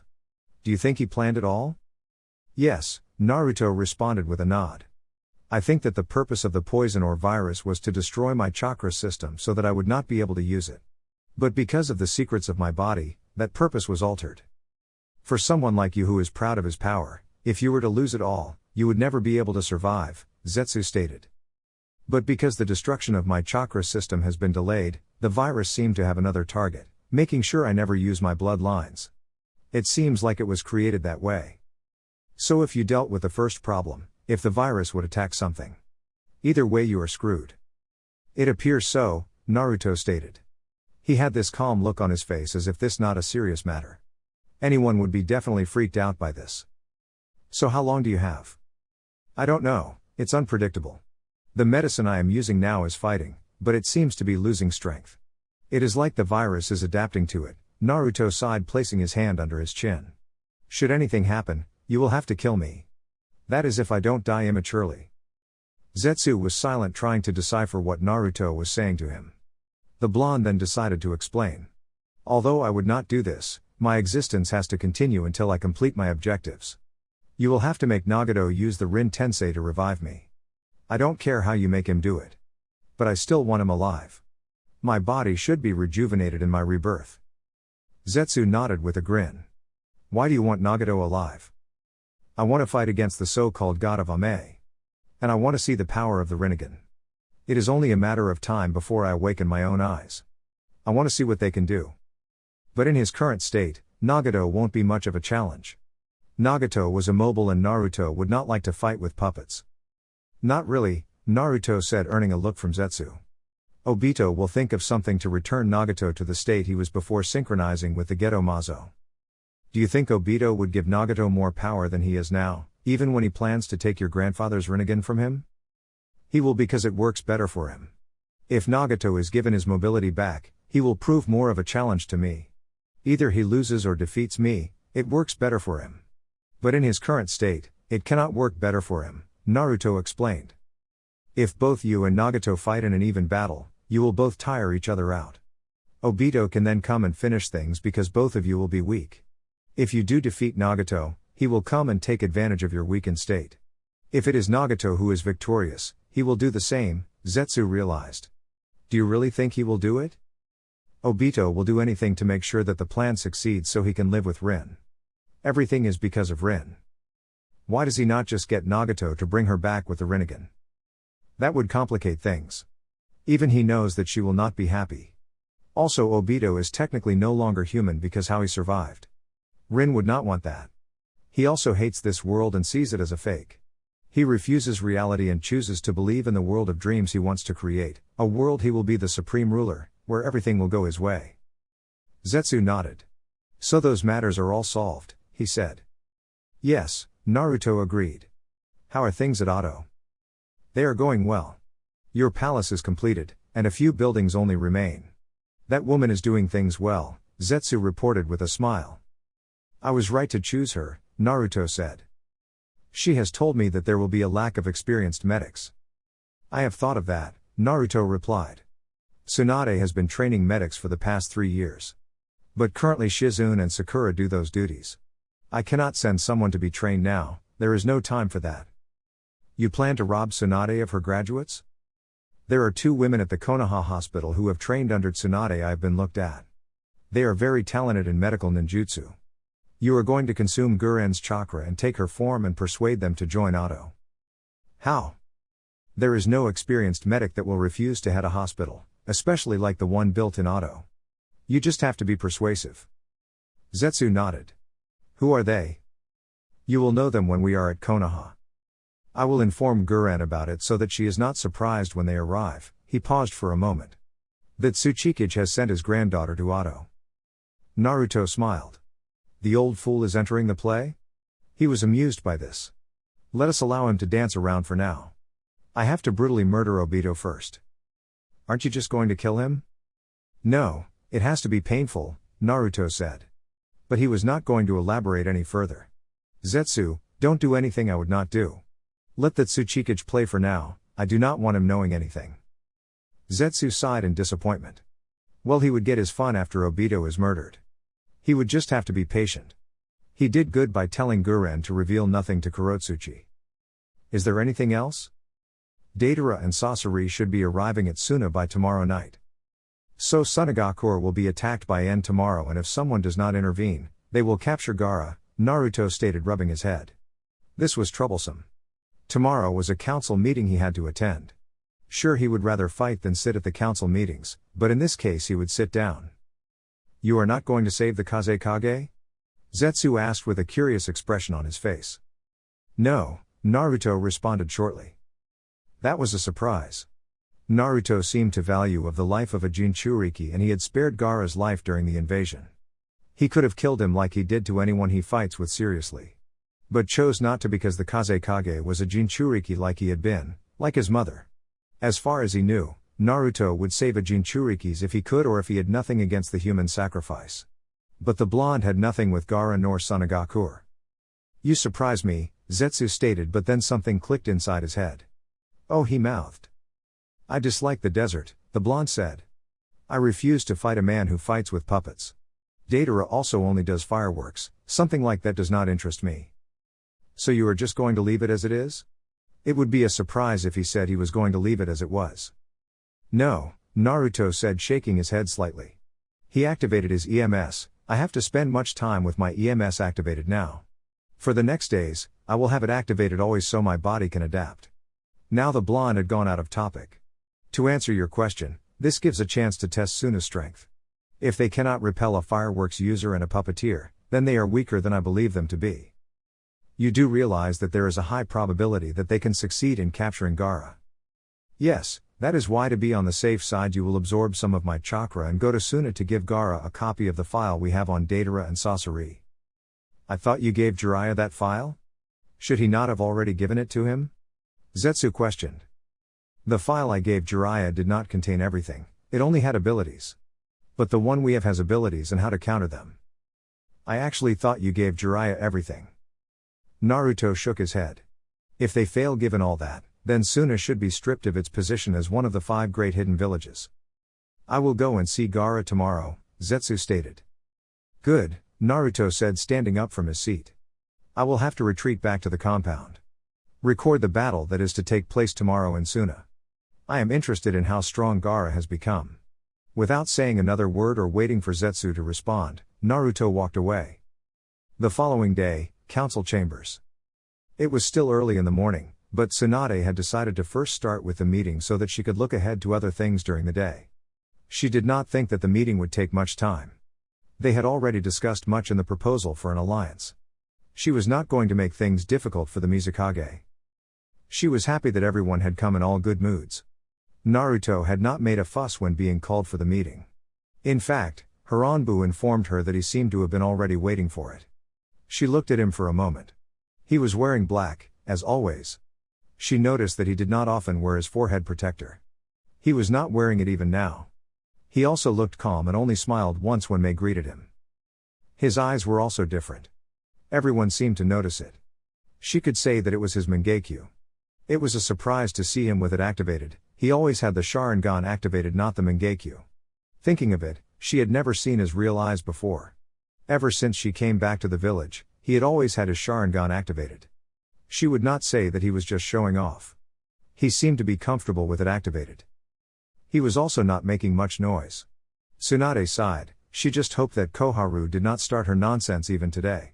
Danzo was awake, they had to execute him by today. He would not be given any chance to defend himself. There was nothing to defend. He was deemed guilty and there was no appeal to that decree. He was as good as dead. The Godheim was happy that Konoha was moving on. They had Suna, now they would be having Kiri, that is if things go their way. Mei looked at Naruto with a small smile. He still looked the same as he was when he left Kiri. She could not wait to chat with him though. She had been longing for a day like this to come since he left her. She remembered, he kissed her back when she had kissed him. That meant much to her. Had he not done it, it would have been saddening. Tsunade cleared her throat to get everyone's attention. "Since we are all present, we can begin this meeting," the Godheim said in Hokage mode. "You are all aware that we came here to hear Mizukage Dono's proposal for an alliance. I won't say much, but I will give her the time." Before Mei could even speak, Koharu spoke, receiving a glare from Tsunade. But she shrugged it off and spoke, "Before we even listen to anything, we must know what we will gain from allying with your village, Mizukage-sama." Mei took no offense in it. To be honest, Kiri does not have much to offer since we have just recovered from a civil war and currently we are still recovering. You having said that tells me that Kiri will the only one benefiting should we form an alliance. You did not allow me to finish, Mei responded with a calm look on her face. Kiri may be recovering from a civil war, but our land is rich in herbs of all kinds that I am sure will be useful to Konoha. An alliance with Kiri can also benefit Konoha with a bloodline since Kiri is blessed with so many. We have found a few surviving members of the Kaguya and Yuki clan. When we have stabilized the village, Konoha can benefit with a member of either clan. There was some silence, but Koharu broke it again. Is that all? Again, Mei merely smiled at the elder. Think of it as a long-term investment. When Kiri does recover, you will be having another strong ally to aid you in times of trouble. This is also my way of saying thank you to Naruto, to Konoha, for freeing my village. Then you should have no demands since our shinobi is the one that freed your village. Tsunade eyed Naruto. He did not seem like he was going to speak anytime soon. Of course they were just going to listen to Mei's offer then send away while they debated. But still, she thought he would say something. He always had something to say. You have said enough, Koharu, Tsunade said with a glare at the elder. What you have brought to the table is acceptable. I don't know if the others agree with me, but we will discuss that later on. She paused for a moment. What are your demands? I only request that Konoha aid us should we need assistance. Give us 24% of the missions that are to be completed near the Land of Water. If possible, help us recover. And I will not sign anything unless I have Naruto's hand in marriage. What? A screeching voice yelled. We cannot give you the sharingan. I did not say I want the sharingan. But since you also don't want with you Kekkei Genkai, I think I will also withdraw my offer to give you any, Mei stated in a rather serious tone. I only want a marriage with Naruto, and you must not forget that I am a wielder of 2 bloodlines. Rare bloodlines for that matter. Tsunade again looked at Naruto, as did most of the council members when they heard of Mei's offer of marriage. Surprisingly, he said nothing. He simply kept the expression he had been wearing since he entered the chambers. They were expecting him to be vocal about the proposal, but he said nothing. Not even a twitch of his skin occurred. I understand that something like a marriage could make the alliance between the 2 villages strong and ensure that they never betray each other. This also ensures that the alliance is long-lasting to even the next generation, Shikaku stated, finally saying something. One could sense something coming though. But why Naruto specifically? Mei was honest with her answer, I like him. Tsunade sighed, rubbing her temples. Thank you, Mizukage Dono. If you will excuse us while we decide on the matter. You can return to your hotel or take another tour around the village. I will call you once a decision has been made. Mei nodded and walked away from the chambers. She had given it the best she could. If they did not accept her offer, then she would have to live with it. The elder was one greedy bitch though. She wants other villages' bloodlines, but she does not want to give out her own. I think her demands are reasonable, Sume said. But we cannot accept the one about helping her village recover. The Inuzuka matriarch spoke her own thoughts. Given that Naruto-san, who is one of us, helped free them, I believe we have done enough. Helping them to recover after helping free them will be giving too much, Hiashi stated stoically. But she did withdraw her offer to give us a Kaguya or a Yuki to create our own clan here in Konoha, Inoiki reminded the clan council of the fact. That is because someone had to open their big mouth, Tsunade said, sending a hard glare at Koharu. She stated that she was not interested in the Sharingan, Shibi said. That leads me to believe that any child she would have with Naruto-san would belong to Konoha. But she stated with a very interesting fact, she is a wielder of 2 bloodlines, Shikaku stated, allowing the words to play inside their heads. We must also not forget that Naruto himself is a wielder of 2 bloodlines, very powerful bloodlines for that matter, the Sharingan and Makuten. I wonder what sort of monster they will create. Homura thought aloud. What if by some chance they give birth to a child that possesses all 4 bloodlines? How powerful would that child be? Naruto was already really strong with only 2 of the bloodlines, and he had not even reached his prime yet. Mei herself was a cage-level shinobi with her bloodlines. Really, what monster would they give birth to? It does not matter. We know should we agree to this, their child will be strong, and we might even gain one of the Mizukage's bloodlines, Koharu stated. So far we agree that the proposal is good, except for the part where we help Kiri recover, correct? The clan heads, except for Naruto who had been quiet, nodded. What about our own demands and what we will give Kiri? I don't think that there is nothing that Kiri can give us at the moment. As the Mizukage has said, the alliance will be good for Konoha on the long run, Shibi stated his own thoughts. The others seemed to agree with him. Tsunade nodded and looked at Naruto. What do you have to say about it, Naruto? Do you have any objections to the marriage should we accept the proposal? All the eyes turned to Naruto. It crossed everyone's minds that Naruto could simply say no to the marriage proposal. While Mei was a desirable woman, Naruto seemed not to care for that. I have no objections, Naruto answered calmly. There was some silence before Tsunade spoke again. I would consider this meeting over. But Jiraiya has informed me that Oto Gakure is being rebuilt and is nearly complete. I had known this for some time, but I wanted to get more information before presenting it to you. Otogakur? The same village that was created by that snake trader, Orochimaru? Tsunade nodded. A woman named Guren is leading it. She was one of Orochimaru's most powerful subordinates. She paused for a moment. Naruto, what do you know about it? What you know, Naruto responded. Oto is being rebuilt by a woman named Guren. Before any of you gets any idea, we will not be acting against Oto. We will only do that if it does threaten us. Until then, dismissed. Later that day, Uchiha compound. I have been waiting for you, Naruto heard as soon as he entered the house. He recalled the voice as Mei Terumi's voice. He walked in and saw her in the company of Sasuke. The Uchiha excused himself seeing him arrive. I am not surprised, Naruto said walking towards Mei. He stopped beside her and placed his hand on her shoulder, surprising her slightly. But she did not say anything. Come with me, the blonde said, and disappeared in a swirl of red flames. They appeared at Minato's house. Mei looked around with a curious raised brow. What is this place? Another house that belongs to me, Naruto replied as he ushered her to the library. He sat down behind the desk and motioned for Mei to sit on the chair in front of the desk. You know, it took much more convincing to get Ao and Kujuro to leave him alone at the compound. They did so only because they believed you would not do anything, given that they had already seen you at Kiri. So when they return to fetch me, they will be alarmed to see that I am not there, Mei stated, looking at Naruto calmly. She was not worried though. She had told them she would return to their hotel. But knowing her bodyguards, they would return if they saw it getting late without her return. We won't take long. Where were you after the council meeting? Mei questioned, looking straight at the blonde's eyes.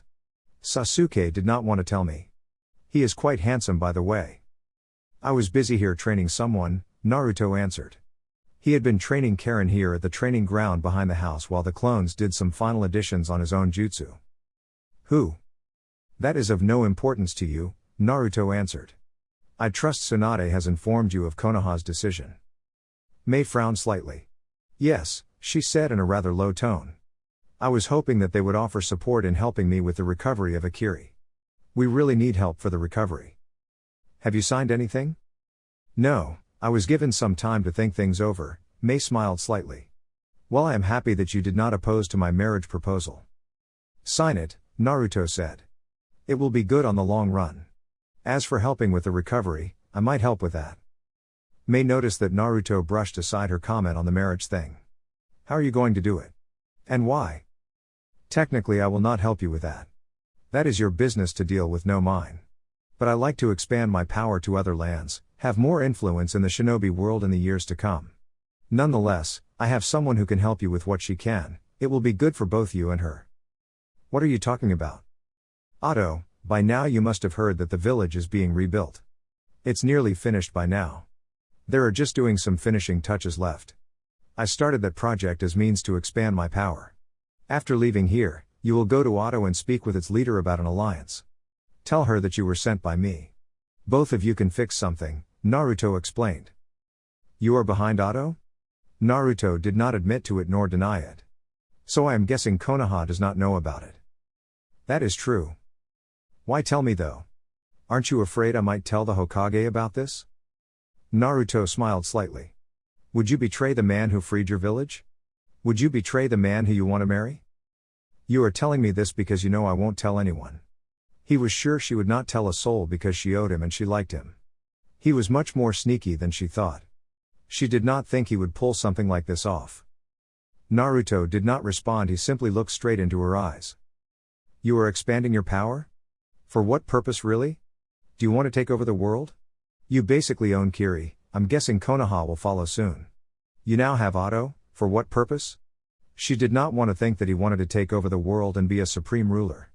Kiri already loved him. He had 3 villages on his palm, 2 being 2 of the 5 great villages and Konoha being the strongest. And now Oto. Those with power are the only ones people can listen to.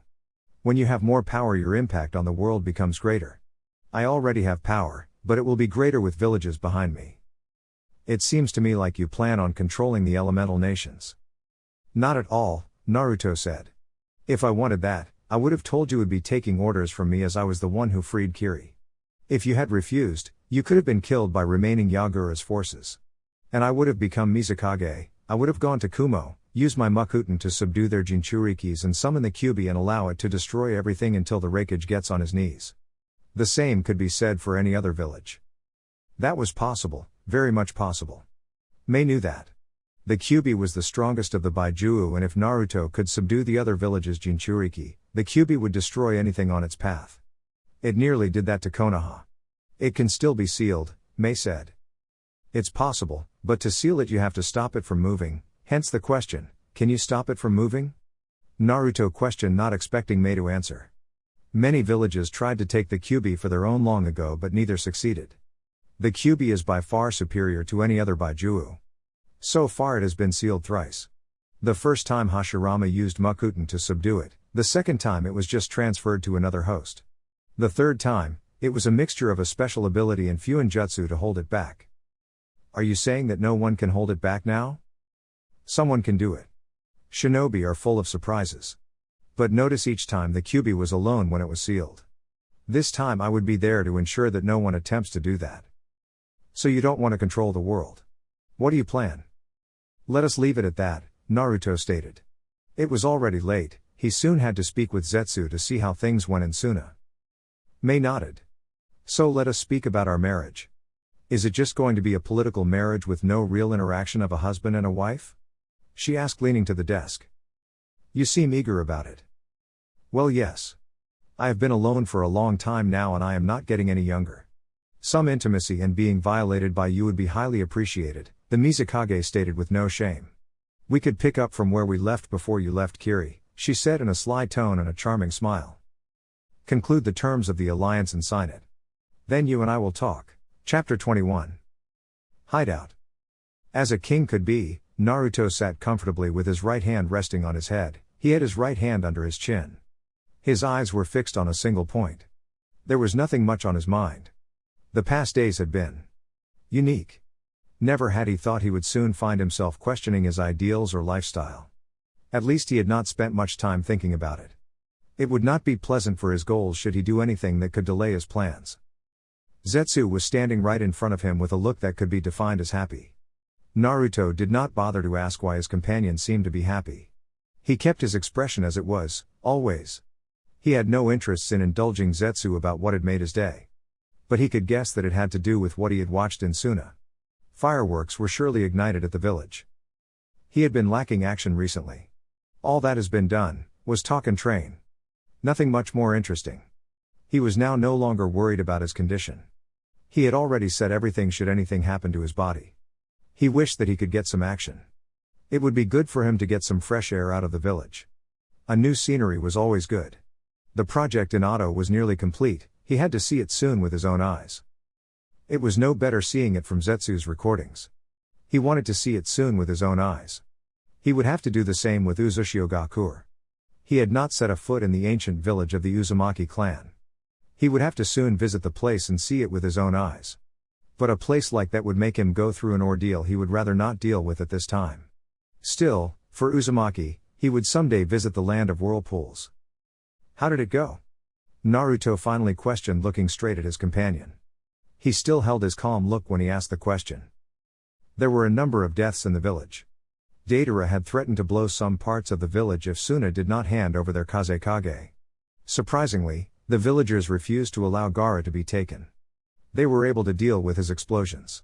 In the end, he managed to get away, barely, since he was being overwhelmed.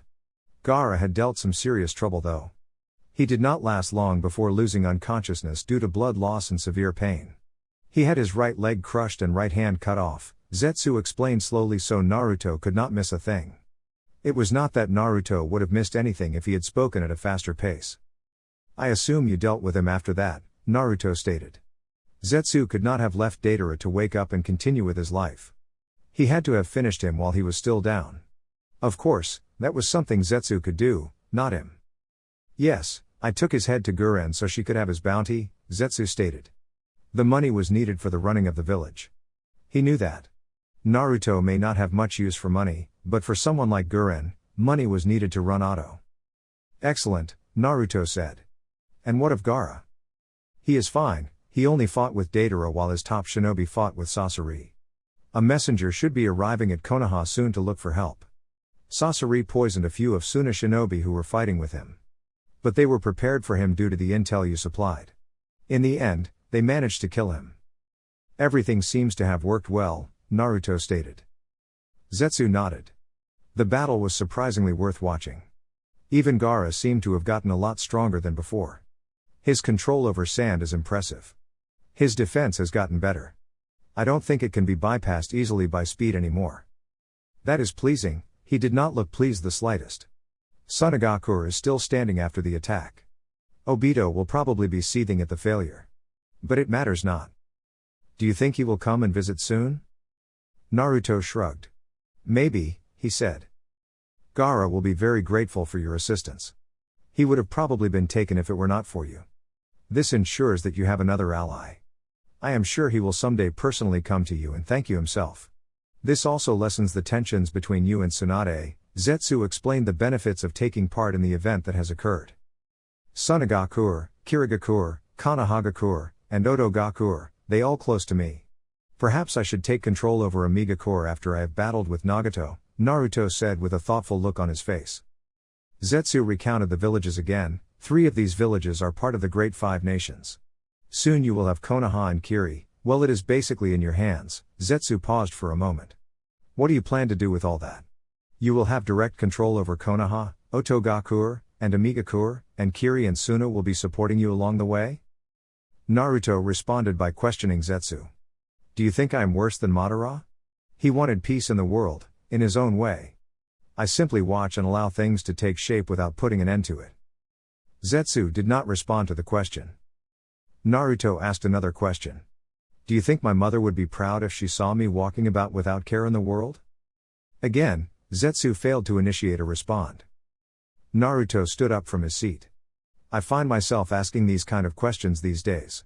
Perhaps it is because of Yugao, or maybe I am just revealing what I have kept buried inside of me. The blonde shook his head. What has his experiences taught him? He feared the answer. But such questions should not bother him.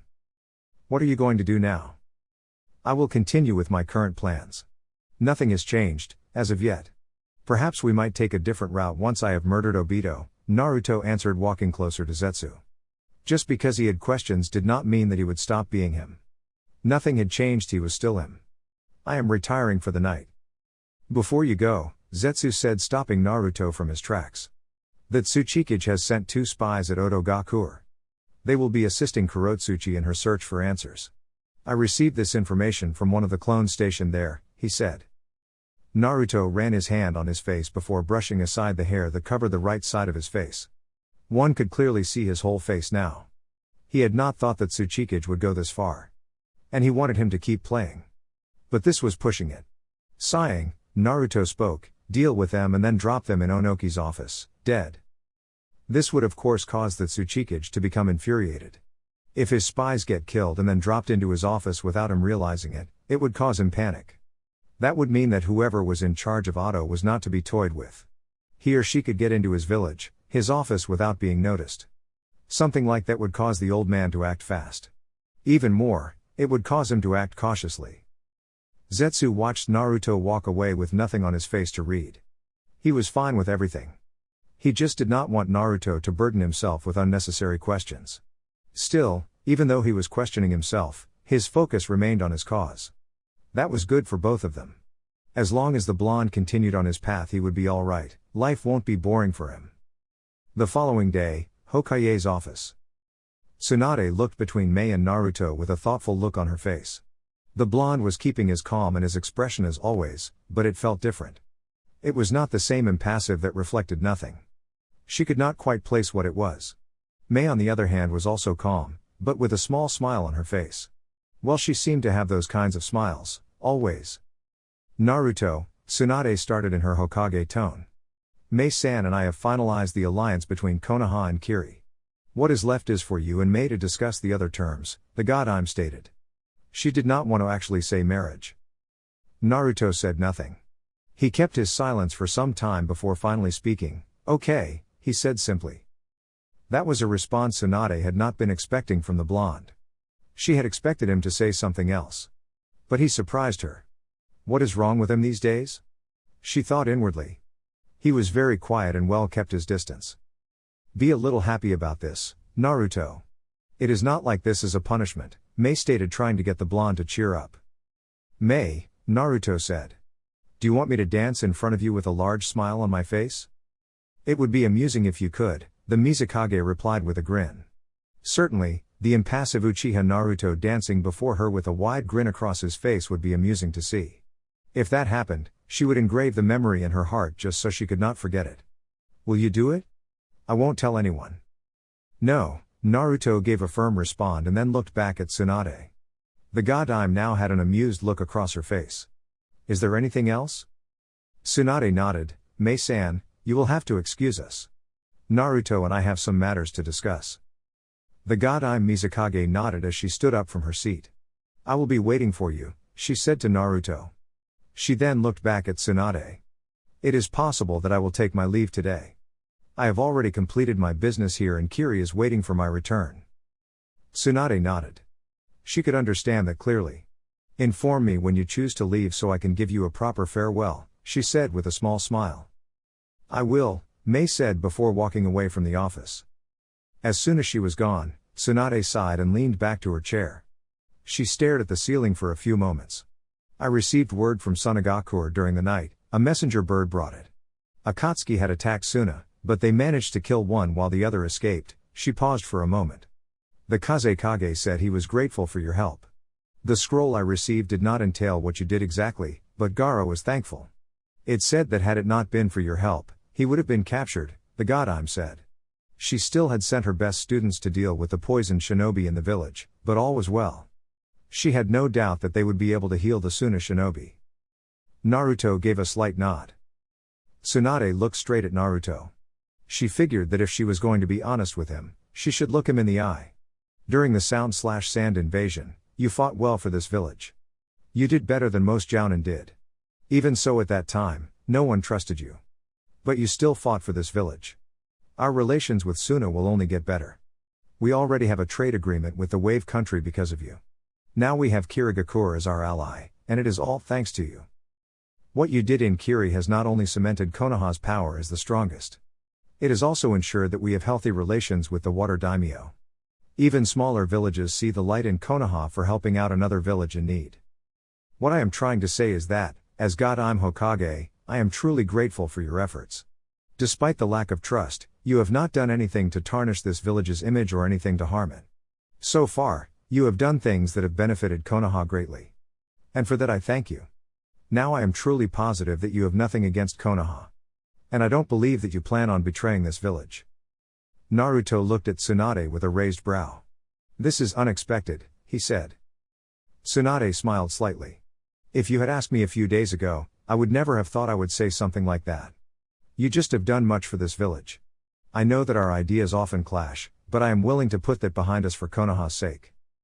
She had not spoken to Jiraiya about this. But the perverted Sannin himself did not believe that Naruto was out to betray Konoha. They just did not know what he wanted. But given that his actions have so far benefited Konoha greatly, she could also say he could be trusted with Konoha's safety. They may clash several times, but that was because they were different people. And Naruto had this thing about being in control over everything in his life. Naruto looked at Tsunade for a moment. Certainly, the smart move would be to accept this new terms. It would open doors for a smooth transition when he transfers to the hot seat. He had no problems in doing away with the past terms of relations. He could do away with petty arguments. He stood up from his seat. Very well then, he said, and disappeared in a swirl of flames. Uchiha compound. He had gotten to the compound before Mei could. He figured she had took a walk.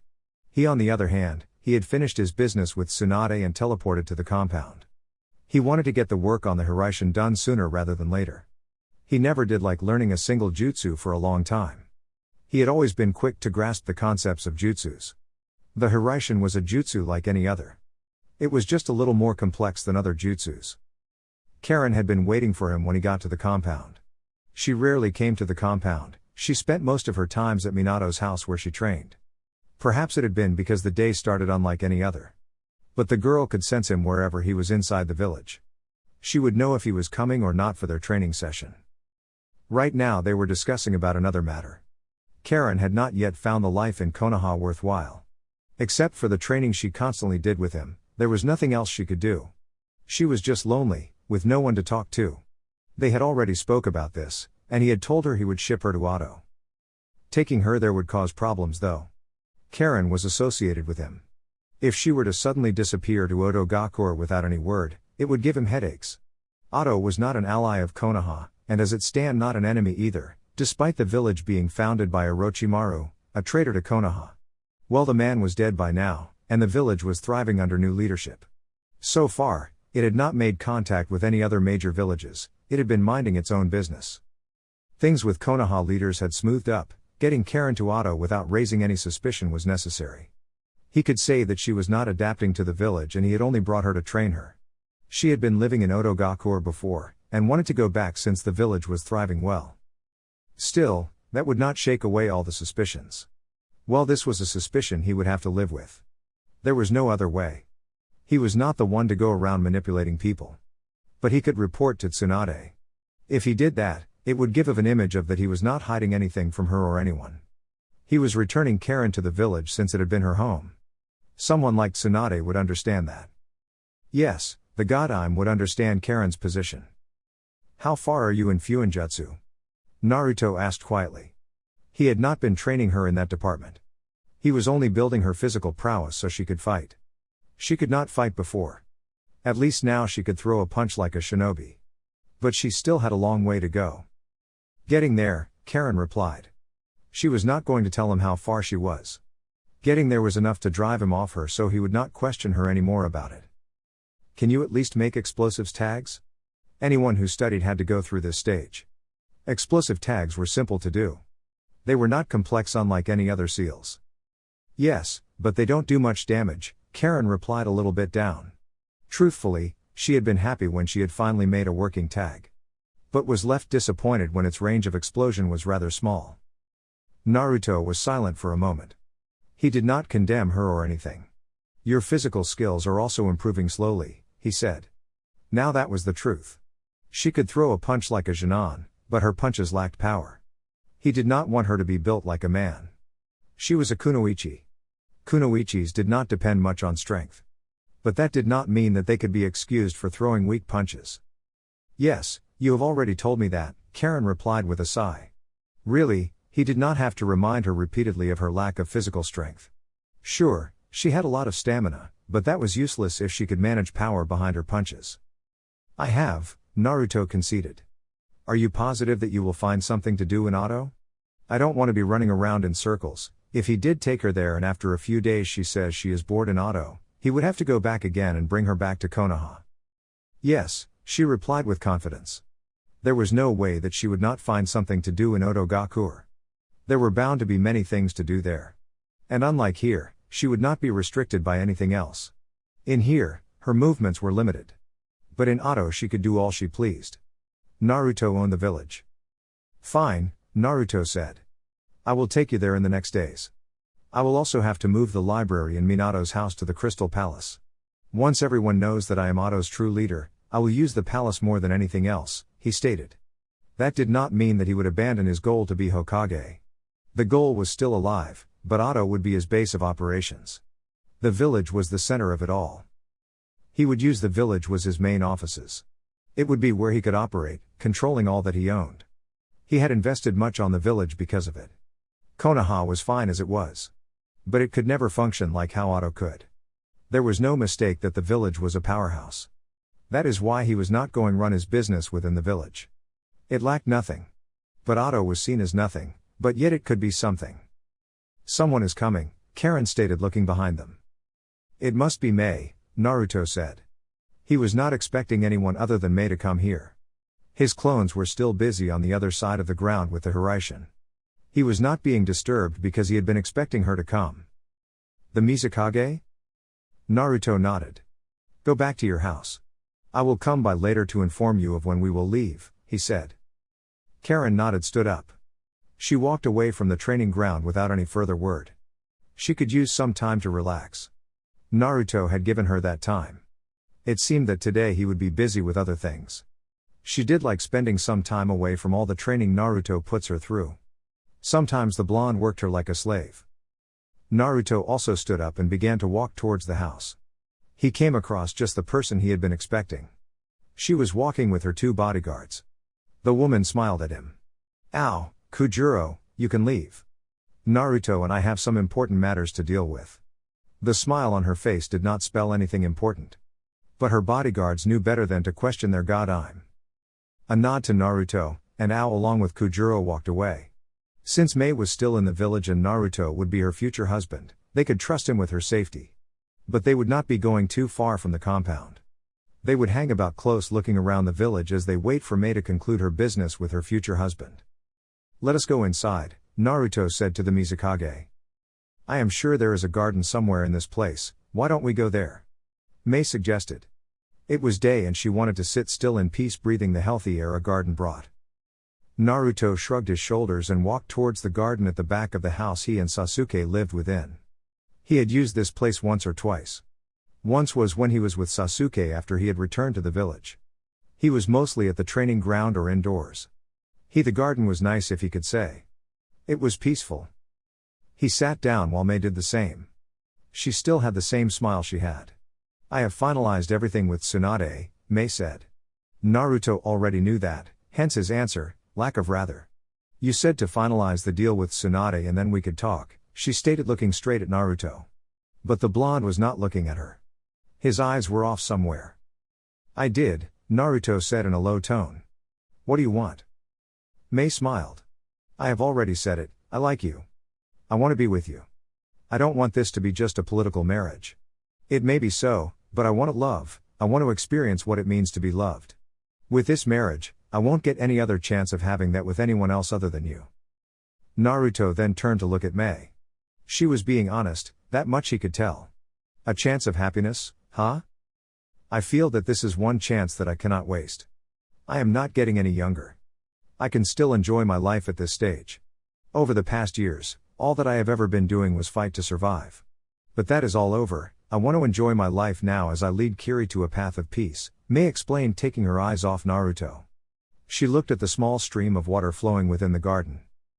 "I had almost forgot about that part. You have had a rough time in your village. Your childhood was fine, but later on during Yagura's reign your village was plagued into a civil war. From a happy childhood, you lost your parents and were forced to lead the rebels to free your village from its bloody ways," Naruto stated, keeping his low tone. He had taken his eyes off Mei as he spoke. Mei smiled sadly. "My childhood may not have been rough as yours, but my late years were not pleasant. I had to watch so many companions die, so many innocents killed simply because they had a bloodline. It was difficult accepting it, but I did not run away from my home even though my parents were killed. I stayed and fought to free my village so that no more children could suffer the same fate as I did." Naruto was silent for a few moments. He did not like talking about his childhood. It was a painful past that he would rather forget. "Such a subject, I dislike it," he finally said. "You should not," Mei stated, shaking her head. "You need to get things off your chest to be able to move on. If you cannot talk about these things, you will never be truly happy." Naruto stared at the heavens with an unreadable expression on his face. "We will have to put everything on hold until I finish some things," Naruto stated, looking straight at the woman. "Huh?" Mei was quite surprised at that. He said they would talk after she had signed the alliance with Tsunade. "What do you mean by that?" "My schedule is currently full. You came at your own time. I have important things that I have to deal with. Getting myself involved in emotional stuff with 2 women is not going to do me right," Naruto replied. Yugao was already having an effect on him. He had to work around that and ensure that it stopped. He had to balance things with her and ensure that he was still himself around her. 2 women? "It is nothing important," Naruto stated in a firm tone. He did not want to get into that topic with her. Perhaps he would if he decided to engage in an intimate relationship with her. "You have to focus on making sure Kiri recovers from the civil war. That has to be enough to take all your energy. You still have to negotiate alliances with other villages and trade treaties. I can handle all that. A relationship will bring me down to earth. With a relationship, I will something to remind me that I have a life outside of my job as the Mizukage. I don't want to be lost in my job and forget about other things in life." Naruto simply have Mei a blank stare. The woman then realized that Naruto was not very social. He was not the kind of person to have a casual conversation with. It was mostly all about business. Even if she were to have him, Coming back home to him would be like coming back to another work. Whom was she kidding? Could Naruto actually give her the love she wanted? It seemed unlikely. Nevertheless, she did not believe that he was not capable of expressing emotion. Everyone had a human part within their hearts, no matter how heartless they seemed. It just needed to be found. Even with all that, come on, give it a try. If it gets between whatever you have planned, we can slow it down until your plans are completed. No, it was a firm no, one that would leave someone without another word to say. Why did you even agree to this? Naruto ignored the question. To get the perfect results, one must be totally focused on the objective. I told you that. I already have distractions. I don't want to add another one. He paused for a moment. I am patient. I expect you to be just as that. When I have completed my objectives, or when I am near completion, I will come to you. Just wait. Mei fell silent as she studied Naruto for a moment. The blonde then stood up. To think I would find myself in this position at this time. He said, shaking his head. There are changes around you and you don't like them, don't you? Mei guessed. Naruto ignored the question, again. Do not forget to visit Otto before you return to the mist. I will contact you, I don't know when. With that, the blonde disappeared in a swirl of flames, leaving Mei alone. He just went away like that. Mei said to herself rather disappointedly. I guess I should have expected this, she mumbled softly. He never indulged in anything emotional during his stay at Kiri. But even now, he seemed to be resisting. He was also a bit different, but still had the same outlook. Guess she would just have to be patient. Before she says goodbye to Tsunade, she would make sure that she and Naruto were engaged officially, even without a ring. That would serve to remind the blonde of her. She would be called his fiancée, until he came to her. It was all right though. She could wait a little longer. Iwaigakur. The Sandaimate Tsuchikage rubbed his temples as he finished off signing some papers. The village's economy was steady. They had no need for anything.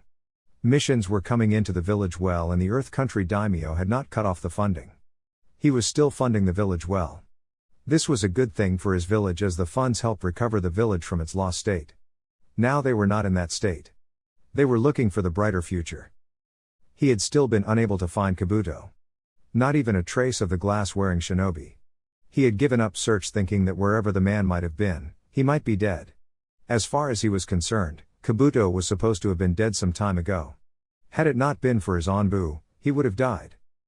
It still infuriated him that someone was able to sneak inside his village and take Orochimaru's former No-2 under his nose. This was his village, and yet someone was able to sneak in and take Kabuto. Nothing was left behind, not even a scent. They seemed to have just disappeared. He did not like that at all. But there was little he could do about it. He would just be prepared next time. He was not going to allow something like that to happen again. He wished that his granddaughter would remain safe though. From the report he received from the messenger bird, she was well and had been treated fairly well. But the fact that they did not know everything going around the village was worrying him. He could not get over the thought that his granddaughter would be hurt should her true mission be discovered. Any village would surely act quickly to terminate her once her objective was found. Spies were always tortured for intel, then killed. He kept himself calm with the thought that Oda Gakure would not do anything to his granddaughter in fear in Iwa's wrath. Surely, they know that if something is to happen to Kurotsuchi, he would not waste time in assembling his army and have them march over to Otto. He would crush the village if they were to do anything to his granddaughter. But that being said, she would still be lost. Vengeance would not bring her back. Perhaps it might make him feel a little better. But she would still be lost.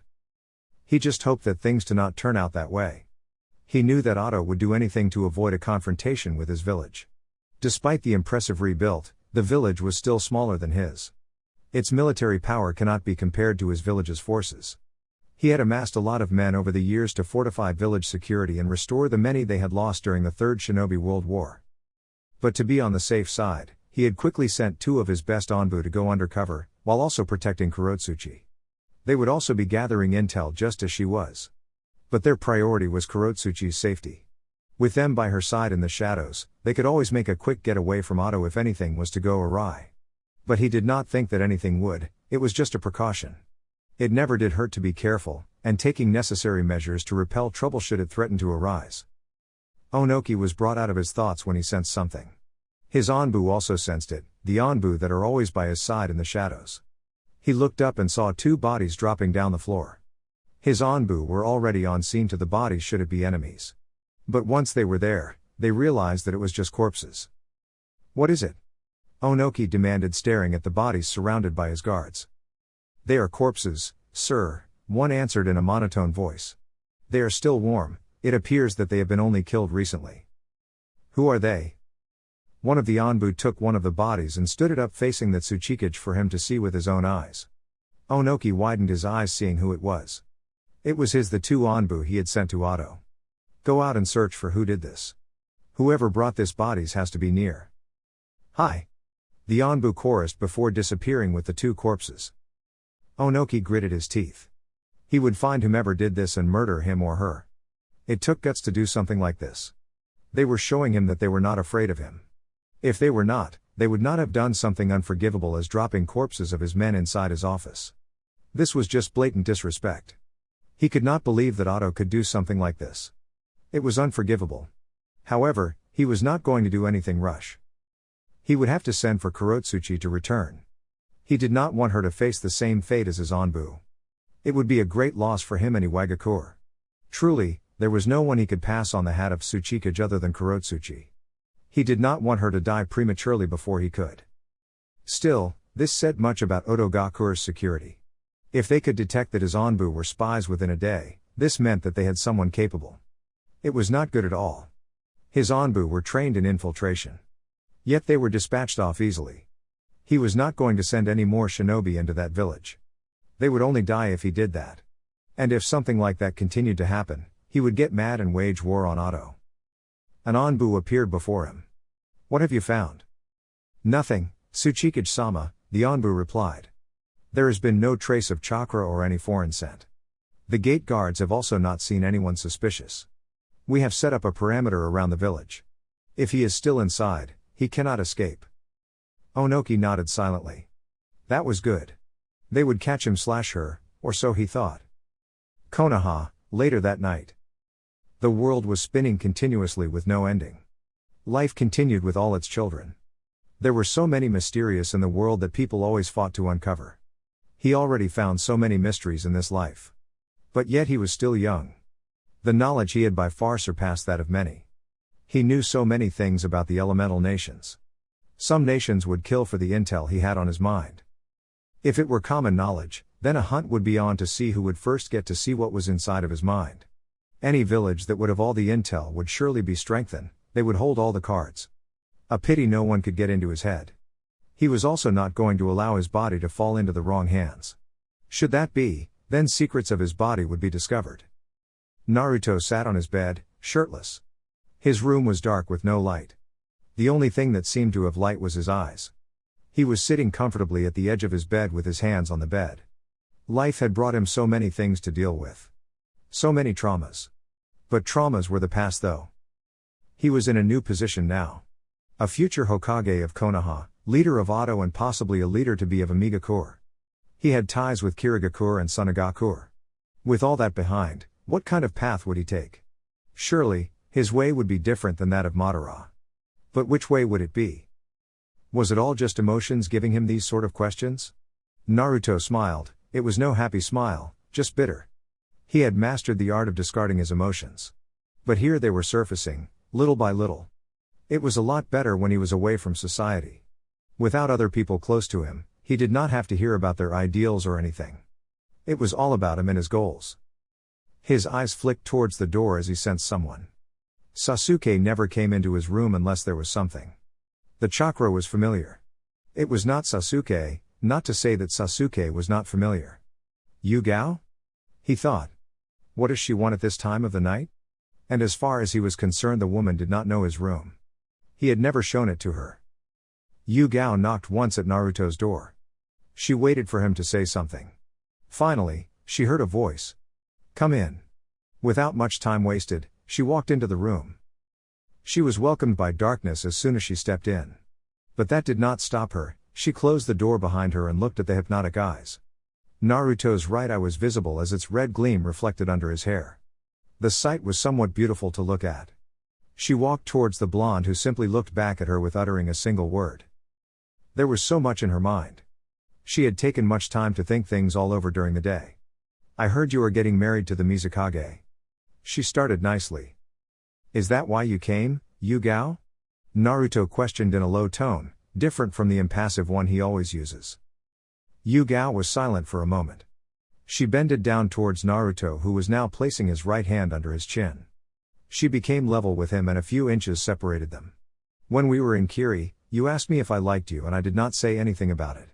But now I can say that yes, I do like you. Naruto remained silent. There was a possibility that it was because he did not know how he was going to respond. Or it could just have been that he saw that Yugao was not done talking. When I heard that you were to be married off to the Mizukage, I felt something in my heart move. I had thought that I would be the only one for you. You had told me yourself that there was no one who met your standards like I do. I thought that I had lost a chance of starting something with you. She placed her right hand on his cheek. Again, Naruto was silent, for a moment. I already told you, you were acceptable to me. I would not throw you away after saying that, the blonde finally stated. Yugao smiled. I am glad, she said softly.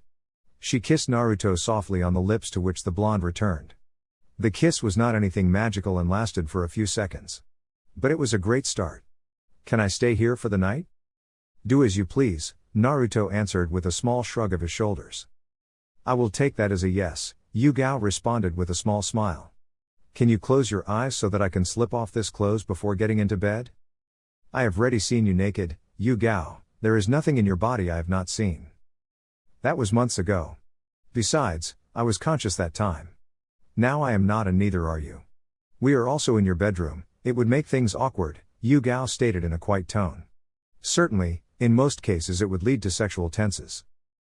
Naruto shook his head slightly and slipped under the blankets. He did not close his eyes though, he simply stared at the ceiling. A few moments later, Yugao too entered the bed on his right side. She too laid her eyes at the ceiling as the silence continued. It was broken after a few moments by Yugao.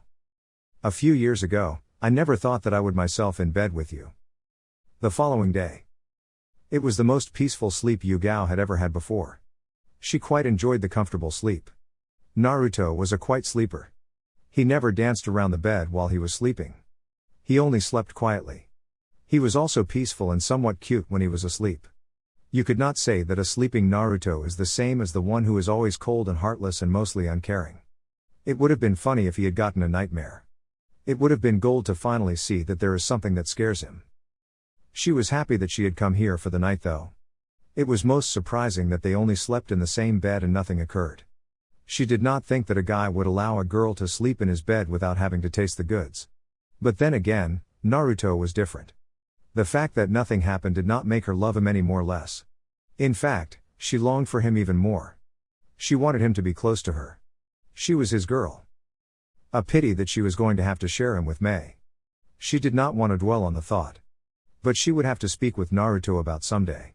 As it stood, the Mizukage would become his first wife and she would become his second. She did not want that. She wanted to be his first. Although the virgin ship has already sailed, she wanted to be the first one to do it with him before Mei. There was no doubt, since he was going to be married to the woman soon, if he were to go to Kiri, Mei would not hesitate to get him to play the naked dance with her. The thought did not please her. At least she had him here in Konoha. She would be with all the time she could want. Still, the thought of sharing him was not pleasing. But she would have to live with it. Ironic, it was just yesterday that she was thinking she was the only girl for him. But now that was all crushed with his pending marriage to Mei. Yugao opened her eyes slowly, as she welcomed the morning light. Her face turned to Naruto's side. She had a warm smile on her face. She usually woke up before chicken sang. She was surprised when she saw that Naruto was not in his side. There was nothing in his bed. He was nowhere to be seen. She would have felt cheap if it was her bed and they had had sex the night before. But it was not of that sort. She rose up from the bed and looked around the room. Despite the room being dark when she came inside, she could still see things. Naruto's forehead protector was at the nightstand, even now it was still there. She looked at the wall, she saw his armor hanged, it was not there. Neither was his gun by. Perhaps he had gone off to train. That would explain it. He could not have left the village without his forehead protector, could he? He had not even said anything to her about leaving the village. As far as she knew, today would be like any other day for him. With waking up in his bed, she would have thought they would stay in for some time while they talked about their relationship. It had to be discussed before anything else. She would also have thought that today they would have to celebrate. But just to be sure that he was in, she got up from the bed. She did the bed sheets before putting on her clothes. Without another look around the room, she went downstairs. She felt someone in the kitchen and went there. But it was only Sasuke. She felt kind of disappointed that it was not Naruto. She was not going to explain anything to him though.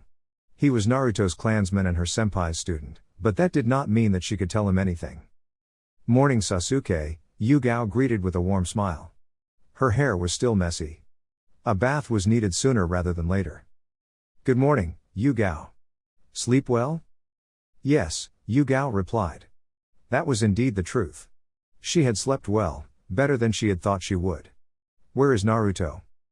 Sasuke's eyebrows rose at the question. "He left the village about 2 hours ago. I have just returned from informing the Hokage about that." "Did he not tell you?" Yugao shook her head slowly. She went to take a seat and looked straight at Sasuke. "Where did he go?" "Otogakure." "Otto? Why?" That was indeed curious. As far as she was concerned, Naruto had no relations with the village. Not even Konoha had relations with the village. Why would Naruto go there? "He is taking Karen there." She wanted to go back to the village she once belonged to, that was what he was told anyway. But he was aware that aside from Naruto, Karen had no one to talk to. And Naruto was not the kind of person to sit with and have a pleasant conversation.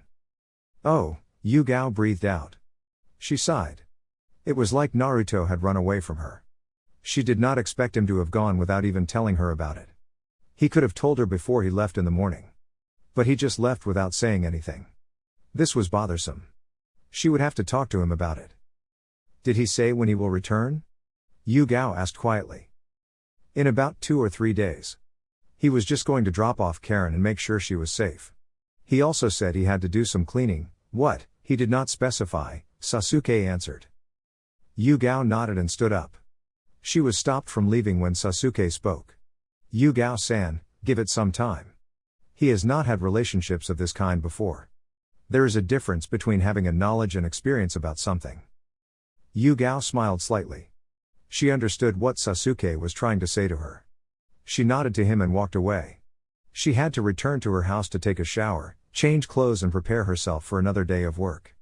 There was no day off unless there were no missions. Later that day, Otto. "Halt!" A guard at the village gates yelled loudly, staring at Naruto with a hardened expression on his face. Everybody knew who the blonde was. How could they not? Another thing was that he was from Konoha. As far as he was concerned, Konoha had no relations with Otto. Amusing, a mere guard was staring him at like that. He was the one who made it possible for the guard to have the job in the first place, and now he was being stared like that. He found it amusing when someone looked at him like he or she was superior to him.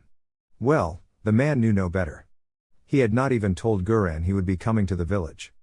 It was not a surprise visit at all. He just felt no need to inform her of his visit. "What do you want?" the guard demanded in a firm tone. "He is returning me," Karen responded. "I used to live here in one of Orochimaru's hideouts." The guard looked at them suspiciously. "Papers?" Karen smiled nervously and looked at Naruto. She had no papers. Naruto said they were not necessary. He had to have some sort of plan for all this. The blonde was tempted to use his sharingan on the fool. But he could do things in a less troubling way for a change. He walked towards the guard and stood facing the men. Surprisingly, the man held his nerve well. He took out a paper from his pocket and handed it to the man. "Come on, Karen," he said without even turning to face the redhead. The guard looked at the papers and handed it back to Naruto. "Don't cause any trouble," he said. He was ignored though. As soon as Naruto and Karen walked past the newly constructed gates, they were not there during Orochimaru's reign, the latter opened her eyes wide at the sight. It was like she was walking at a beautiful version of a small Konoha. The style of buildings were the same. And the streets were all happy. There were kids playing around, just like in Konoha or any other village. "It's beautiful," she said smiling. "I did not think that this village would ever look like this." She paused for a moment. Where did all this people come from? Otto did not have this many people as far as she remembered. Other small villages, some had been here and others were found wandering around, Naruto answered. Karen was walking behind him now as she looked around the village. You will get to see it clearly tomorrow when I am gone. It is nearly night, anyway, Naruto said. Karen sighed and caught up to the blonde. The villagers were looking at them with curiosity. But no one did anything stupid. They walked until they reached the most beautiful structure in the village, the Crystal Palace. Did you actually design this? Karen asked in slight awe at the majestic beauty and size of the palace. It was more like double the size of the Hokage Tower. Yes, Naruto said. It was quite pleasant to see. It was befitting for someone like him. It was glorious, no village had such a structure. There was no one else like him. His palace had to be unique. Perhaps I was wrong about you not understanding certain things. If your mind could make this image, then you are not as I thought. Certainly, this building spoke much about its owner. It was unique and made for everyone to see it. Its glory was wonderful and surrounded by things below it. Even though some buildings were nice, nothing could be compared to it. Naruto said nothing, he walked towards the entrance of the palace. No one was stopping them. Guren had to have known by now that he was inside the village. It would explain why no one had stopped them from entering the palace. Finally, they reached the top office. Since Naruto had designed the building, he had its blueprints inside his head. He could never get lost inside. He had also defined specifically what all the rooms would be used for. There was no need to knock as they entered. Guren was already standing up. She was not behind her desk. She was beside it. Naruto-sama, I was not expecting you to come here so soon. Zetsu had informed me that you were busy at Konoha. She also thought that if he was to come, he would do it discreetly. She looked at the woman beside him, a familiar face. Naruto-sama, Naruto said with a raised brow. Subordinates call their superiors like that, Guren said. She always called Orochimaru-sama to show her respect. He was her master after all. Naruto shrugged, he did not really care about that. As long as she did what she told, he had no problems. Sit, he said, taking a seat in front of the desk. Karen sat beside him while Guren took the seat behind the desk. Should we not make privacy seals first? Guren asked quietly. One of Zetsu's clone is within the palace ensuring that no one eavesdrop. I trust Zetsu's skills to believe that no one can pass through his watchful eyes, Naruto said. In truth, it was not one clone. But just to be sure, I will set a permanent seal, he said, turning around with his chair. He performed several hand seals before slamming them to the ground. The whole office glowed for some time. Naruto then turned to Guren again. It's nice to see you again, Guren, Karen stated, earning a narrowed look from the woman. After a few moments, she nodded. I did not know you were with Naruto-sama, Guren stated. I have been with him before Orochimaru was killed. That was news to Guren. She was never informed of this. But then again, Orochimaru had become silent after Naruto had destroyed several bases. When did Mei leave? Naruto questioned, getting to things that mattered. Around noon. She seemed to be in a hurry to return to her village, the crystal user replied. Naruto simply gave her a look. All affairs with her were handled. And a treaty was signed. It was no hustle after she had said you sent her. Good, the blonde said. You have handled things perfectly. Once everything is complete, this village will thrive. It had to. He would not accept it if it did not. This was to be his HQ, it had to thrive. Thank you, Guren said at the compliment. I am sure it will. Business is already good and the economy is stable. When everything is finished, Otto will be a success. Then they talked about some business. It was all pleasant, Naruto had no complaints. Guren had done a fine job in steering the project. Why would he complain? He told Guren that Karen would be staying at the village from now on and would help should she need the help. Some matters had to be handled separately. Before he retreated to the first floor, underground floor, he gave Guren a large scroll containing many scrolls. It was for the library within the palace. She along with Karen would have to put up everything. He was not going to carry such a mundane task. He had also informed Guren of Karen's training. She had to continue training until he said to stop. Everything he would need to discuss with Guren was discussed. By tomorrow, he would be leaving the village. He was not to stay long. A night at his quarters was all he would do. The following day, just outside of Otto, Naruto stopped walking and turned around as he sensed something. His eyes laid to Jiraiya, the toad sage. The said sage was looking at him with a rather serious expression on his face. That was it, he had not been in touch with Tsunade over the past days. If he had been, he would not have been looking at him like that. "What can I do for you, Jiraiya?" Naruto asked in his usual tone. "What were you doing in Auto?" "As soon as I heard that you were heading towards the direction, I rushed over here. I was told you were with a redhead girl." "I figured she was that girl, Karen," Jiraiya stated, keeping his serious tone. Now that raises question on top of the first one. "I went to Auto with Karen and now I've left the village without her." A question would come, why? Naruto stated, folding his hands across his chest. He was speaking as if he was the one who had questions. "Are you going to answer my question?" "I wonder," those two simple words came out of Naruto's mouth. "I know you were seen in Kusagakure near one of Orochimaru's hideout. This was where that woman, Guren, was located. I know witnesses who said she left the hideout after you." "So? What connections do you have with her?"